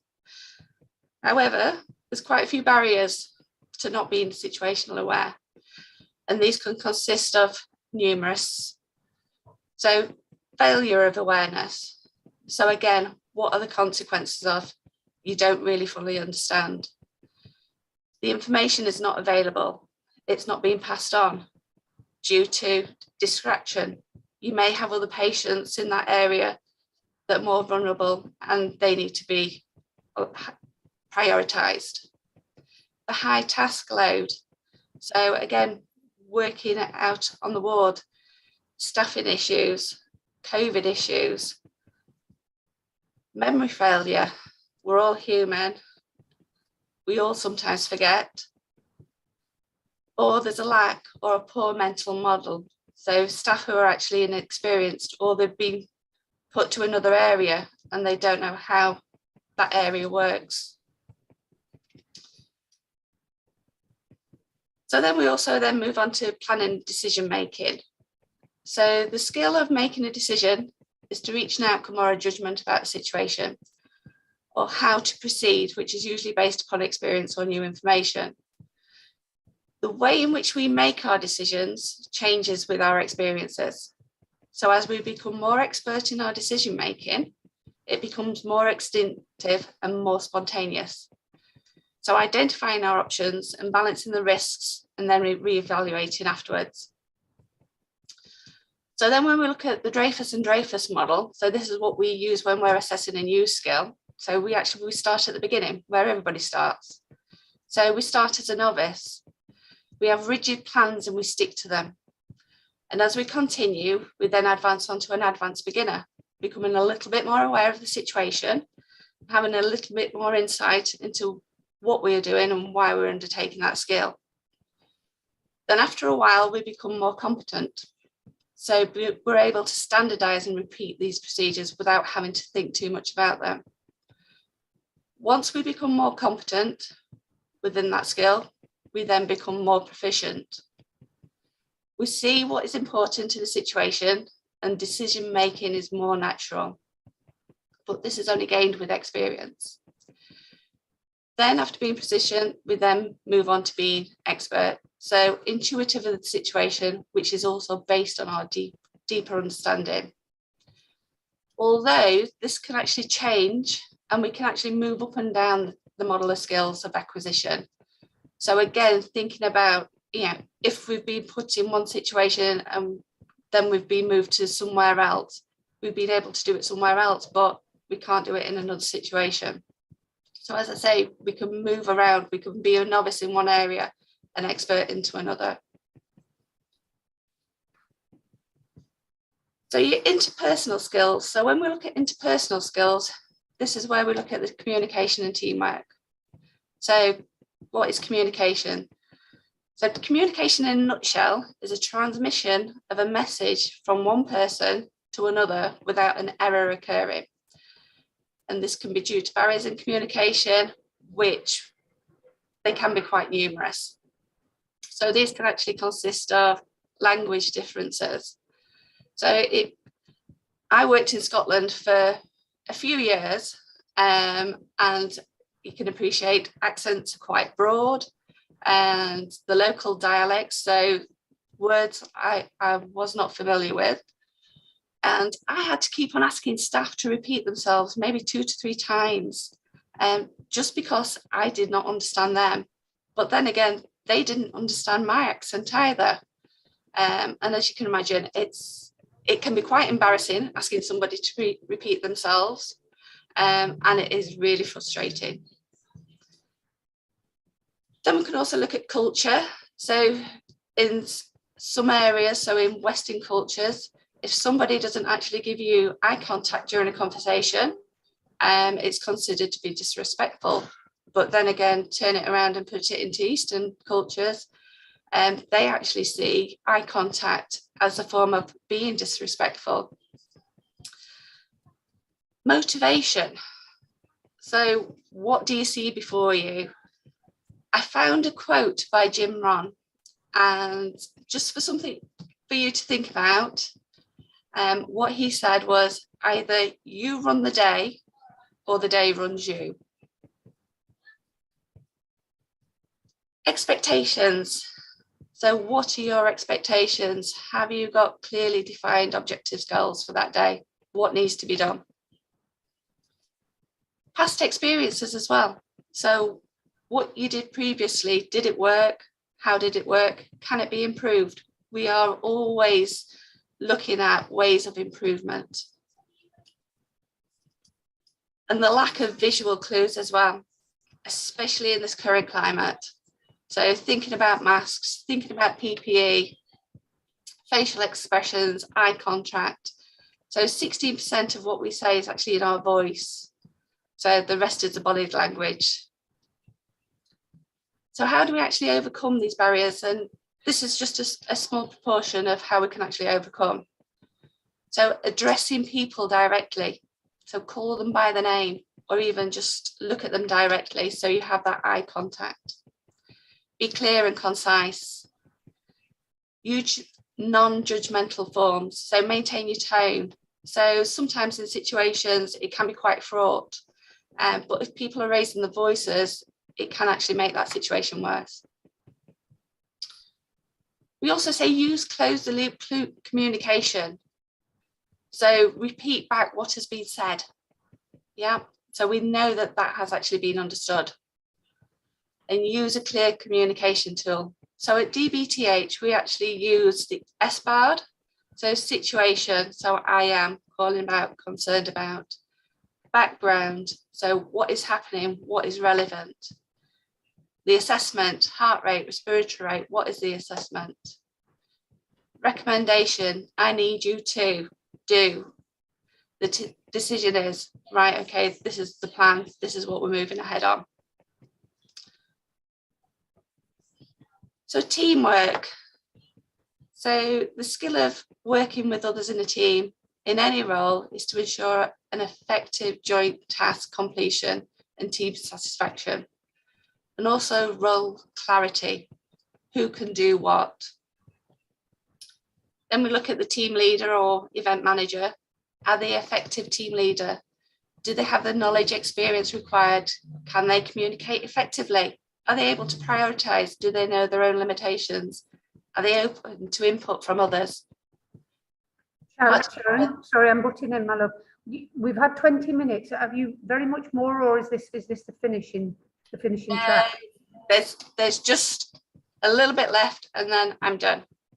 Okay, if we can whip through that very, very quickly, if that's all right, because we're running well over now. Right. Okay. Do you want to go to the next slide? So look at the next slide. So, right. Okay, right, okay. So simulation training within healthcare setting, it's increased significantly. And this is due to various factors such as increased training hours, limited patient contact, and the emerging evidence is that simulation-based learning can actually improve knowledge and skills when compared to traditional methods of no simulation-based training. So the evidence has also acknowledged that teams which work together should also train together. So we should incorporate the full team training to give the full benefit of simulation-based learning. So I've been involved in a number of courses throughout my role at the Montague Simulation Centre. And these can range from tracheostomy courses to obstetric courses, theatre courses, going out to general practices and GP practices. So what we need to do is who works together should actually train together, and it should be the multidisciplinary team as well. Do you want to move on to the next slide? So deliberate practice. So simulation training bridges the gap between theory and practice, and it challenges knowledge and skills in a safe and non-judgmental environment. And also, what David Gabber had said, who is an anaesthetist over in America, he actually said that simulation is a technique. Don't get too hung up about the technology, about what mannequins can do, what they can't do. It's all about amplifying a real experience to give people that exposure, to give them that dress rehearsal, so then we can actually reflect upon it and move forward and improve our practice. Sharon, I think that's a suitable point for finishing. Is that okay with you? I'm sorry to cut you off, love, but that was a really good presentation on simulation training for everyone who's not come across that before. Is that okay? That's fine. All right, thank you very much indeed.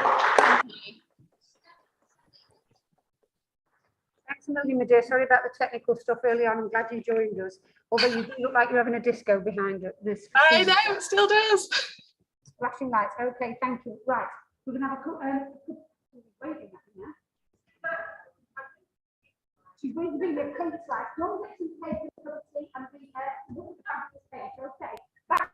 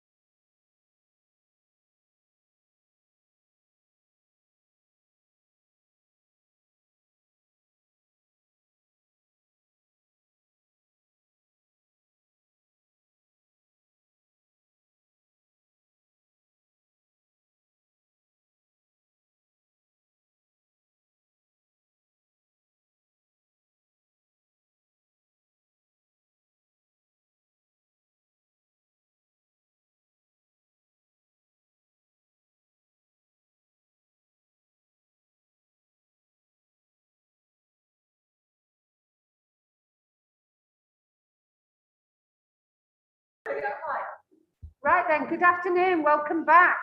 And welcome back to those who are dialing in from wherever you are, to be quite honest. We're going to start off, hopefully bang on time now. Yes.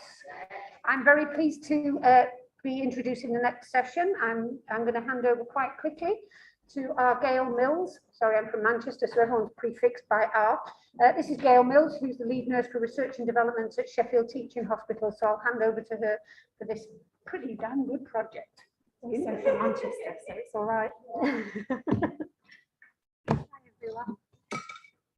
So, just to start off with, can everyone hear me before I start talking and realise nobody can? That's brilliant, that's a good start. So thank you very much for having me here to talk to you today. I've been asked to come and talk to you all about a new initiative that I think is quite an exciting initiative, which is called a nursing research training initiative. But for the purposes of this, because I can't say it fast, is going to be called the internships for the rest of this talk. So I'm lead nurse for research and development in Sheffield. And I thought rather than just telling you about the internship, I was also going to tell you a little bit about my role, the team that I lead, the work that they do, and how this internship has come around. So just make sure I can move the slide on, bear with me.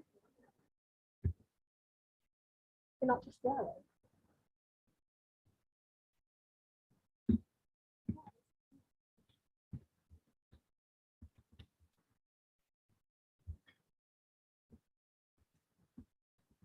Fallen at the first hurdle there, sorry about that. So it's quite a messy picture really here, and you don't really need to worry about the detail. The reason I've put this up is I just wanted to show you how big the research delivery workforce that I lead is here in Sheffield.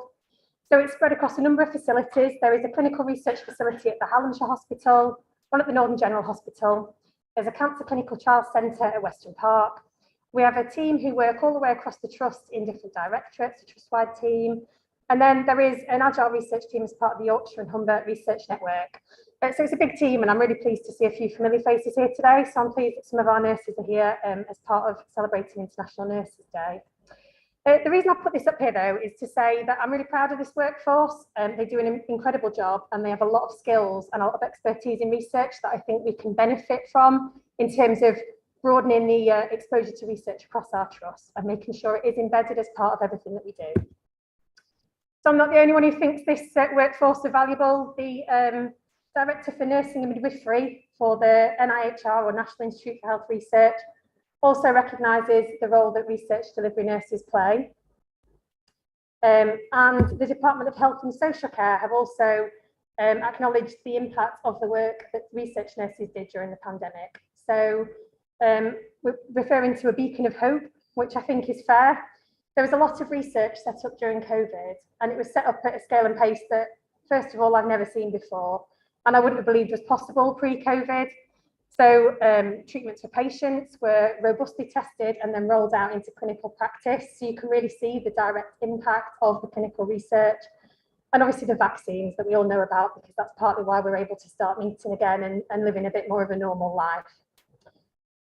So during this period of time, the workforce here in Sheffield did an incredible job. They recruited over 5,000 participants into COVID-19 research. So that's the vaccine trials and the patient-facing trials. That resulted in 18,500 visits. And I think it's important to say here, the team that I showed at the beginning, the whole team pulled together and helped to support this. So it's not just one of those teams, every single member of that had a part to play. A small number were redeployed to go and work in other areas like critical care during COVID, and others continued to do important research in areas that research couldn't be paused for patient safety and benefit. So that's trials into conditions where there's limited or no other treatment options. So some of the oncology work continued, studies into motor neuron disease continued. So there was a huge amount of work going on during that time. As part of that, the National Institute for Health Research, that funds part of the research facilities here in Sheffield, had an open call for renewal of the experimental medicine and early phase funding that they receive. And the purpose of that funding is to grow early phase, first in human, first in man studies. But they also want to invest in workforce and in developing research across all professions, not just in medicine. And the renewal bid for this time round for 5 years from September 2022 is a huge increase from previous funding. They've awarded 7.9 million. And a very small amount of that is going to fund these internships, which I'll tell you about in a moment. One other thing that happened in the last year is our Chief Nursing Officer for England launched the first ever strategic plan for research. So this isn't just aimed at those of us who already do research and who are already engaged in research. This is aimed at all nurses. And it's quite an ambitious plan to try and really embed research in everything that nurses do in their practice. So patient-centred research first and foremost, and they want to empower nurses to lead research, to participate in research and to deliver research. And it needs to be fully embedded in our practice and in all decision making. So for me, this is about evidence-based practice, which we all know and operate in our daily work, but it's also about empowering nurses to be part of driving that evidence. And that's where the internship idea came from as well. So the strategic plan's got 5 themes. So aligning nurse-led research with public need, releasing nurses' research potential, building the best research system, developing future nurse leaders of research, and digitally enabled nurse-led research.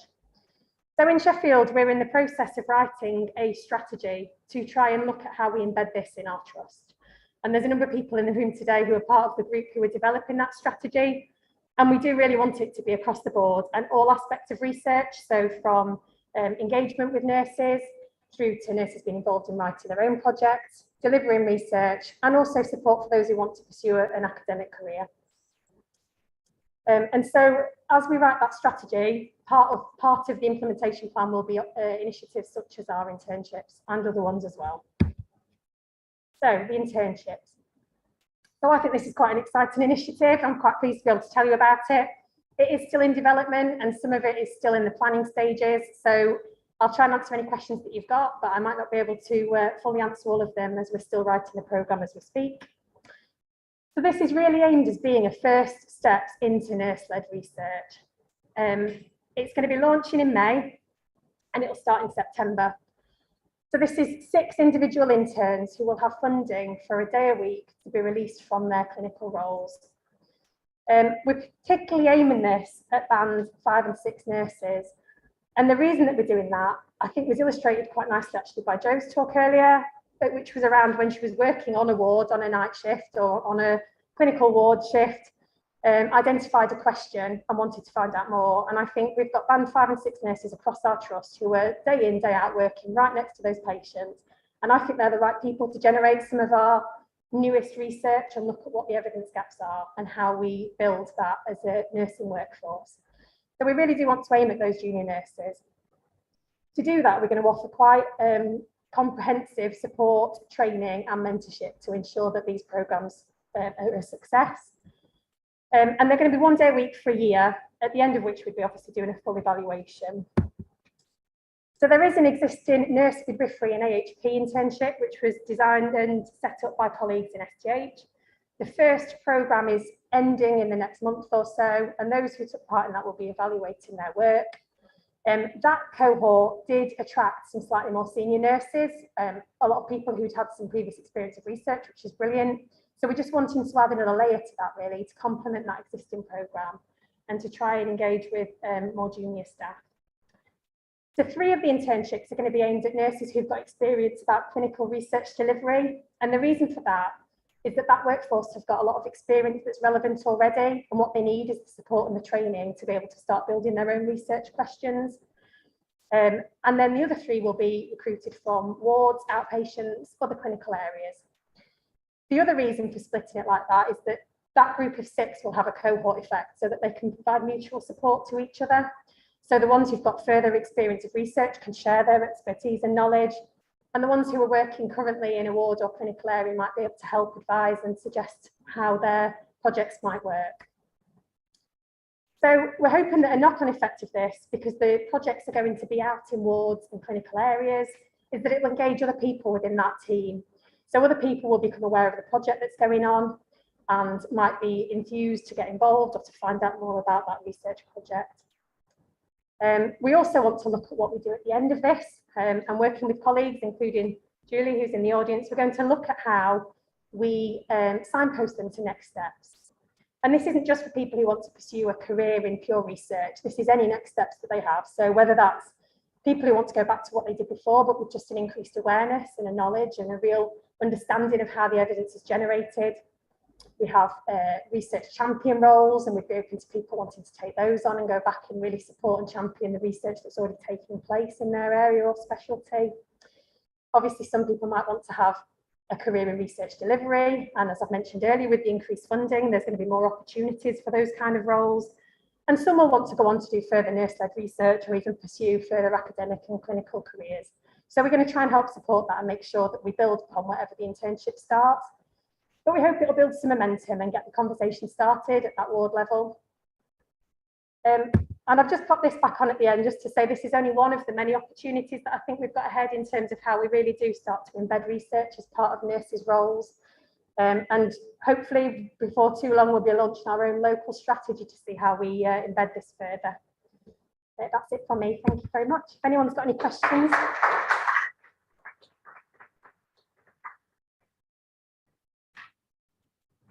Claire?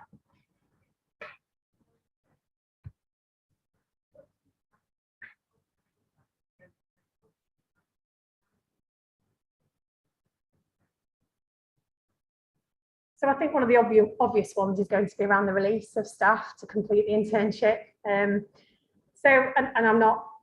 We were aware of that challenge. I don't think we can fully mitigate it because I think the last 2 years have shown us we've no idea what the future holds really and what might happen in the next year or two. What we have got is full engagement and buy-in from central nursing. The Deputy Chief Nurse is fully supportive of this programme. The other thing is that we're really keen that we target these projects at making a difference to quality of care and to patient care improvements. So that means it's meaningful to each of the areas who are having to make that sacrifice, I suppose, of releasing a nurse a day a week. And because it's fully funded, there is potential for backfill. So yeah, I'm sure that will be one of the challenges, but I think we'll do what we can to mitigate that and work with each area to try and support them to release the staff. Other challenges, I think aiming this at more junior staff means that we will need to make sure that we're providing more support, and we're going to have to evaluate that as we go along and build on that and try and see how it works. I mean, the first year will probably be a pilot and then it will run for 5 years so we can work and develop the programme as we go. So yeah, not oblivious to the challenges, but we're going to do our best to carry on anyway, I think, because it's important. Yes, please. Will the exploratory questions be directed, or can the nurses propose research questions? When will the funding from? So both. So the form, when it goes out, will have an opportunity for people to suggest a question or an area of focus. They don't have to come with a formulated research question. They'll be given support to develop that if need be. But it's also not going to be dictated for them what they're going to work on either. So it's quite open, really. The funding is from the NIHR award to the CRF, so the funding secured to pay for that 1 day a week. Does that answer the question? Yeah. Advocating that the people that come on this course have a conversation with their managers. Absolutely. Not only to get permission, but also to say, actually, what's current, what do we think as to look at? Yeah. Because in the previous chapter, the long 5 days with people came to the course with an idea that they wanted to look at. But actually, saying the tutors on that course were also saying, and you know, supportive of that, managers aware of that, because it's that bringing back, isn't it? That sort of is part of the payback for the other player. Absolutely. Thanks, Irene. I should have said that really. So part of the application form says that they've got to have a conversation with the line manager and gain line management support. As I've mentioned, central nursing is supportive of this programme, but we're also working to engage with deputy nurse directors, with the matrons, make sure that everyone is supportive and aware of the programme.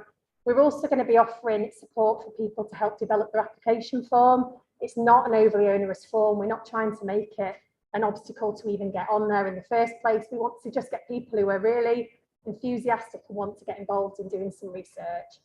And so we want to make it, we want to get people who are engaged and are going to be committed to do the course and to do the internship, but not make it so that people can't do it because they can't complete a complex grant submission. And so we are going to signpost people to help within their care group or directorate as well through the Clinical Research and Innovation Office. So along with the call that goes out will be information about how they can access support. Professor Julie McGarry's offered to speak to any of the nurses who would like to develop an application. And we've also got Sue Pownell, who is going to support any AHPs who wanted to for the other part of the internship, which is open to different professions as well. Oh.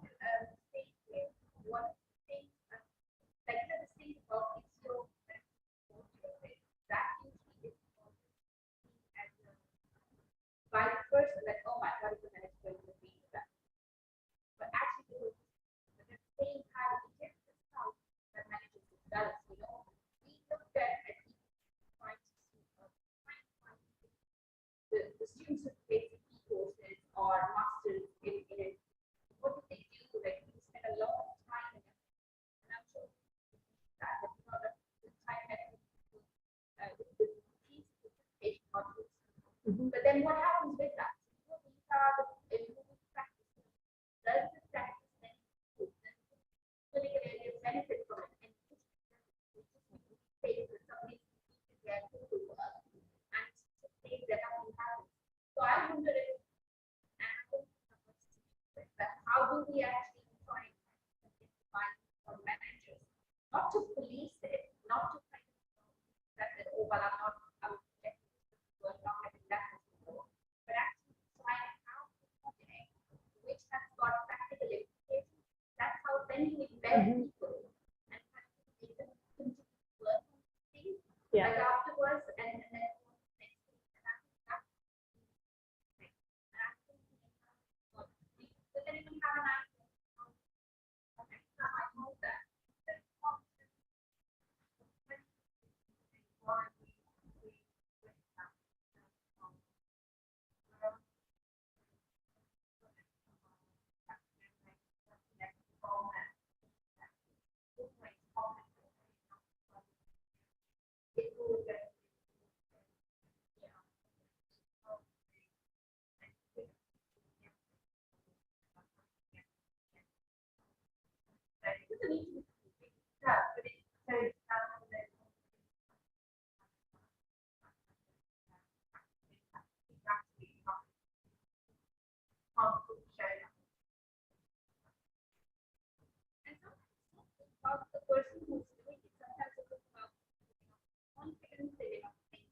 or how other people have seen like evidence practice course, when you find that all the time at stake,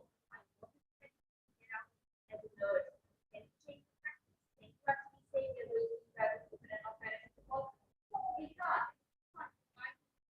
Something that you have struggle with something that's like if it's a small one, that's okay, but I think that message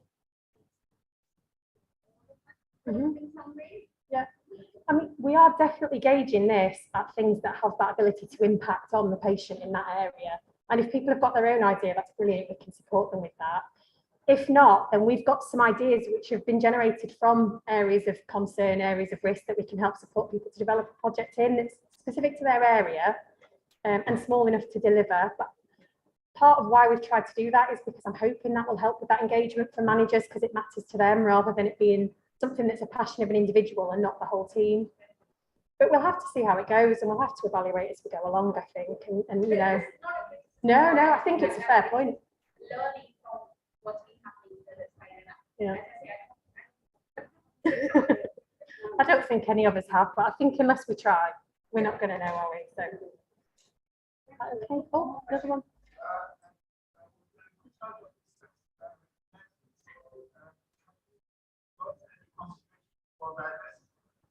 So we will be following processes driven by the trust recruitment. And so we will be making sure that there is a fair process that is scored against a criteria. In terms of specific consideration about diversity, I think that's something we need to give some thought to. We haven't put the advert out live yet, so I think that's something that's still being developed. But we do want to make sure that we've got diverse representation. I think within research and particularly within COVID, one of the things that's been highlighted over the past 2 years is that we are underserving certain communities in terms of research. And if we're not going to consider that when we're doing an internship, then how do we consider that when we're trying to recruit participants and design trials? So I think it's a fair question. Thank you very much.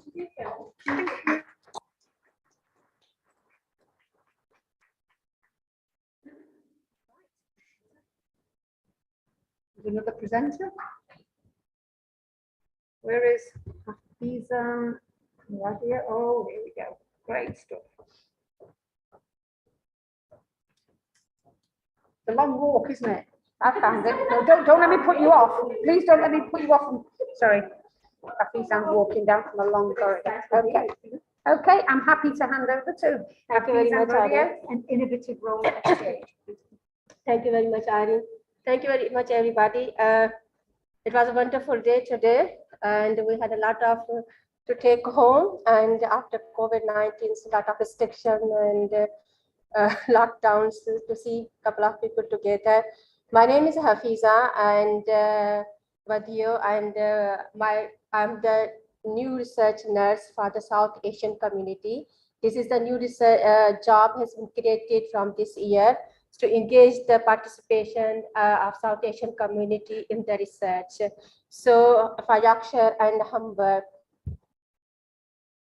So why it was necessary to create this job for the South Asian community? What was the things behind? What was the vision behind this job?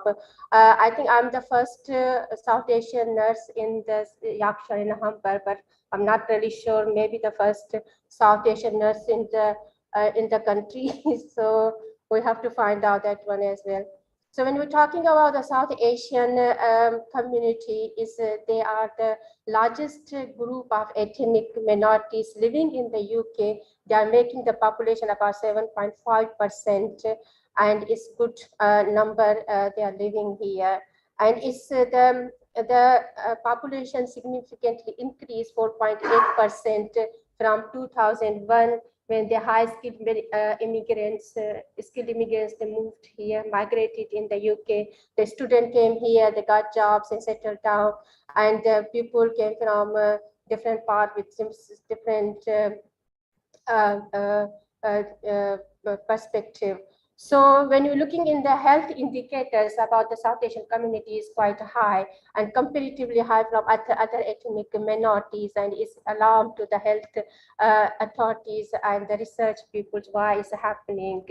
Evidence shows is about 11.4% of South Asian people are suffering from long-term health conditions, which is the highest number from other ethnic minorities.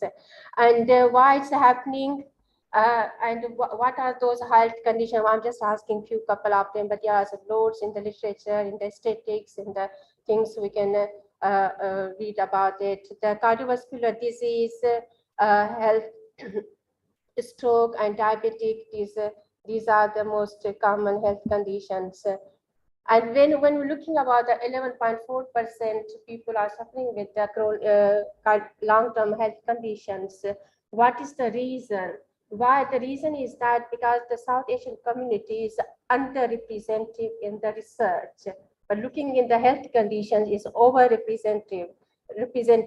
So how to engage that community in the research to find out more, what are the health indicators, what are the behaviors, what are their lifestyle, what are the main reasons behind that kind of situation. So there are the barriers which many literature, many studies, many reviews has identified. The main reasons are the health inequality. So the people who come from Pakistan, from India, from Bangladesh, mostly last 4 or 5 decades ago, they were working in the factories, they were laymen, taxi person, and working hard. They were not integrated in the society. They had a language problem, strong culture, beliefs, and values, and they were living in the areas they call the deprived areas. And where the deprived areas, there are limited health facilities. And even because of language barriers, they could not really know about, have much information about the health awareness. And having not much awareness, then you don't demand that we need these facilities in our areas. We need this kind of services in our areas to improve our, to make progress in the lifestyle or making such kind of a healthy environment. And these ethnic minorities have been marginalized. And when we're talking about the institutional discriminations, I was in 5th of March, there was a seminar in the Royal Hallamshire University to expose for the narrative nurses. And I was really, but I think a couple of my colleagues are here, they attended the seminar. There was a documentary about the 25 minutes exposed, and the document is very good. The nurses said, we were fighting globally with COVID, actually, together, but actually we were fighting for the PPEs. You know, we were fighting for the other institutional discriminations. The many nurses, the many health workers, they were deployed and they were sent to the high-risk ward and high-risk areas. Their health conditions were poorly and things like that. Lack of trust when you people doing the research, there's a lot of data protection issues and other things. They ask why when you're talking about somebody, we need this thing, information about the research. They take, will this be confidential? Will you keep it confidential? So that is the lack of trust issue as well. Communication gap between due to language barriers, as we talk about the majority, they don't speak much English, even they speak English, but their reading and writing may not be much as level. The new generations is good, but maybe the older population, they're still suffering. And new migrants also have a language problem. Cultural competency, when you're talking about the culture, it's not only the one culture. When the South Asian, it's the same culture. We eat South Asian food, but it's a different, it's a complex. Within the country is a different culture. And when you're talking about the Pakistan, even within the Pakistan, there are 4 provinces and 4 different cultures. India have a different diverse population. So we have to understand their culture, their values, their behavior, faith values. When you're talking about the research, we're going to talk to them that what kind of level of understanding they have, what we are going to take them. We have to respect them. Sensitive research, when you're talking about the sensitive research, you have to make sure that when you research people, they're going to discuss about the breast cancer, make sure the person is going to talk to this lady. It should be a lady, not a male. She may not be comfortable with that one. And limited knowledge about research, people who doesn't have a much awareness about the health, and there is not much literature in their language, in the GP services or primary healthcare services or other health resources. They can't get much information about the research and they're not engaged, and they have not been outreached to for the research as well. So we have to improve those kind of things. How to improve the engagement? We have to stay in contact with the community. We have to be in touch with them regularly and make them prolonged engagement with the communities, like informal meetings, attending their lunch group clubs, and having like coffee corner meetings, so we can get some kind of confidence between them, and we have to break those barriers. Give insight to the community about the research. When you're doing about the research, you have to make sure we're conducting this research.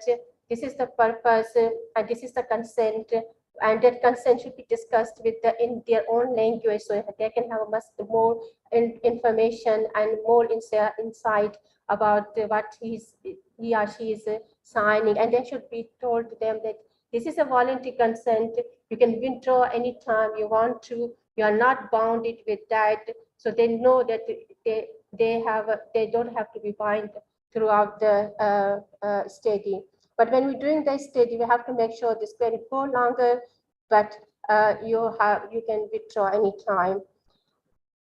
Engage the stakeholders, communities, charities, organizers, and faith leaders, because the people who are from South Asian community, they believe their key persons are the faith leaders and their stakeholders and community leaders. If you speak with them, if you train them, if you give them the more information, talk to them about the studies, they will take the message and pass it on to the community in positive ways. So we have to work with them.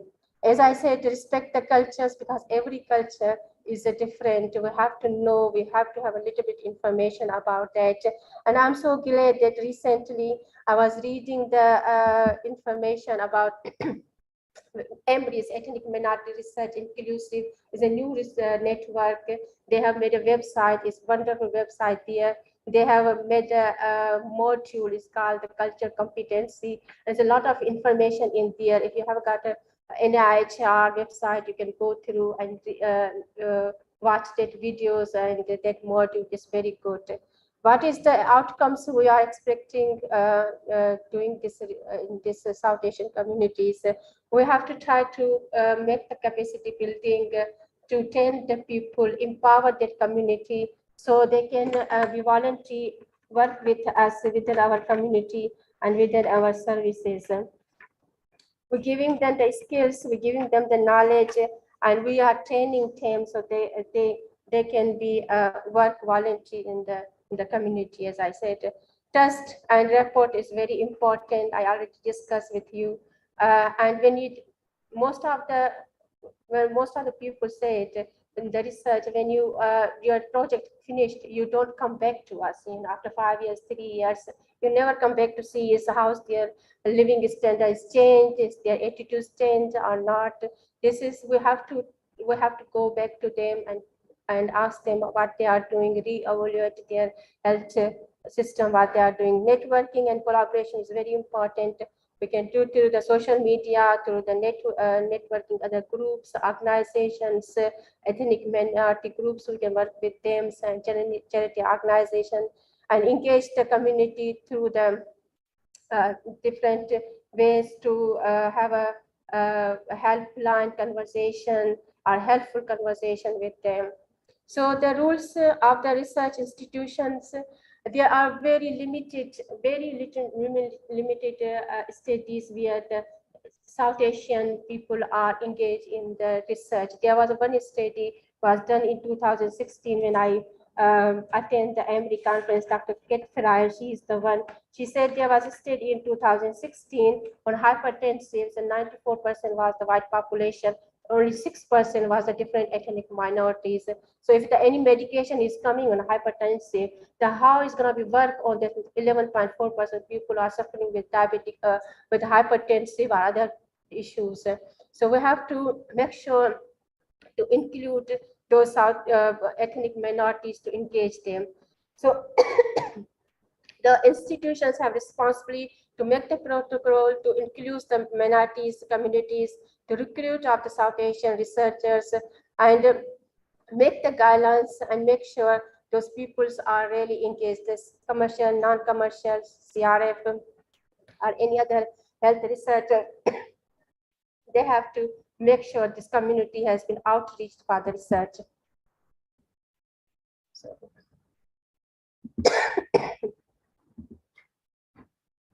My roles and responsibility is to liaise with the primary health care. Sorry, I think it's the AC is talking.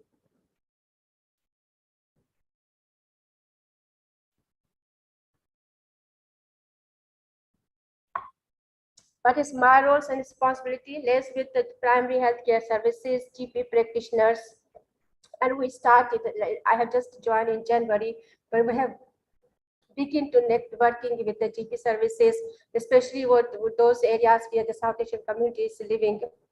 We are making the contact, we have sent them the letter, our introductions, effective engagement with the communities and the sustainable network. We're working on it, making network with the other research organization. We already engaged with EMRI, Deep End Project, and other organizations.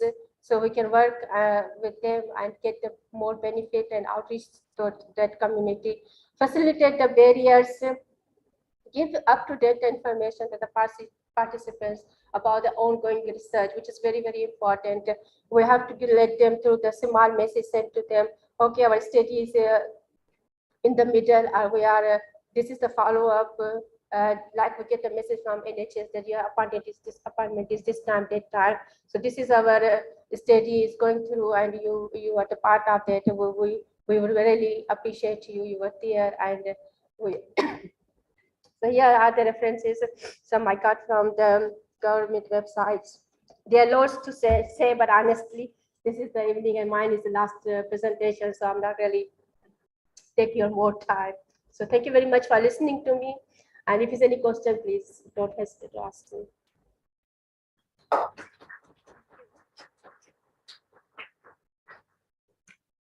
Yes, sir. Now, with regards to research on ethnic minorities, I find out that a lot of subjects are picked from mostly white British. So when the figures or the findings are sourced, they are only representative of specific and not necessarily others. The health minister related to training, for instance, the resuscitation where Carroll and Carroll were assessed on minorities. So it's a good initiative, and I hope that more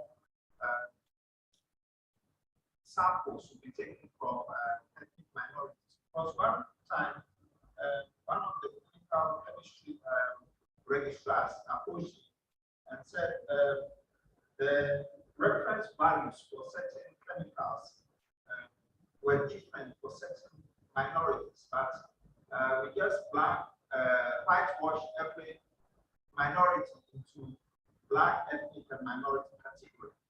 But they need to be classified into separate entities to find out which reference value pertains to specific entities.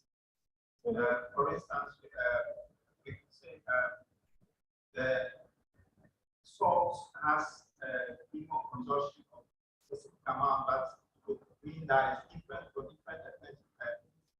So I want to recruit participants to research from ethnic minorities and categorize them into separate entities. Actually, as I told you, this is the first, I'm the first South Asian community nurse.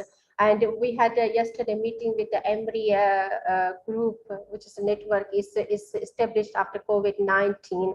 It's only 2 years. And there are some South Afro-Caribbean people, organizations. They are working with them, and they are making the networking, and they are engaging, and they are waiting for some fundings, and they are making the strategic plan for sustainable, for long term, to work with different ethnic minorities.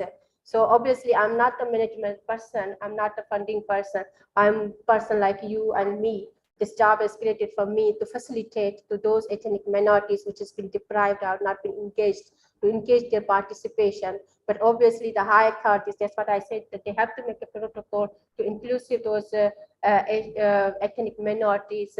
Otherwise, we will carrying this high burden of the disease, our conditions for long term from the ethnic minorities if we are not working with them, So they are making some kind, especially after COVID-19, the scenario is changing, and the people are thinking about it. The high authorities are sitting there and watching and observing, and I hope some changes will come. Thank you. Any other questions? Hi.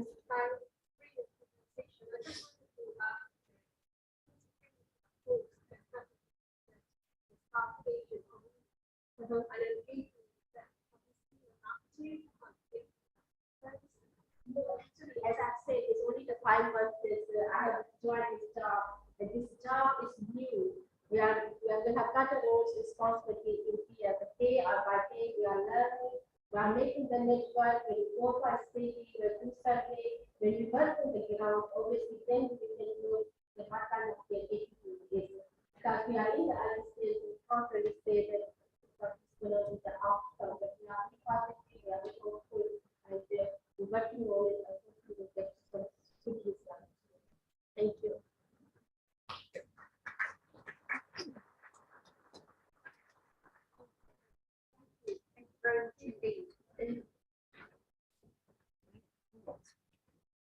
This is a video. That says that the presenting to So we'll probably join Okay. some point, but not Okay. sure. So Great. I'll just need to Okay. put the video on. Right, the next session is a keynote presentation, and it's on video, but the presenter is going to be joining us afterwards, according to my trusty bit of paper that's served me well all day, so I don't have any reason to distrust it. Oh, hello, you're here already? No? Are you there? No, is that on video?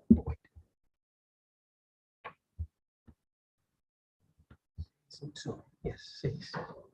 Hi, Elizabeth. Oh, Elizabeth, you're there. You're on Wait, mute at the moment, yeah. but don't worry. I'll make your host so you can talk. Right, we will run your presentation first, and then you're going to be around for questions, yes? Lovely, great stuff. Well, if that's the case, I have great pleasure in introducing Elizabeth Rosser, who is a Professor Emeritus at Bournemouth University and Sigma, and she's going to do a presentation that is going to go up on screen any second now, which is entitled Investing in Nursing Leadership, Looking Back and Moving Forward. Okay, so I'm just going to get your presentation up on screen, Elizabeth, if that's okay. Yeah, and you should be able to unmute yourself if you want to speak when the video is being played. Lovely, thank you. Okay.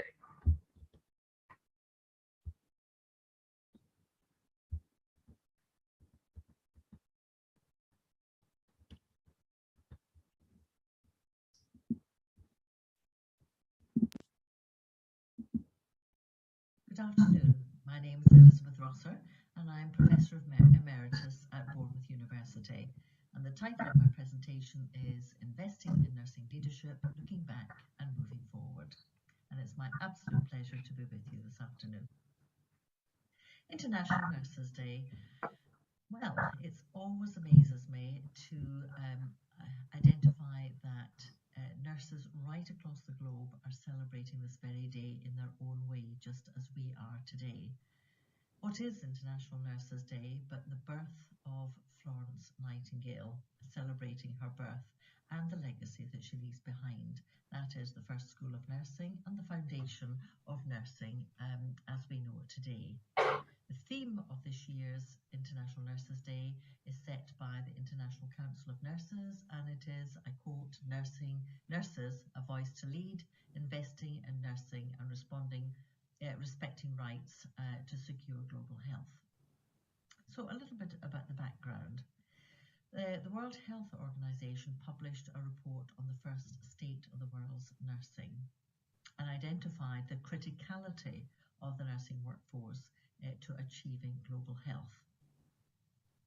A subsequent publication identified also that investing in nursing leadership is a key priority agenda for achieving global health, and set 4 policy-focused areas of education, jobs, leadership and service delivery, really drawing on the outcomes of the State of the World's Nursing Report. So it's with this background in mind that I set the aim and objectives for this presentation. My aim is to examine how and who should be investing in nursing and identify any progress that has been made, and the objectives to identify what we mean by investment, whose responsibility is it to invest, to explore the requirements for strategic leadership in nursing, to reflect very briefly on the last 50 years, my own career of 50 years, and to see how the nursing profession has moved forward quite considerably, to reinforce the need to invest in the nursing workforce, and lastly, to identify the challenges to investment and to making these investments a priority. So what do we mean by investment? Investment means strengthening the profession, not just financially, but emotionally, practically, and I think politically too, to support them in their role of keeping the world healthy. In the State of the World's Nursing Report, the then President of the International Council of Nursing, Annette Kennedy, stated, investing in nursing does make a difference, and I quote, every penny invested in nursing raises the well-being of people and families in tangible ways. Whose responsibility is it to invest?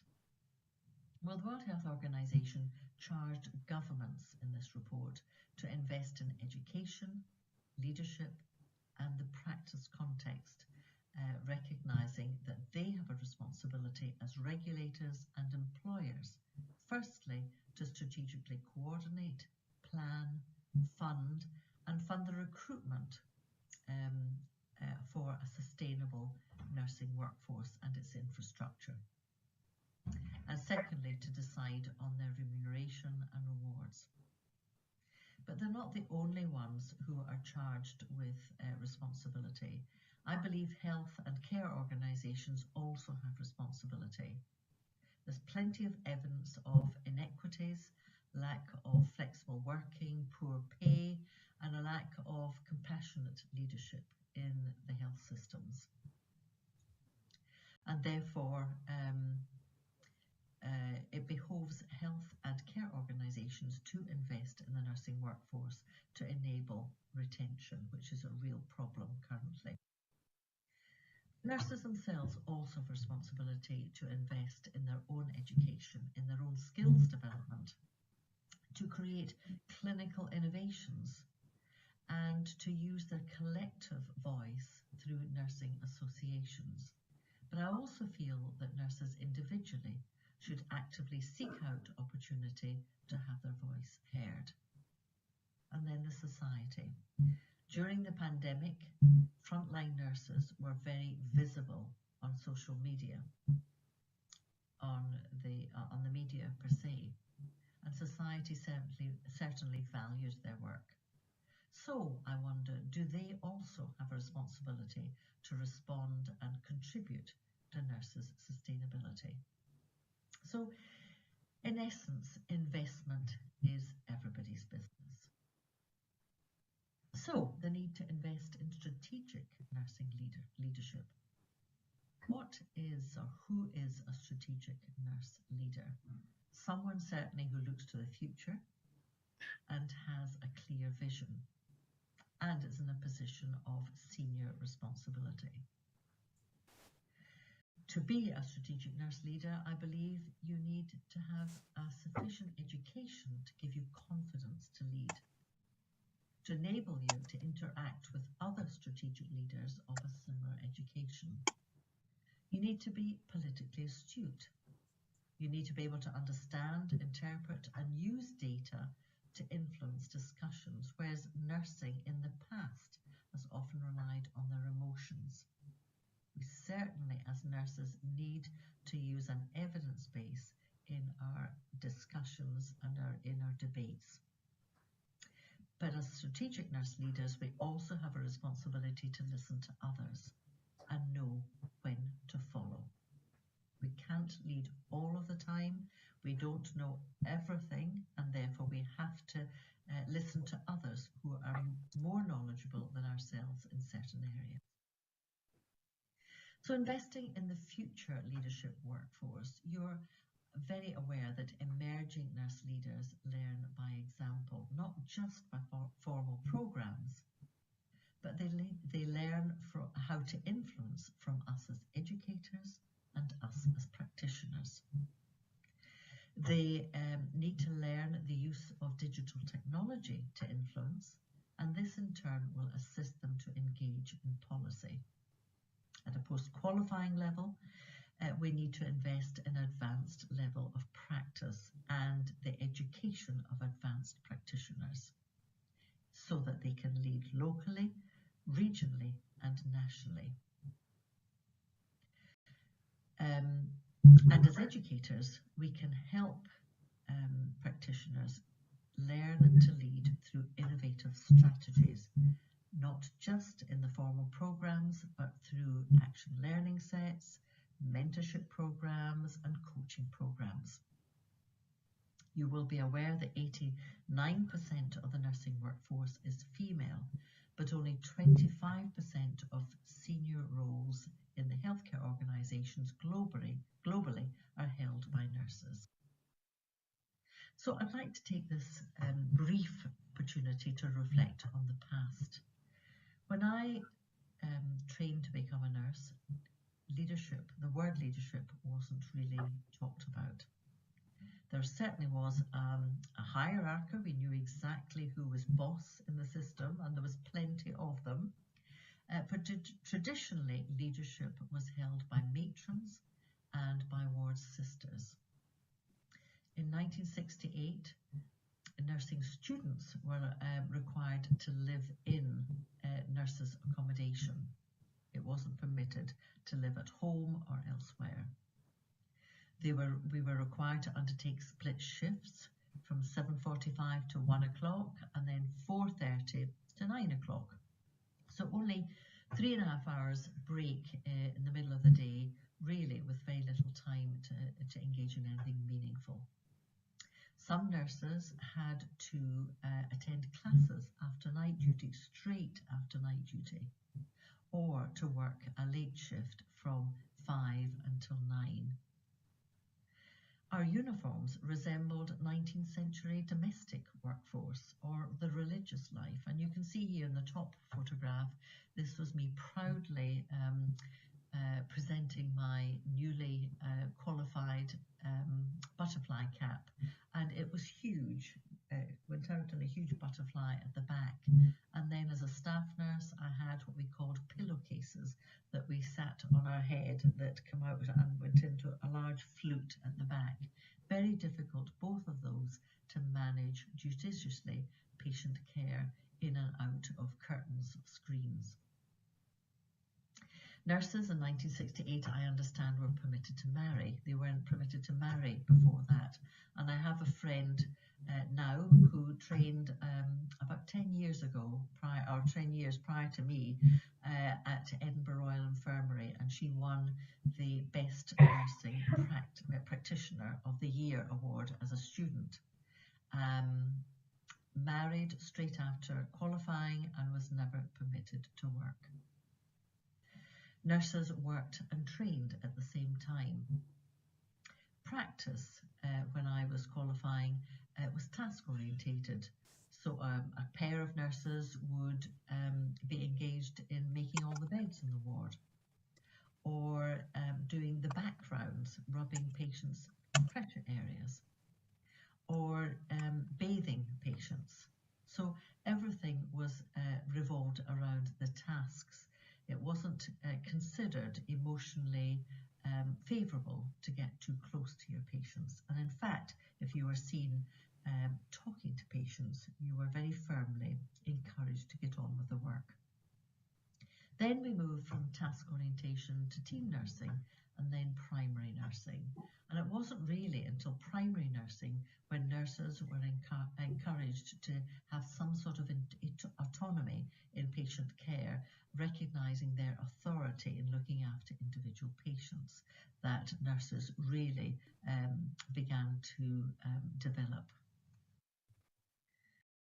Education at the time, from 1960 to 71, there was only one degree in Scotland at Edinburgh University that was a degree in social sciences with nursing, so not a dedicated nursing degree. And then in 1971, the first nursing degree, dedicated nursing degree, started in Manchester University in England. In 1986, nursing education moved wholesale into higher education with the diploma in nursing to qualify. And then in 2013, we became an all-graduate intake. We began to think seriously then of education for nursing roles, so supporting advanced practitioners with master's degrees, not with specialist courses. And then as nurse consultants were introduced in 1999, they were required at the time to have a master's degree, and then more recently nurse consultants are looking to complete their doctoral qualification. Research, well, there wasn't any. Doreen Norton in her pressure area care was completed around this time, but it didn't really reach practice, or at least in my experience, it did not reach practice. The RCN, Royal College of Nursing, undertook some small-scale studies in the early 1970s, and then more widely research was undertaken in the 1980s. But don't forget, evidence-based medicine, the precursor of evidence-based practice, was only invented really in the early 90s at McMaster's University, and then it took some time to get across the Atlantic to the UK. So nurses' ability to lead really was predicated on their more advanced level education, a degree qualification, their research, the production of evidence, and they changed the organisational care. Investing then in the nursing workforce. The State of the World's Nursing identified that there are 6 million nurses short over the next 10 years. And even if we educated a further 4.7 million, we would only maintain the status quo.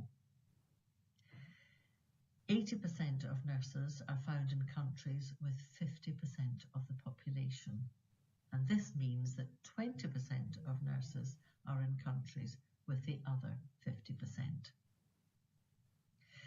This report found that 1/6 of countries will have fewer nurses than those expected to retire over the next 10 years. So we very definitely need to invest in educating more nurses, improving their terms and conditions to attract them into nursing. We need to invest in improving the culture of nursing to encourage nurses to stay. And we need to provide and educate nurses for career progression and perhaps entrepreneurship. So there very definitely is a need for governments to strategically plan for this shortfall and in developing the global infrastructure to support them. And we need ethical recruitment so that the Western countries are not using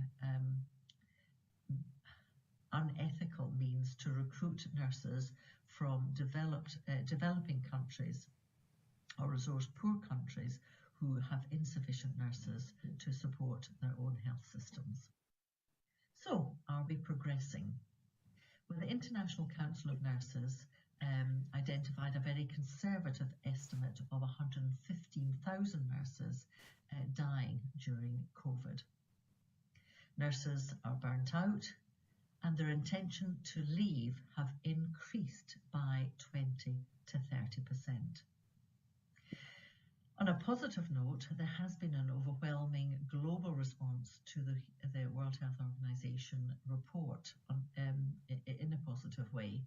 However, since the publication of the report, there have been a number of global issues which have impacted the prioritization of investments, particularly in the pay and reward of nurses. We've had the pandemic, well, we're having the pandemic. There has been mass global unemployment as a result of the pandemic, and also as a result, global financial crises. There also have been a number of environmental disasters such as floods and fire. And of course in Europe we have the current war in Ukraine, which has resulted in a number of countries reprioritizing their financial situation to invest more heavily in the military for defence. On a positive note, with the exception of Africa, countries have certainly increased their nursing recruitment, and long may this continue. What of the UK progress? They have certainly, the UK, increased government funding for health and care sectors. Is it enough? They have introduced student bursaries to attract students into nurse education, to support them in their living expenses during training, during their education. Each of the 4 countries of the UK has awarded pay rises as a result of COVID-19. However, we have also had Brexit. This has impacted impacted the free movement of European nurses to the UK, and we relied so heavily on European nurses in the past.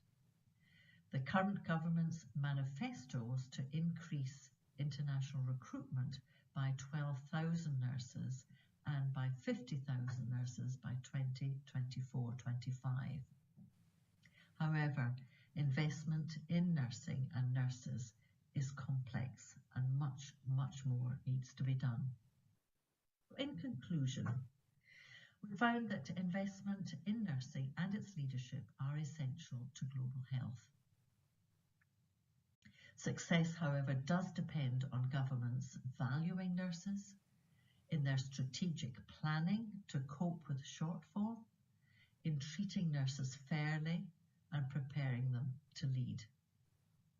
We also found that organisations health and care organisations are also responsible for compassionate, inclusive cultures in their organisation to encourage nurses to stay.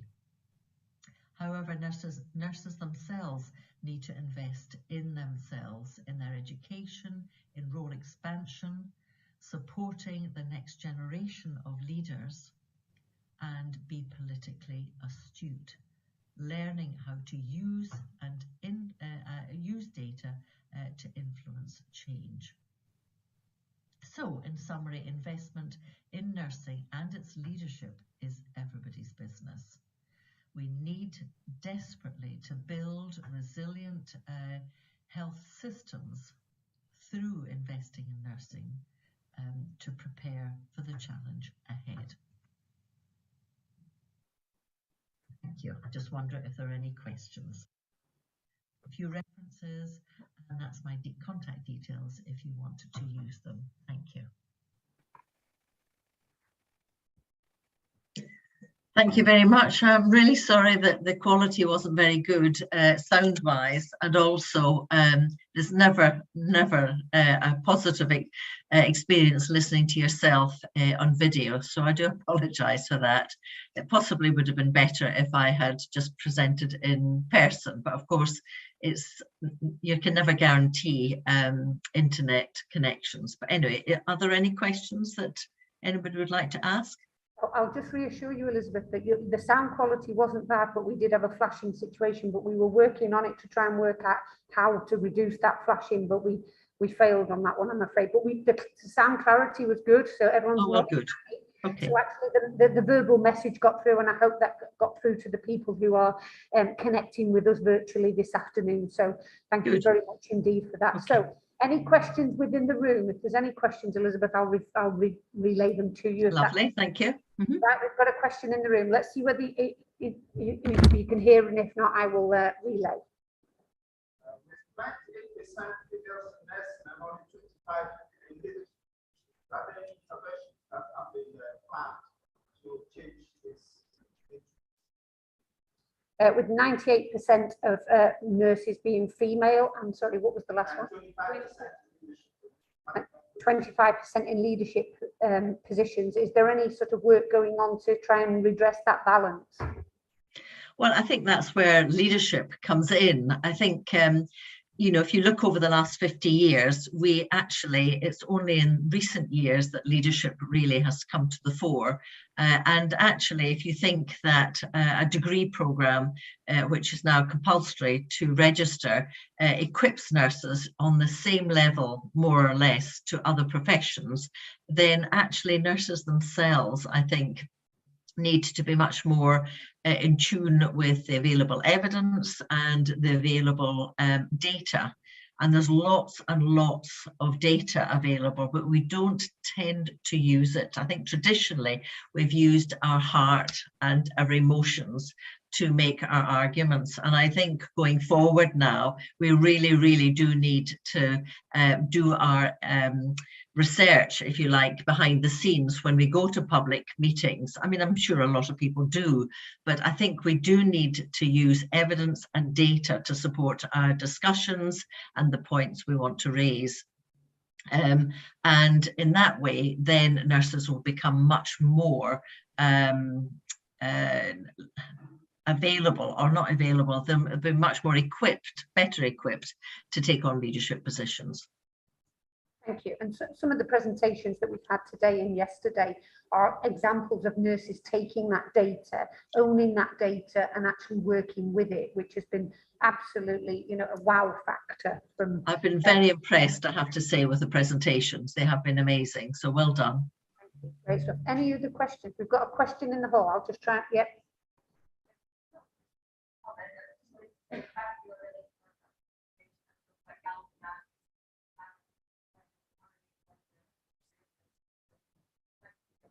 A comment that the presentation was really appreciated, and the person raising the comment says that they feel now galvanized to take that forward and you know, work with what you've said. So that's fabulous. Thank you. Excellent. Well done.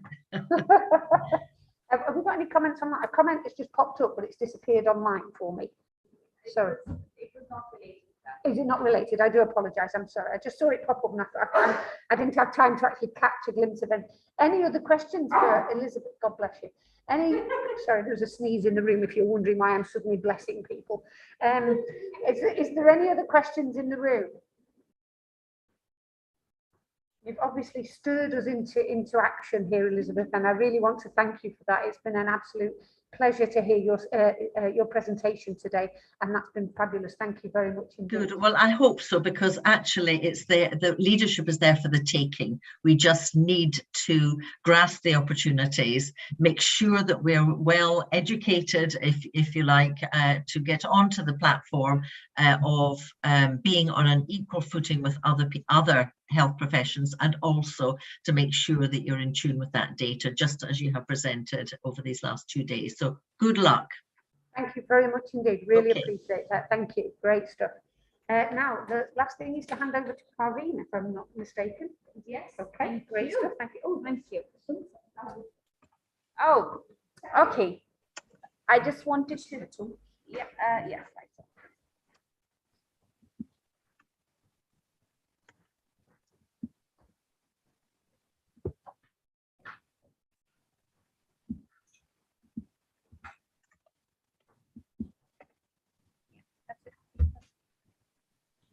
Well, thank you ever so much, everybody who came to today and were here yesterday at DBTH, people who were live with us wherever they were from, people who are going to watch the videos later on YouTube or Facebook, wherever these are available. Thank you ever so much for joining us. But I think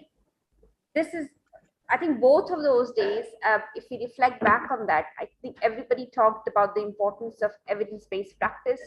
Everybody talked about why is it important that we need to start using the evidence and don't only just talk from the perspective of emotions and feelings, because we are nurses, we are conscious of people's feelings and emotions, and then we don't necessarily always use the evidence. Some of us do, as Elizabeth said. It's not that not everybody, but as a whole, as a majority, we don't always do that, which then means that we don't necessarily get the seat on the policy table.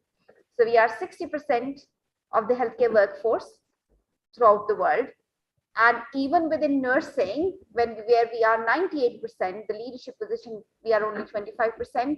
And when it comes to healthcare professions, regardless of the gender we are talking about, we are 60% within the healthcare workforce. But if we look at the leadership positions within the healthcare workforce, we don't have that many.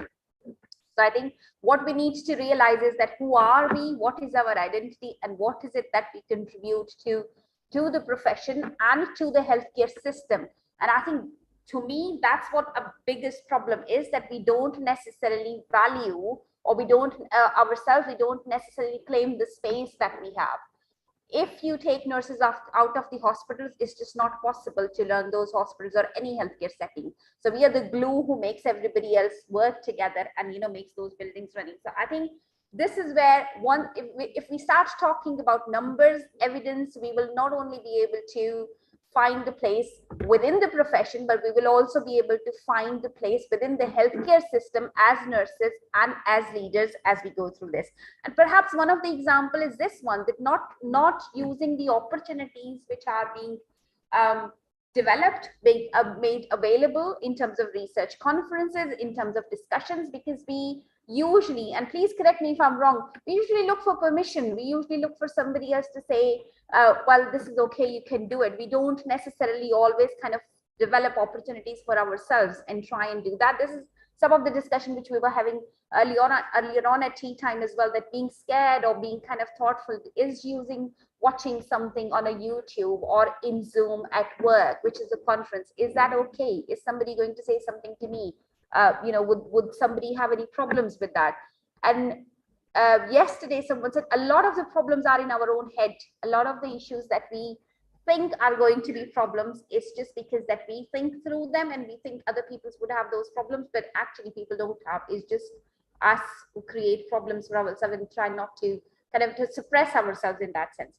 So as a last point, I would just say thank you ever so much for all of you for persisting with it. So hopefully we haven't bored you. That's why you were here since this morning up until now. So extremely grateful for your presence, and do let us know how you find this event, because that then encourages us to ensure that we try and develop other events going forward. And please do tell us what is it that we can do to support you to come and learn from these type of events, because if you don't, then there is an implication that, you know, you're not able to organize it. It just is not possible for the speakers. It's not possible for anybody else. But if we don't, then there are other implications for that. So I think we just need to work together. But thank you ever so much. Thank you ever so much for all the speakers who have given their time and shared the research and the work which they did. Thank you so much from myself and Julie to all the colleagues at DBTH as well as STH and University of Sheffield, including many of them, Jose, Keely, Nikki, Gail, and I don't think I can take the names of everybody. Irene, of course. Jezreen, who is not Sarah yesterday, and there are too many names who have made this event possible. So if I don't mention your name, that doesn't mean that I'm not grateful or I don't acknowledge your support. And you all know how you have contributed to that. So thank you ever so much for everything. And I hope this was useful. Do get back to us if you have got any feedback, any comments, anything else like that. And I hope you have a great evening. Thank you.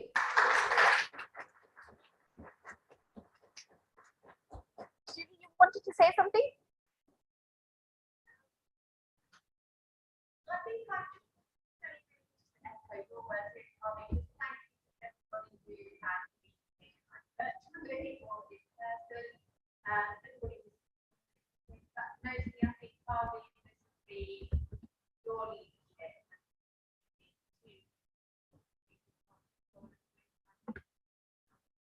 I think it was a great group effort. No one on their own can do anything. And I think it's just everybody's effort which has made this successful. So thank you ever so much. So have a great evening and goodbye and Allah Hafiz.